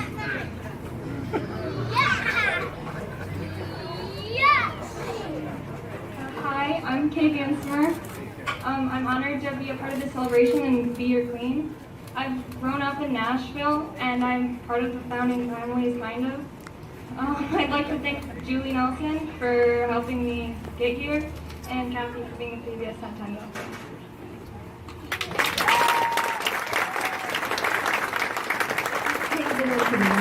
Don't go away. After the surprise that we have, we're going to have a talent showcase, and Kay is going to come back and kick that off for us, so you won't want to miss, because we got a very talented queen, Miss Kay Banzamere.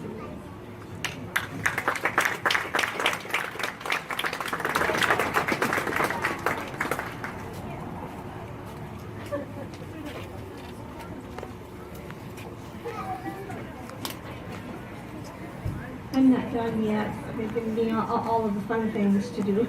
First, I just had to come and wave for being the past queen, and then I got all this going on. So anyhow, but I'm still excited to be here. I have one more lovely, lovely lady to introduce tonight. She's been around Nashville for years.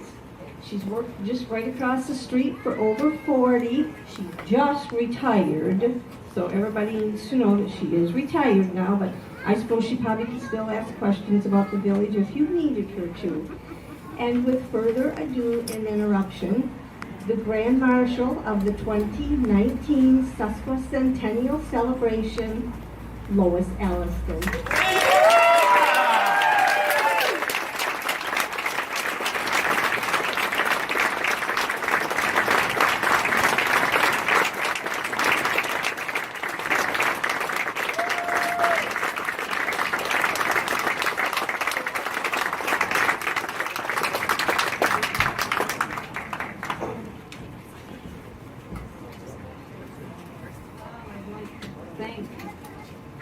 everybody for being here this evening. It's great to see all your faces. I know most of you, but there's a few that I don't. But I also wanted to thank Stan Graham for nominating me for this position, and also the Historical Society for voting for me also. It's a very large honor, and I just today thank you so much.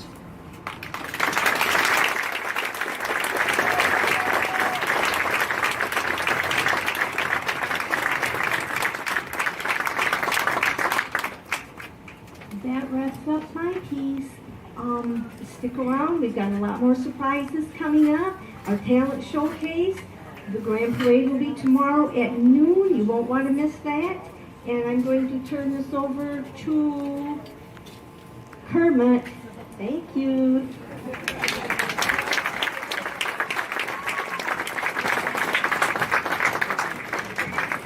I just wanted to use the mic twice.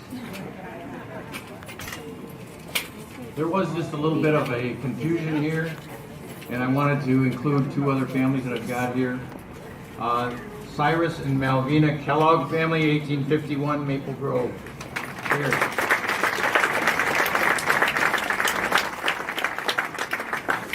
I'll bring that over to you. And then also, how could we forget the Ebenezer and Rebecca Pennick family from 1867 in Maple Grove.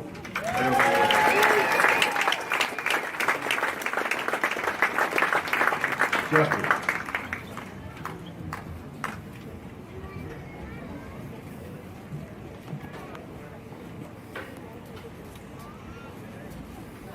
Well, now, as a pastor, normally I get to do these type of things, but we have a very special guest tonight. Our last Justice of the Peace, Stuart Graham. Please come.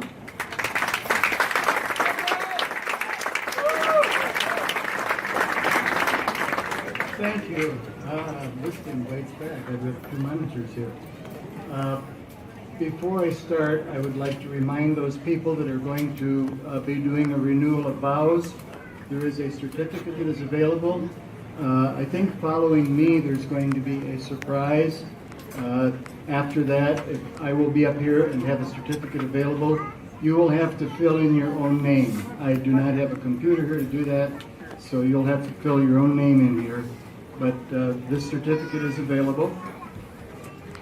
And to set things off right, I was a Justice of the Peace. I think I ran on a write-in in 1963 because nobody else was running.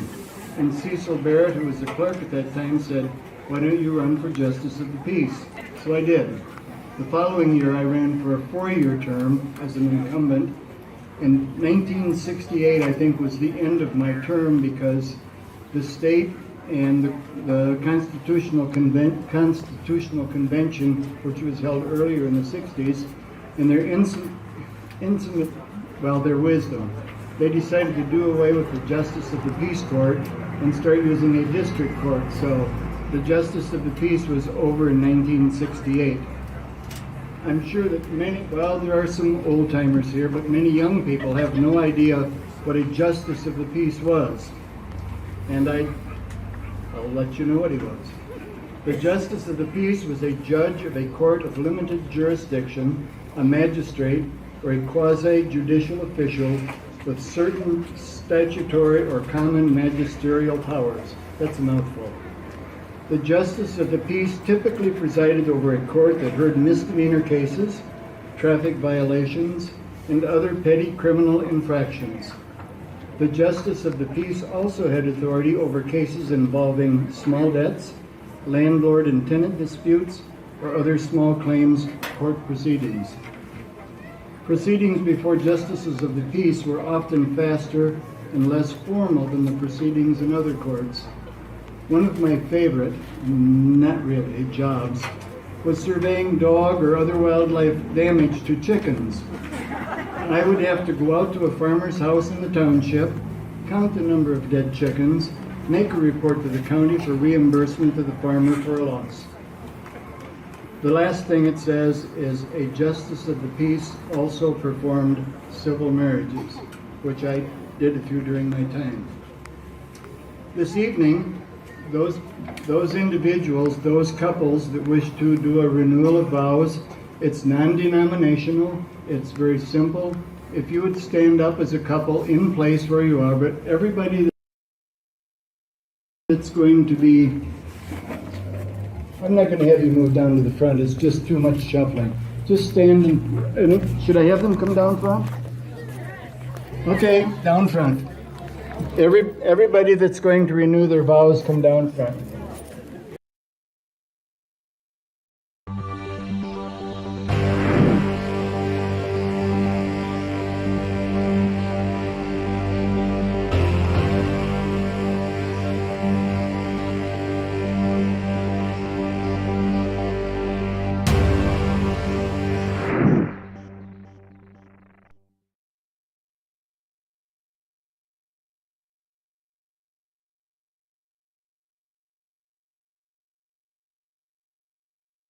Out there?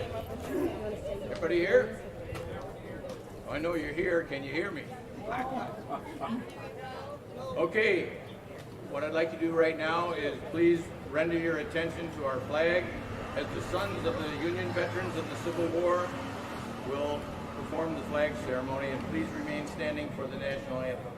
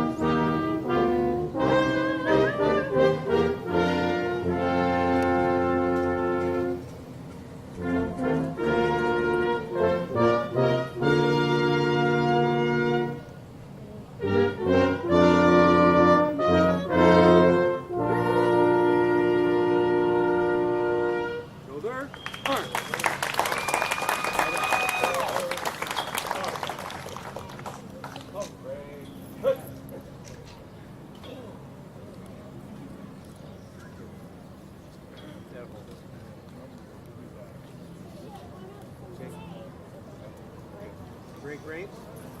Mark. Thank you, gentlemen. Right now, I would like to introduce you to Ben Geiger, who is the county commissioner, Berry County, and he has a few things he'd like to say about this wonderful community. Thank you, Kermit. Can you hear me all right out there, folks? Well, ladies and gentlemen, it's a great day to be in Nashville, isn't it? Yeah. I am Berry County Commissioner Ben Geiger, and I was here yesterday.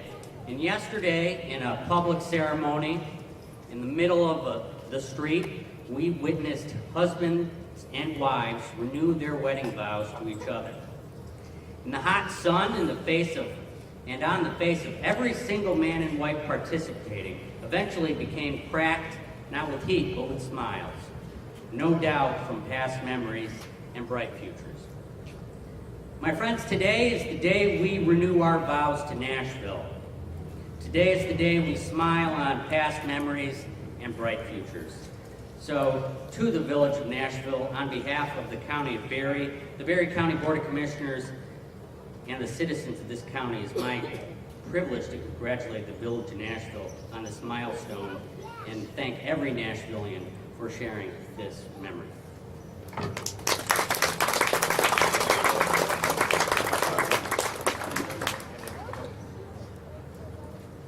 The president of the village, Mike Kenyon.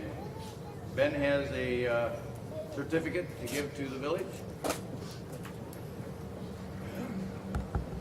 Mike, the County of Berry does pay special tribute to the Village of Nashville on their official sesquicentennial.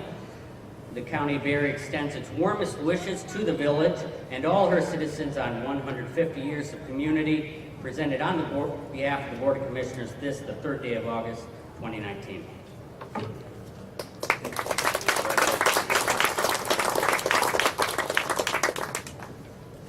Let's get on with the show. Thank you to the Coldwater Brass Quintet for the wonderful music and stage dedication. They are Mike Scobie, Larry Waite, Dan Breaker, Brian Albright, Mark Hurlis, with road manager Kathy Scobie. Incidentally, Mark Hurlis on the trombone over here was the person who crafted our new arch for the entry of Parody Park, and so we thank you for your craftsmanship.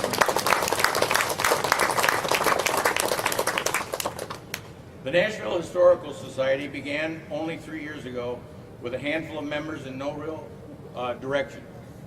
But we all like talking about the village of our youth, no matter what era we grew up in. Regardless of where you were brought up, your hometown memories are always a slice of time buried deep in your heart for your personal treasure.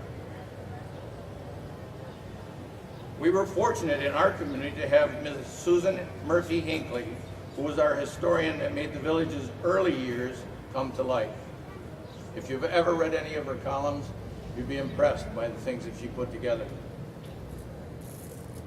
If it weren't for her, the stories and the names of people would never have been known had it not been for her perseverance. Today is the culmination of the Historical Society's 2-year plan to prepare for this sesquicentennial. We've dreamt of the revitalization of this park, and we work toward it by funding these historical monuments that will be here long after we're gone. I'd like to thank the Village of Nashville Council for their help in improving the park enhancements, the Nashville Department of Public Works, who worked tirelessly to prepare the park for placements of these new markers and making remarkable renovations. Also to Rose Construction and Mr. Hurlis, who we've also mentioned. From this day forward, as is decided by the Village of Nashville Council, this park will forever be known as Parody Park in honor of Mr. Emery Parody, a man who lived in our village from 1870 to 1907. He lived here longer than anywhere else in his lifetime and performed many civic duties and was a respected man both in our country and this village. Now, I would first like to introduce you to Ms. Emily Allison from the Historical Society of Michigan, who will dedicate our new Michigan Milestone. Emily has served on the Michigan Milestone Award Program Committee and is currently the features editor for both of the Historical Society of Michigan's magazines, The Chronicle and the Michigan History Magazine. Emily is in charge of overseeing the acquisition of all features in both of these publications. We're pleased to have her with us today, Emily Allison.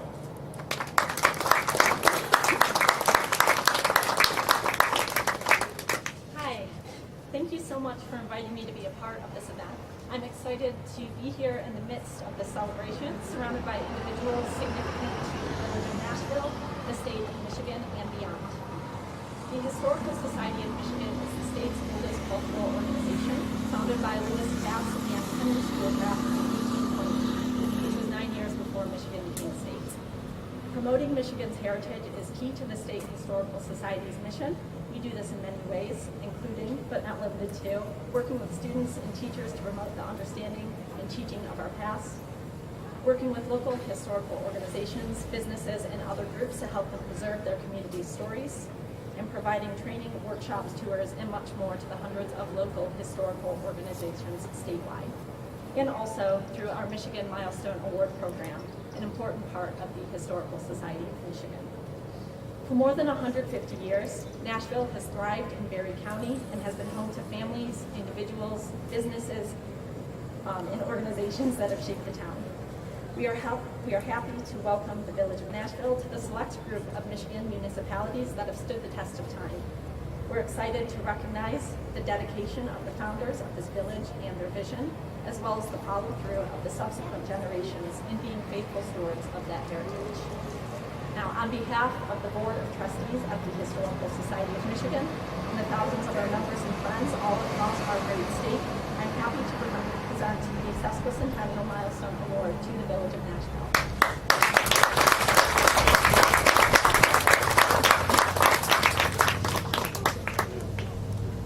Thank you, Emily. And if you haven't stepped over here to take a look at that beautiful stone with that marker in it, you'll have to do so because it's absolutely stunning. Through Susan Murphy Hinckley's writings, we also became friends with this man, Stephen Miller, who collaborated with Susan when she first wrote of Emery Parody over 30 years ago. Even though Steve lived out of state, we became fast friends over phone conversations. He offered to address a gathering of our historical society in 2017, and over 80 people showed up to listen to his program. From that meeting, the Nashville, Michigan Historical Society started working toward this marker and renaming of this park in honor of Emery Parody. I would like to thank Mr. Miller for his contributions and sharing of information that he had gathered during decades of study. We appreciate the relationship that he's had with Susan Hinckley and with our Historical Society. Stephen, can I make some remarks? Thank you, Kermit. I hope you can all hear me. My name is Steve Miller. I live just north of Chicago. I'm originally from the state of Oregon, and out in the state of Oregon is where I first heard of Emery Parody. I have to confess I've been a reader all my life. I've been interested in histories, biographies, mysteries. I never thought I was ever going to do any primary research myself. That was not my intention. But when I was in the University of Oregon library, after I had gotten out of the service, I discovered that 2 of the soldiers that captured John Wilkes Booth ended up in Portland. I was familiar enough with the research to know that no one had ever mentioned them before. That's the first time that I heard the name Emery Parody. I was working with a friend of mine, Alan Carroll, who lived in Portland, and he helped me track down the granddaughter of Emery Parody. I had found the relatives of the other soldier who lived up there, but it was Alan Carroll, my good buddy, who introduced me to Dorothy Stacy, who was the granddaughter of Emery Parody. She still had fond memories of her grandfather. She had lived with him. She's long since gone now, but I'm sure that if she was aware of what was going on here today, she would be proud. I started looking into the story and getting back in touch with Mrs. Stacy, and she kept telling me about this place called Nashville, Michigan. She had said that Emery Parody had lived here for a long time, and she had visited at one point. Well, I had to see if I could find out a little bit more about Nashville, and I wrote, I believe it was to the Putnam Library, and they put me in touch with Susan Hinckley. She and I shared some information back and forth, and even though she has passed away, and one of the regrets of my life is that I never got to meet her, I still think fondly of her. A couple years ago when I was here, I went on and on and on and talked a lot about Emery Parody, and some of you people put up with that. That was a wonderful thing. 2 years later, here we are. I didn't think that anything like this would ever happen when I was out in Oregon. I didn't think that I was going to be standing out here helping dedicate Parody Park, but here we are. Thank you very much for your time, and thank you for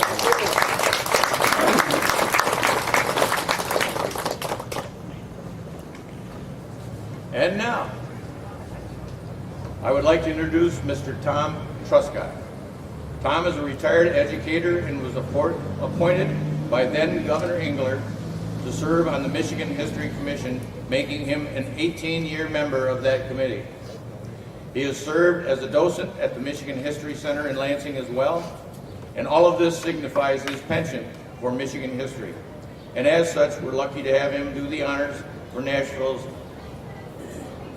first ever standalone Michigan historical marker. Tom Truscott.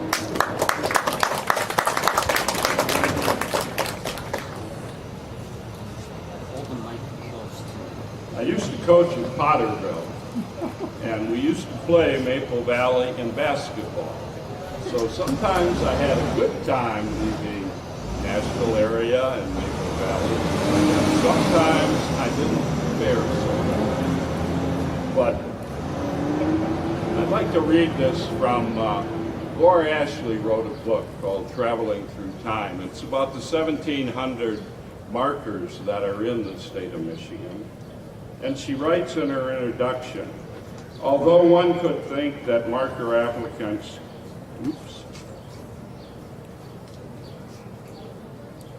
it's like double dribble.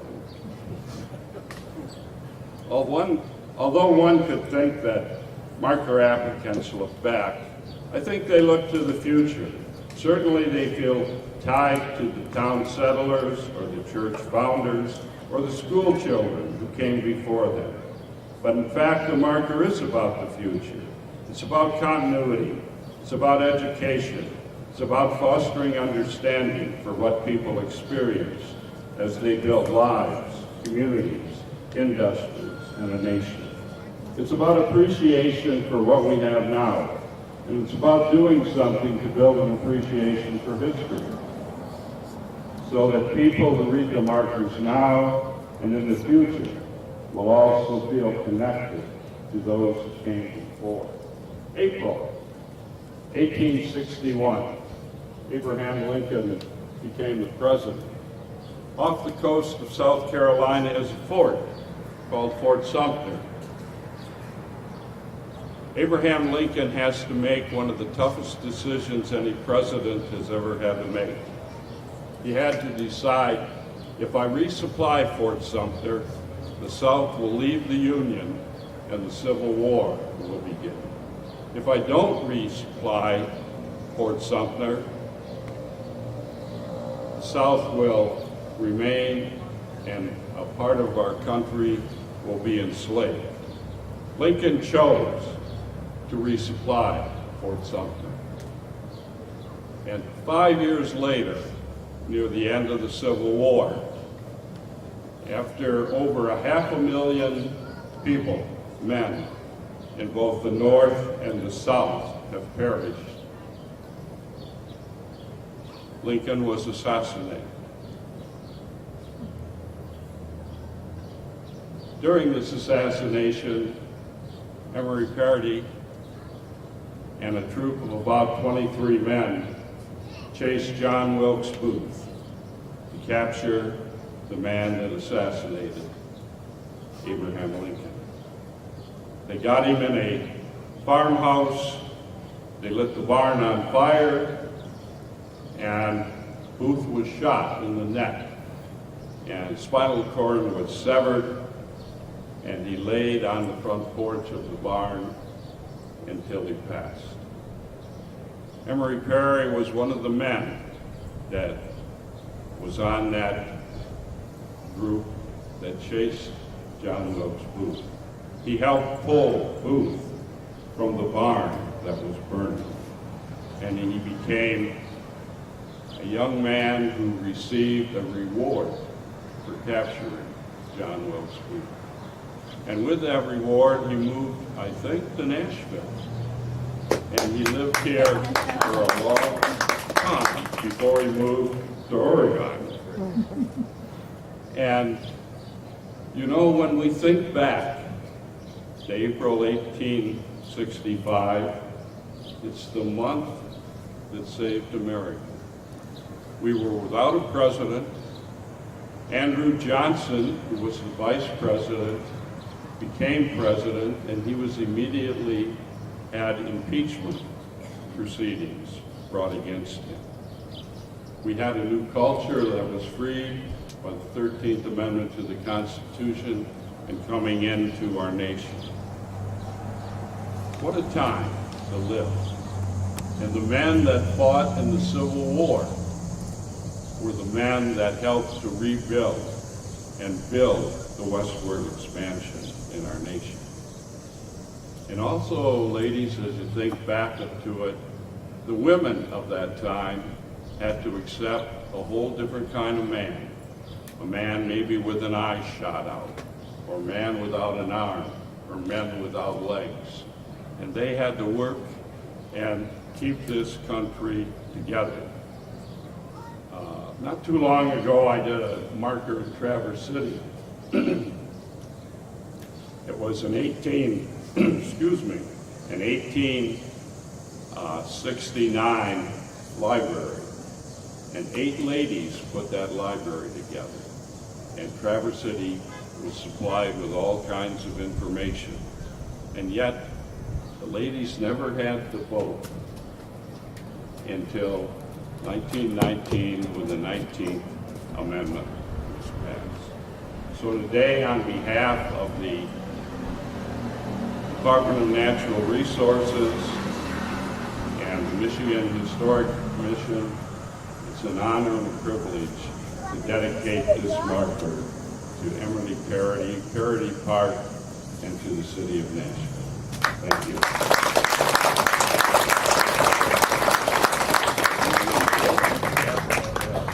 Okay, go ahead. We're going to unveil the marker. Jeff, can you pull on that and get that to come off?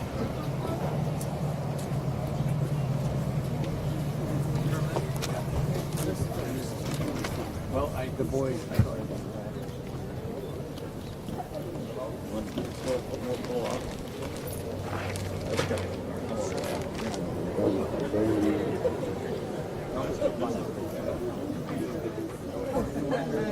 He's already up there.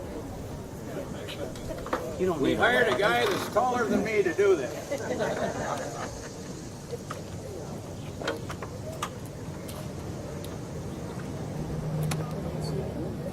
I can see Lake Michigan. I don't think so.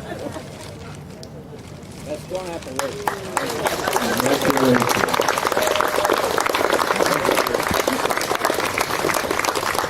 If you all can't see it, I'll read the markers.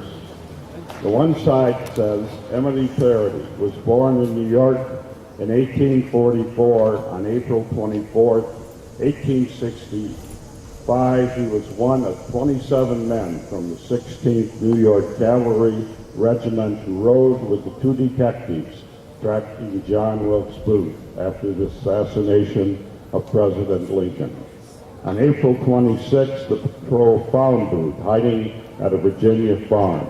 2 days later, Parody wrote to his parents about a fire which started to force Booth from the barn. The shot that mortally wounded him and rushing in to carry him out. In 1866, Parody received a $1,365.84 reward for his role in Booth's capture.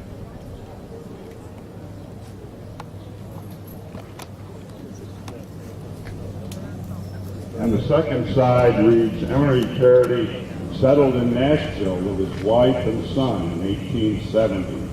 1 year after the village incorporated in 1872, Parody purchased property at 102 North Main Street and worked there for many years as a cobbler. He served as Justice of the Peace in 1879 and was president of the village council from 1883 to 1884. Parody also worked as a village postmaster for several years. Parody and his wife raised 5 children in Nashville and lived in the village for most of their adult lives. In 1906, Parody and his family moved to Portland, Oregon, where he lived until his death in 1924. We should be very proud to have this marker.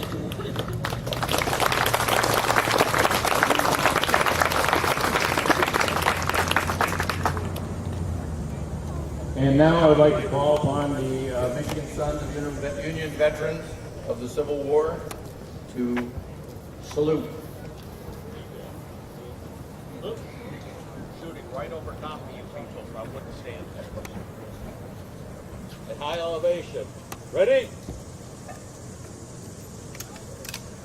Aim. Fire! Load!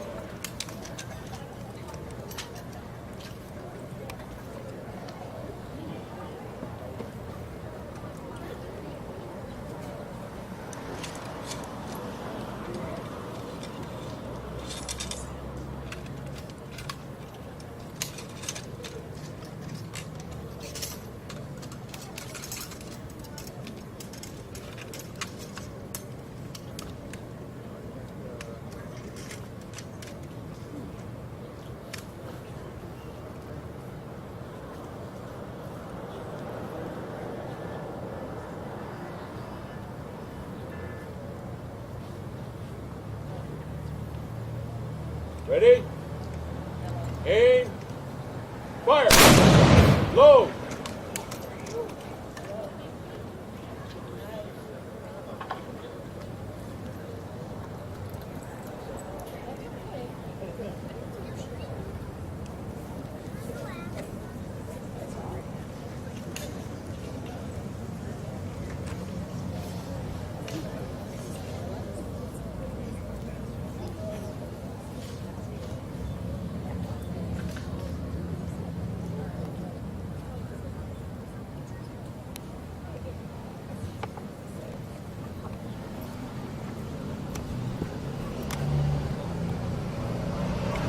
Ready?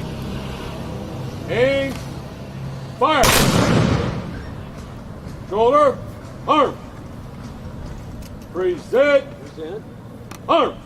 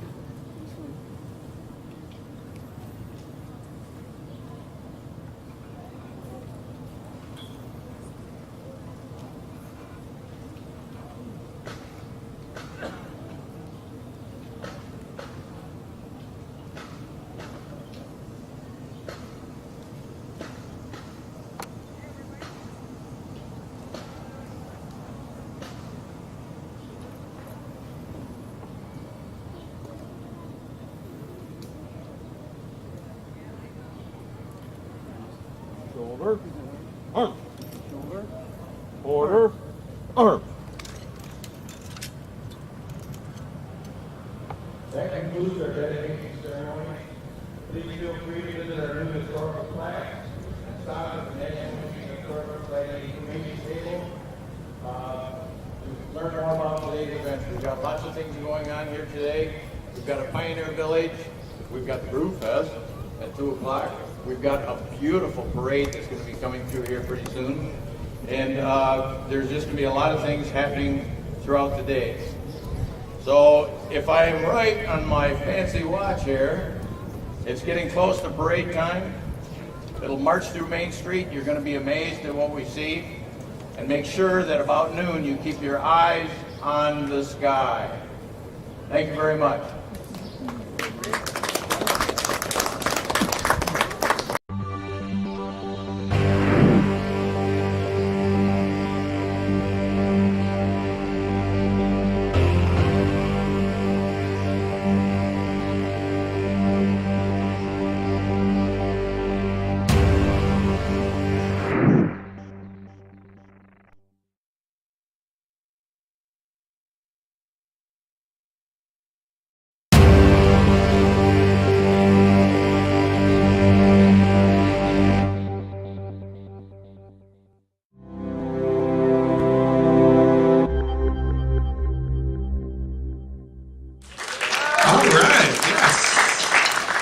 So anyways, as the story goes, Bob wanted to write a piece for the band because Georgia on My Mind was kind of Joe's piece and was his tradition with the band, and he wanted a new tradition.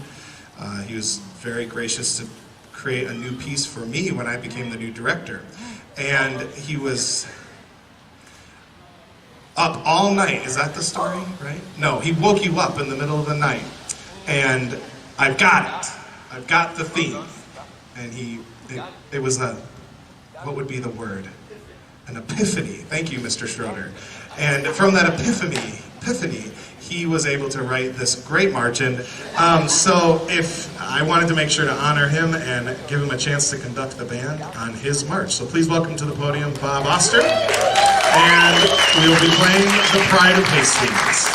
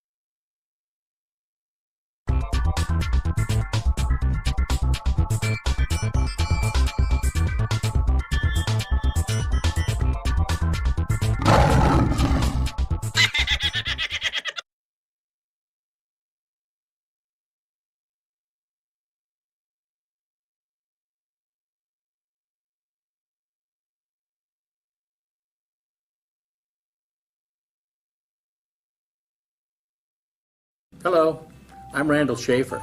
You see me hosting Hastings Mystery Theater here on the Hastings Cable Channel. But I'm also a member of the Cable Access Committee. We serve the Hastings City Council by managing the programming and coordinating with our local cable providers. We want to create more locally produced programming. Oh, there are more things we would like to feature, but we need a few volunteers. There are lots of programs begging for someone to adopt them. If you have the time, we have the cameras and equipment, and we'll show you how to use them. We also have post-production editing facilities, so your contributions will look professional, even as you learn. Instead of sitting there watching television, why not help us create it? It's fun.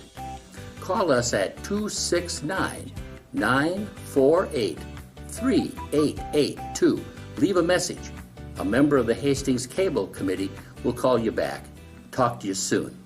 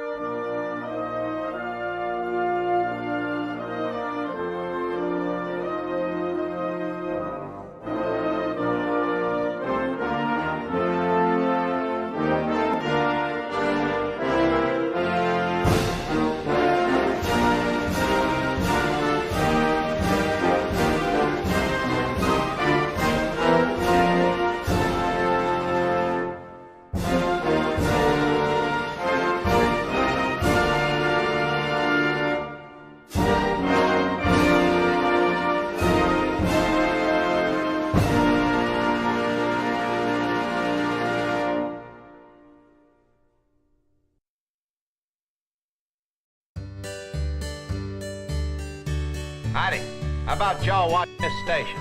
Appreciate it.